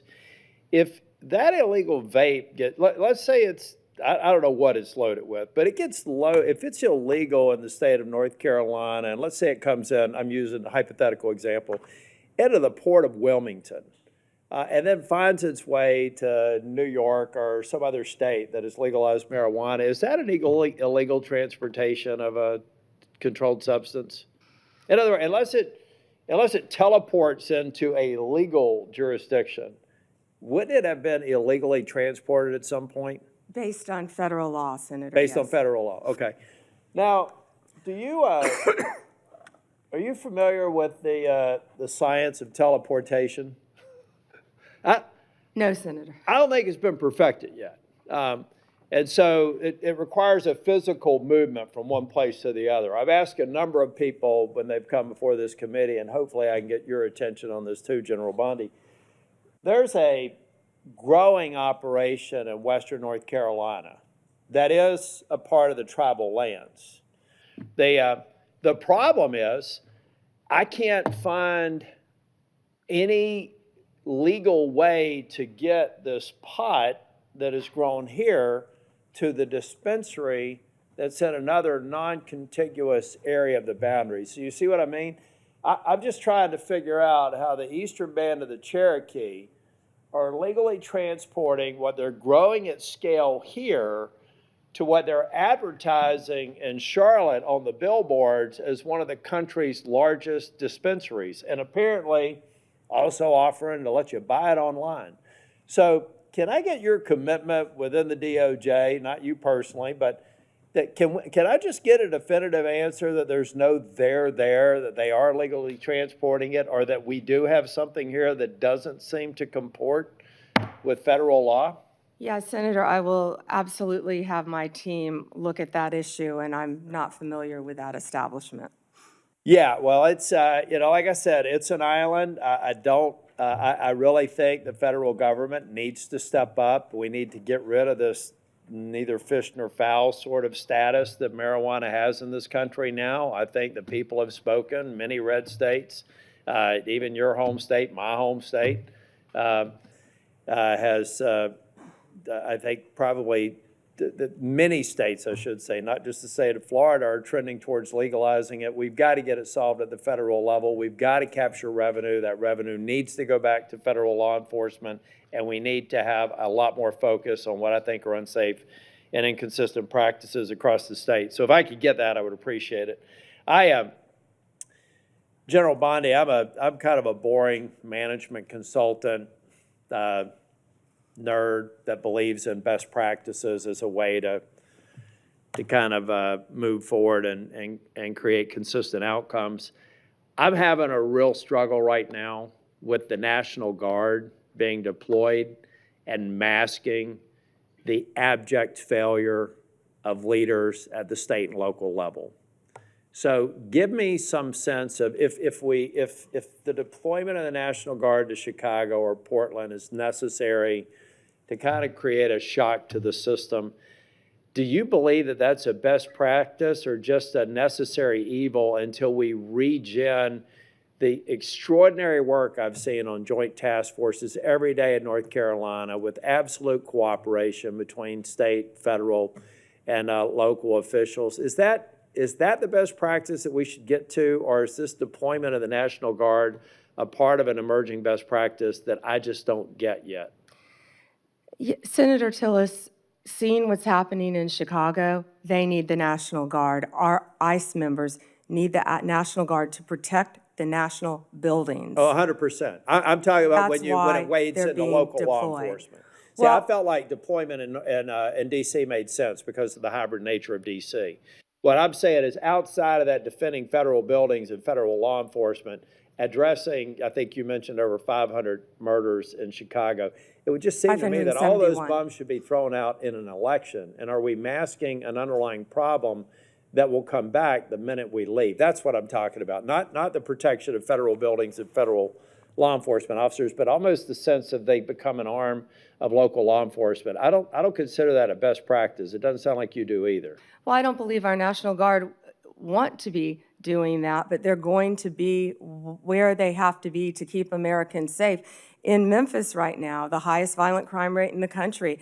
I was on the ground with Secretary Hegseth there, and our Guard was there, and they were thrilled. They're ready to help, and we used all Tennessee Guard there. Secretary Hegseth used all Tennessee Guard. They're working hand in hand with the Memphis Police Department, who I believe were very happy to have them there, helping them to keep Memphis safe. Can I go back to the vaping again that you brought up, please, Senator?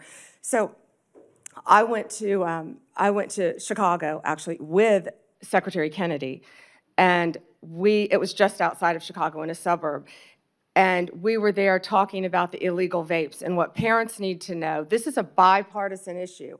What people need to know, these illegal vapes, they're all over this country. You can buy them in convenience stores. You can buy them in grocery stores.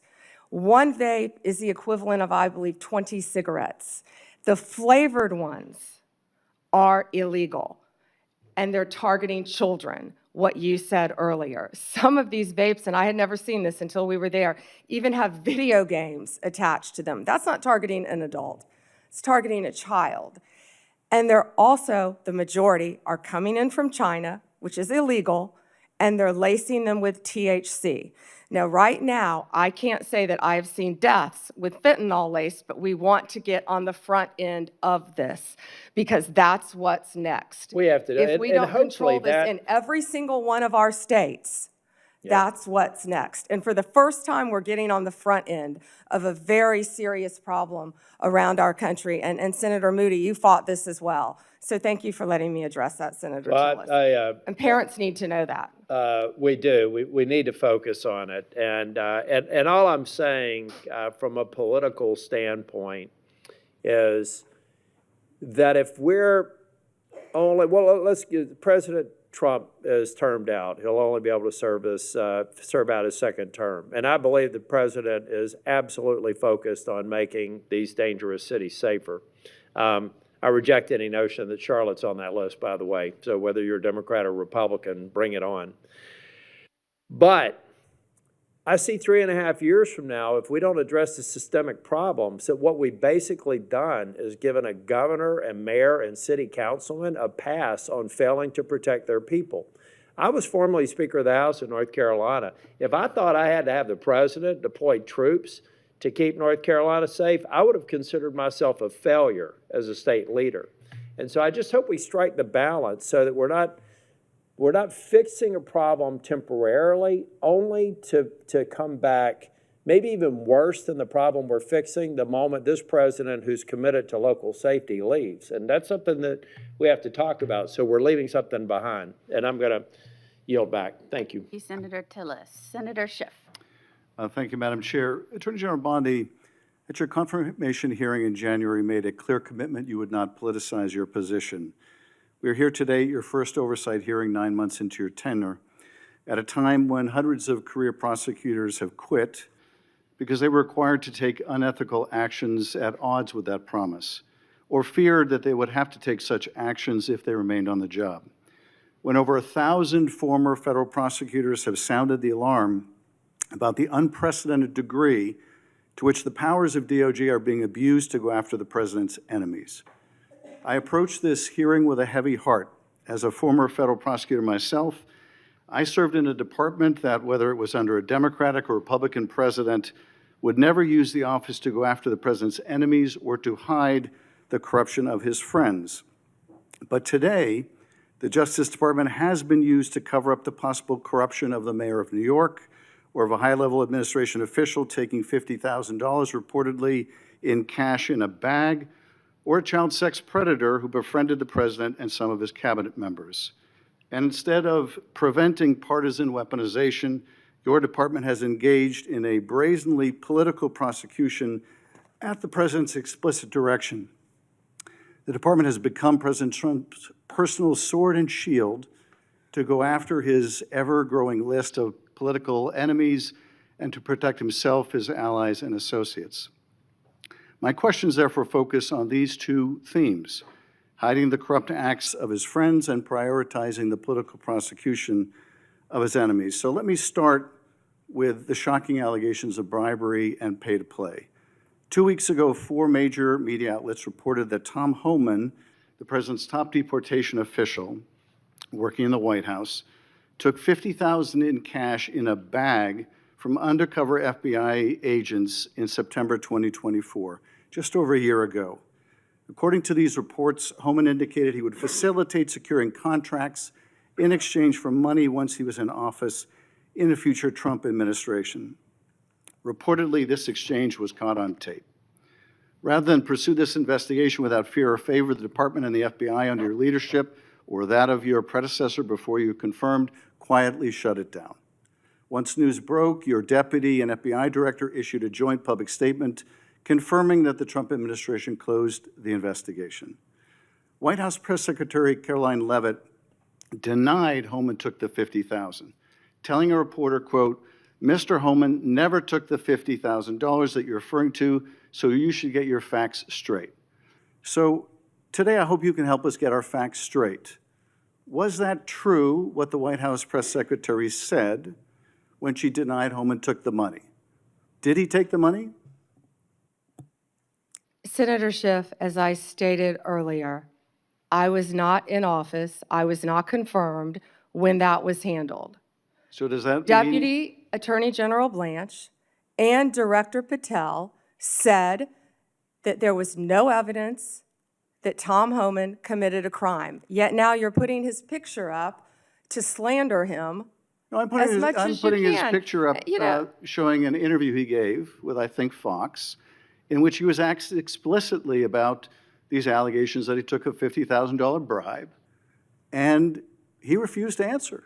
He said he didn't answer the question whether he took the money, so I'm asking you the question. Did he take the money? Senator Schiff, I answered that question multiple times, And frankly, you know, Well, I don't think, with respect, I don't think you did, but in case I just didn't hear you, what is the answer? Did he take the money? Senator Schiff, that happened prior to my confirmation as I understand, Attorney but do you General. know? I said that. Do you know, sitting here, whether All he I took the money? know is that Deputy Attorney General Todd Blanche and FBI Director Patel said there was no case. And Caroline Levitt is one of the most trustworthy human beings I know. So And, was she? you know, was Senator she? Schiff, Was she if right? you worked for me, Was you she- would have been fired because excuse you me. were censured No, by Congress for lying with your we can egregious stipulate to, you can stipulate to all your personal attacks on the Democratic members of the committee. personal attacks. You've been So- attacking so- my FBI director. You've been attacking my office. You've been But attacking. we're interested in. borders What we're are. interested in is the answer to these oversight questions. You want your So no, you were oversight. you were asked want your you were asked 5 by my minutes of colleague fame you were asked by my colleague. attacking good people. Regular order, Madam Chair, so I can ask a question. You were asked by my colleague from Vermont whether you will support providing a video or audio tape, if it exists, of Mr. Holman taking $50,000 in bribe money from the FBI. Will you support a request by this committee to provide that tape or tapes to the committee? Yes or no? Senator Schiff, you can talk to Director Patel about that. Well, I'm talking to you about it. You're the Attorney General. This will be your decision. Will you You don't support? have to tell me what is my decision and Well, what is then- not my then- decision. then- I and you- said and you you can don't talk have to to- Director you Patel. don't have to try to- You think you you've don't got a have to- gotcha with Tom Homan, our Excuse me, borders are, excuse me, you who's don't- been out there excuse me. fighting for our country Madam since Chair, Donald Trump took office. I'm trying to ask a question. Regular order, please. And you don't have to defer to the FBI director to pass the buck. So I'm asking you, will you support a request so that the committee, or indeed, I believe the American people should be able to see that video or audio tape? Will you support that request? Will you apologize to Donald Trump So for I trying to I guess impeach the him answer is you won't support that after request. you now know that So Joe let me- Biden tried let to me cover up do Hunter this. Biden's involvement with Excuse Ukraine? me, let me do this, because I think it's valuable that the American people get a sense of what you've refused to answer today. So these are just some of the questions you refused to answer, or have answered with personal attacks on members of this committee. You were asked whether you consulted with career ethics lawyers, as you promised you would do during your nomination hearing, when you approved the president receiving a $400 million gift from the Qataris. You refused to answer that question. You were asked who or what role you may have played, or who played the role in asking that Trump's name be flagged in any of the Epstein documents gathered by the FBI. You refused to answer that question. You were asked whether Holman kept the $50,000 bribe money. You refused to answer that question. You were asked whether Holman paid taxes on the $50,000 bribe money. You refused to answer that question. You were asked, did career prosecutors find insufficient evidence to charge James Comey? You refused to answer that question. You were asked, how are military strikes on these boats in the Caribbean legal? And you refused to even answer that question. You were have a asked, law degree, excuse Senator me, Schiff? excuse me. You were asked, did you discuss indicting James Comey with the president? You refused to answer that question. You were asked, did you approve the firing of antitrust lawyers who disagreed with the Hewlett-Packard merger? You refused to answer that question. You were asked whether you support a restoration fund for violent insurrections to attack the Capitol on January 6th. You refused to answer that question. You were asked whether you were firing career professionals, career prosecutors, just because they worked on January 6th investigations. You refused to answer that question. You were asked by my California colleague whether you believe government officials, like immigration officials, have to abide by court orders. You wouldn't even answer that question. This is supposed to be an oversight hearing. Oversight? Excuse me, you can attack me after my time is over. You've attacked all of us, including President Trump, for your entire career. You can attack me later, and I know you've got plenty of canned attacks. We've heard them all day today. Canned attacks on you? This is supposed to be. No one needs a canned attack on you. Regular order, Madam Chair, I'm trying to speak. This is supposed to be an oversight hearing of the Justice Department. And it comes in the wake of an indictment called for by the president of one of his enemies. This is supposed to be an oversight hearing, and it comes in the wake of revelations that a top administration official took $50,000 in a bag, and this department made that investigation go away. This is supposed to be an oversight hearing when dozens of prosecutors have been fired simply because they worked on cases investigating the former president. This is, and now the current president. What about the fires in California? And Do you this care is about that, supposed to Senator be, Schiff? this is, excuse me, this is supposed to be an oversight hearing in which members of Congress can get serious answers to serious questions about the Are the cover-up, riots in about the LA cover-up, serious? about the cover-up of corruption, about the prosecution of the president's enemies. And I think you owe the president an apology. when will it be Your entire career, frankly. that the members of this committee on a bipartisan basis demand answers to those questions and refuse to accept Clearly you're a personal, failed lawyer refuse to because you don't accept, understand when excuse someone me, can and cannot refuse answer to a accept question. personal slander as an answer to those questions? Personal slander? With Will you that, Madam Chair, apologize to Donald I yield Trump for back. slandering him? Personal slander. Senator Brett. May I ask unanimous consent, Madam Chair, to introduce into the record the statement of 1,000 former Justice Department officials who warned that the Comey indictment is a democracy-threatening abuse of power. May I also request unanimous consent for the introduction into the record of 282 former career officials at the Justice Department raising an alarm who were voluntarily or involuntarily forced to leave the department because of improper actions taken by the Department of Justice. May I introduce with unanimous consent the Justice Department manual that talks about when initiating and declining charges are subject to impermissible considerations. And finally, Madam Chair, may I introduce the letter from Michael Ben-Ari, a career counterterrorism prosecutor, DOJ, a letter he nailed to his door, which concludes by urging officials to do the right thing for the right reasons, to follow the facts and the law, and raises the alarm that the decision to remove experienced career officials from U.S. attorneys' offices, the FBI, and critical parts of DOJ undermines our country's abilities to counter terrorist organizations, malign nation-state actors, and countless others that seek to harm our nation and its citizens. And he believes that the priority is prosecuting the president's enemies or are you admitting? rather than Bondi, protecting Ms. the Bondi, country. one moment. May I have unanimous consent Are to you enter entering these that into the record? without objection? Thank you. I yield back. Senator Brett. Senator Moody, may I clarify one thing he entered in the record? I just want to say that I believe he entered a letter by 200 and something former employees. Well, I believe the spokesperson for that letter was also the spokesperson for Jack Smith. Senator Brett. Thank you, Madam Chair. General Bondi, I want to talk to you about the next generation. I want to talk to you about our kids, people who don't have a seat at the table but need us to fight for them tirelessly. When you look at this, I see a couple of different buckets of ways that bad actors are taking advantage of our children, and in some of the most extreme situations, we lose that child, whether to death or to self-harm, and I think we owe it to them to do something about it. So first is social media. Tell me, what are you doing? I have sat across from a number of parents who have talked to me about their child either falling victim to sextortion, different schemes that are online. We also know that there is an element of human trafficking that comes here. Let's start with social media. What are you doing to hold bad actors accountable, to track them down, and to keep our kids safe? Senator, first, thank you for bringing that up. This, I believe, is what an oversight hearing should be about. Thank you. Not yell, oh, he's gone already. He comes in and leaves. This is what an oversight hearing should be about, trying to help parents and children online.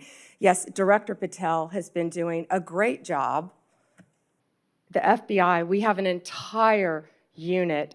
Not only that, our National Security Division is working internationally. Well, and I want to talk about that too, because I think a lot of this comes from overseas. Yes. And so whether it's these schemes, the sextortion schemes, et Yes. cetera, it's happening off our shores. How are you connecting the dots there? And then additionally, let's look at human trafficking. And you find a number of times people are lured into this from posts on social media. I believe that that is a global trafficking ring. I would like to speak to what are you doing to make sure you're holding those people accountable and getting to the bottom of it, finding bad actors and making sure that we're keeping these children safe. Senator Britt, we have made countless cases around this country, and many of them have involved global international defendants. In fact, we've been extraditing some of them back. As many as we can get, we're bringing them back to this country. That's how we're holding them accountable and locking them up for as long as we humanly can lock them up. And Director Patel, our National Security Division, have been working tirelessly on that. We have entire units working on that. I think the most You feel important— like you've made better strides than we saw over the last 4 years? we have made incredible strides. I'm sorry I don't have the statistics in front of me, but yes, we have made, I'll I would love provide to those get you. those from you. I want to make sure that we are doing that. I also obviously have worked diligently alongside Senator Blackburn and so many others to put the proper guardrails in place when it comes to social media to prevent these things from happening to our children, allowing them to still thrive online, but knowing the threats that are out there, it is incumbent upon us to actually do something about it. So I hope that those different pieces of legislation that would help keep kids safe, help give you additional tools, I hope that this body and ultimately Congress will take those up. Can I add something to that? Sure. That parents also, I always say your child has no right to privacy on the internet. And parents need to monitor what their kids are doing. Now, we all know that even elementary kids, school kids, so many of them have cell phones. Because they're at school, they're latchkey kids, they're riding the bus home. So many children have cell phones, but parents, you have to monitor. There are safeguards you can put on the phone, but you have to monitor what your kids are doing on the internet I as do well. think that there is some accountability that needs to be held even with social media providers. Absolutely. Because I know that, for instance, we had a Judiciary subcommittee hearing where we heard from parent after parent whose child had, bought something online that they thought to be maybe a different type of drug. It was laced with fentanyl and they died. If that was happening on a storefront and a small business in America, we would shut that storefront down. We must do more to hold not only the bad actors online, but also the people who allow it to happen accountable. And I hope that you'll commit to work with me on that. I wholeheartedly agree. Thank you, So Senator. staying in that vein on parents, looking at illegal gaming across, again, this is a global thing, offshore illegal gaming. We have found that young men in particular have been targeted when it comes to betting and being involved in this legal gaming. We're finding that through whether it be advertisements or things that are directly targeted to get them addicted and get them pulled in and addicted on that. When it comes to illegal gaming, will you commit to me to taking a look at what is exactly happening offshore and also how they are utilizing different spaces to actually go after our children, getting them addicted, and ultimately pulling them in? Certainly, and I'm also sure the FBI would welcome working with you. Wonderful. And then last but not least on that same vein, and you touched on it earlier when one of my colleagues asked you about this, but vaping. So if you're a parent and you're sitting here looking, Chinese vapes have, this is a real issue. You spoke a little bit about what you are worried will come next in this space. What are you doing to get to the bottom of that, and how are we going to make sure that these don't infiltrate our markets and ultimately don't end up in the hands of our children? What we've been doing is we have been going around this country and we have been raiding these vape shops that are carrying these illegal drugs and shutting them down. And that's what Senator Kennedy and I were in Illinois doing. We were announcing that arrest. It was a massive arrest of illegal vapes from China, mainly coming in through China, laced with THC. Back to the, I was just saying, back to the child predators. Since January 20th, we have made 2,580 child exploitation cases, Senator Britt. That was the number I was trying to get my hands on. Wow.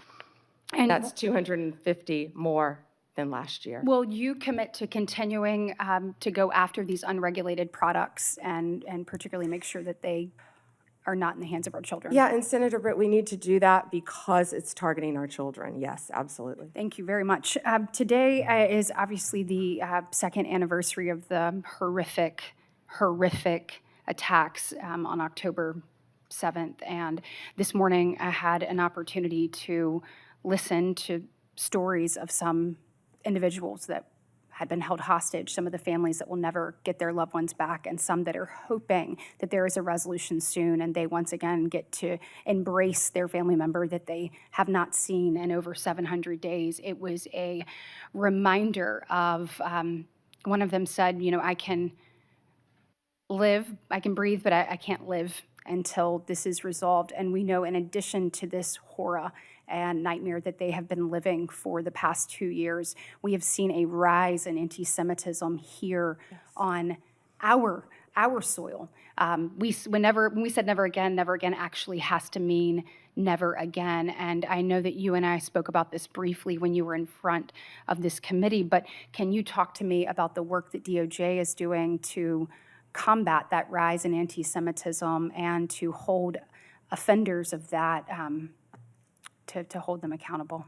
And Senator Britt, thank you for again bringing up that today is the 2nd anniversary of that horrific attack on Israel. Donald Trump is the greatest peace president of our lifetime, probably in our history. And if anyone can resolve this, it will be Donald Trump. I've also met with many of the families of the hostages and of those who have lost loved ones. We are combating anti-Semitism throughout this country, not only through my Civil Rights Division, and we haven't really talked about Harmeet Dillon a lot today, but Harmeet Dillon runs our Civil Rights Division, and she is working with Leo Terrell, and they are combating anti-Semitism around this country. We have an anti-Semitism task force that we're forming. Do you mind getting me an update on the progress that task force has made, please? Sure. Okay, thank you. And last, in my last remaining minute, certainly appreciate the work that you're doing. I know my colleague, Senator Lee, already asked you about the attacks on ICE officers. Thank you for working to keep our federal agents safe, federal law enforcement safe. So thank you for the work that you're doing there. I do want to just talk a little bit about crime in American cities. We had a horrific event occur in Montgomery, Alabama over the weekend, and 14 people, 2 people are no longer with us, and 12 people injured. My heart breaks for every one of the victims and their families and the community at large. I'd like to know a little bit about your interagency work and talk to me about things that you find, because we have to find solutions in this space. This cannot keep happening. And what are you seeing that is, your biggest success stories and your biggest challenges you have to working to try to resolve crime throughout the country? Well, right now, the biggest challenge is that the federal government is shut down, but we're not letting that become a challenge because all of our agents are working tirelessly.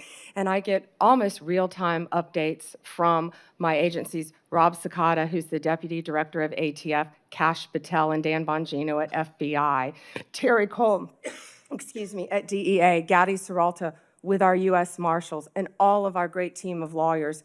And we are working nonstop to combat crime. That's Donald Trump's only directive to me, is to make America safe again. And that's what we're going to do in this country, Senator Britt. Well, thank you for your commitment and any best practices you have or ways that you have found to tackle challenges that are effective. Please let us know. We certainly want to see every community across our state and our country safe, and we appreciate yours and President Trump's commitment to doing that. Thank you, Senator. Thank you, Senator Britt. And I will just say thank you to our witness who has been sitting here for now for 4.5 hours without a break. I think maybe a little bit under the weather. And you have outlasted pretty much everyone here but Senator Britt and myself. So thank you for being here today. I'm in good company. Well, certainly coming in behind someone as strong and as passionate and as committed to doing the right thing and to justice. When you served as Attorney General in Florida, that was certainly a high bar that you set, and I was honored to come in after you as the Attorney General. You've touched on so many of the issues that you fought for in Florida that you are still fighting for now here in Washington, and whether that is protecting our children, protecting our law enforcement officers, protecting the rule of law. All of these things, your experiences, both personal and professional, are playing into how you are standing strong for what this country was built on in this role. And I, for one, am proud not only to be here as a United States Senator, the most junior member of this committee, but to be here and working in Washington right now with the honor of serving as a senator and watching this administration and certainly you bring this country back to its bearing, that we are a nation that is a government for the people with the consent of the governed, And if we are going to protect life, liberty, and their opportunity to pursue happiness, we have to guarantee safety. It has to be a mission. And that starts in our communities and our states. And I think what people are missing is the federal government has a set of laws that it is working within federal jurisdiction, that it is incumbent upon them to execute and enforce within the states.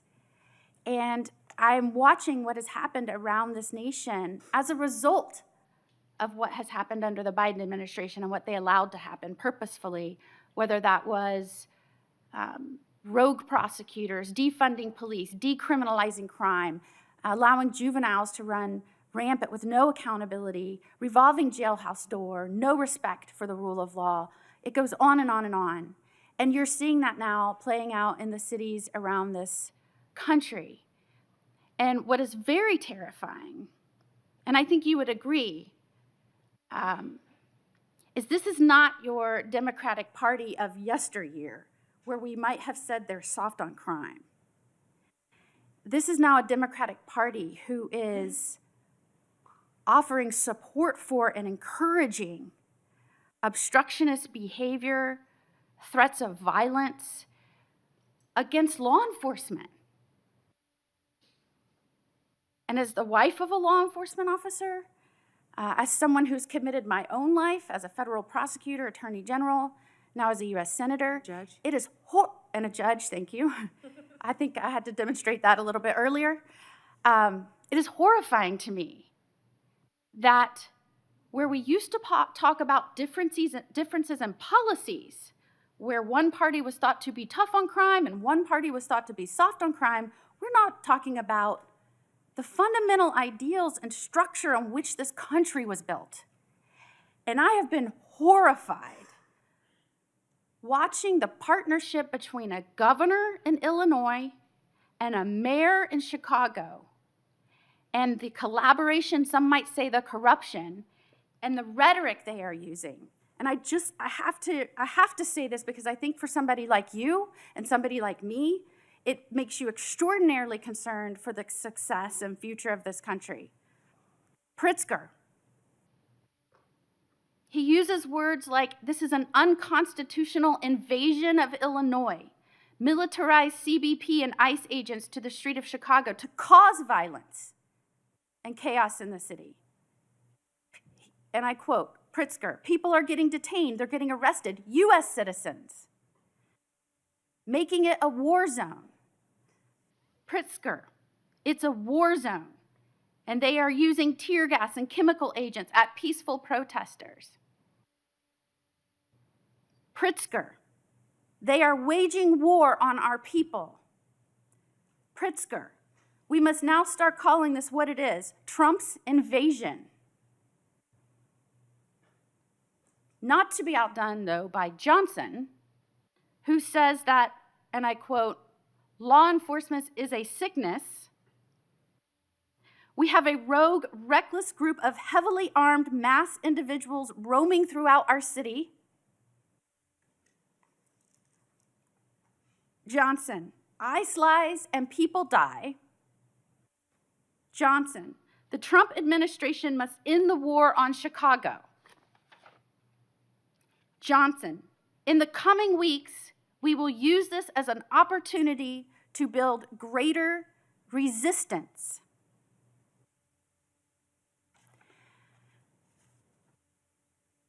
I am wondering if Pritzker and Johnson understand that there are federal laws that criminalize inciting violence against law enforcement and federal agents. I am wondering if they are concerned at all about what their speech is doing and the danger it's putting not only federal agents in, that, by the way, swore an oath to protect other people, but the danger it's putting the citizens of their community in. Anytime you start pitting your own people against their own government, a government is only there at its core to protect rights and the safety of its people. That is incredibly dangerous. And I hear this rhetoric, and I think to myself, every foreign adversary of the United States of America in this country is saying thank you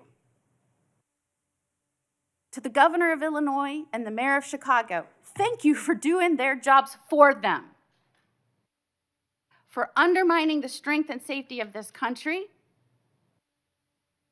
and for gaslighting the American people as we are trying to shore up the stability of our communities. And that puts you in such a remarkable, important position right now. You are the top law enforcement official in this country. And you have a responsibility to call out this rhetoric. And when it violates and crosses over from free speech into inciting violence, we have to call that out. We have to remind the American people that we are dealing with the aftermath of millions of undocumented allowed to flood into this country. I know because I litigated it and I fought against it. And when I had to get through litigation documents that showed their plan was to step back and let the border be overrun, when nobody believed that was happening, it was people like us that said, this is happening. They're allowing our country to be overrun. They're allowing, through rogue prosecutors and an undermining and demoralization of law enforcement, for our cities to fall prey to criminals. They are allowing this to happen. And they are doing so, trust me, cheered on by our adversaries. And it takes someone with strength and the ability to take the criticism for 4 hours and 40 minutes and sit here resolute in your commitment to uphold the rule of law.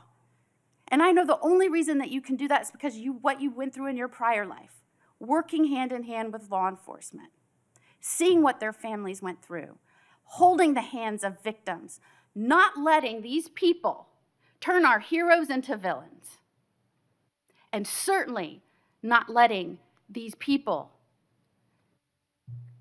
make the United States of America appear anything other than what it is. It is a country that protects, first and foremost, our people's rights, and we do so by also guaranteeing, with the consent of our government, that we'll focus on their safety. And that is why I was so glad you started out this hearing with my mission is to protect the people and prosecute violent crime, and to make sure the corruption that happened again under the last administration can never happen again. And as you sat here today and you heard the affect of the people whose friends and colleagues, and indeed even members of the judiciary, whose phones were analyzed and traced from a grand jury subpoena, and they're just finding out last night, assuring them that you understand what that feels like and that you will not let it happen again, no matter how much they want to disguise accountability as weaponization. Thank you for being you, Pam the prosecutor, Pam the person that cares about this country and its people and the future of America. Thank you for being here today. Would you like to end with any comments? Thank you, Senator Moody. And you know, they may try to destroy our country, but they won't. They won't be successful, nor will our foreign adversaries, because we have the greatest president in Donald Trump, and he will make America safe again, and he will keep us safe. Thank you, Senator, and thank you for all you do. And we will keep the record open for a week. I know Senator Whitehouse wanted to offer some comments for the record and any other additional questions, and we'd ask that you respond to those. I'm sure he did. Thank you so much. And with that, the hearing is adjourned.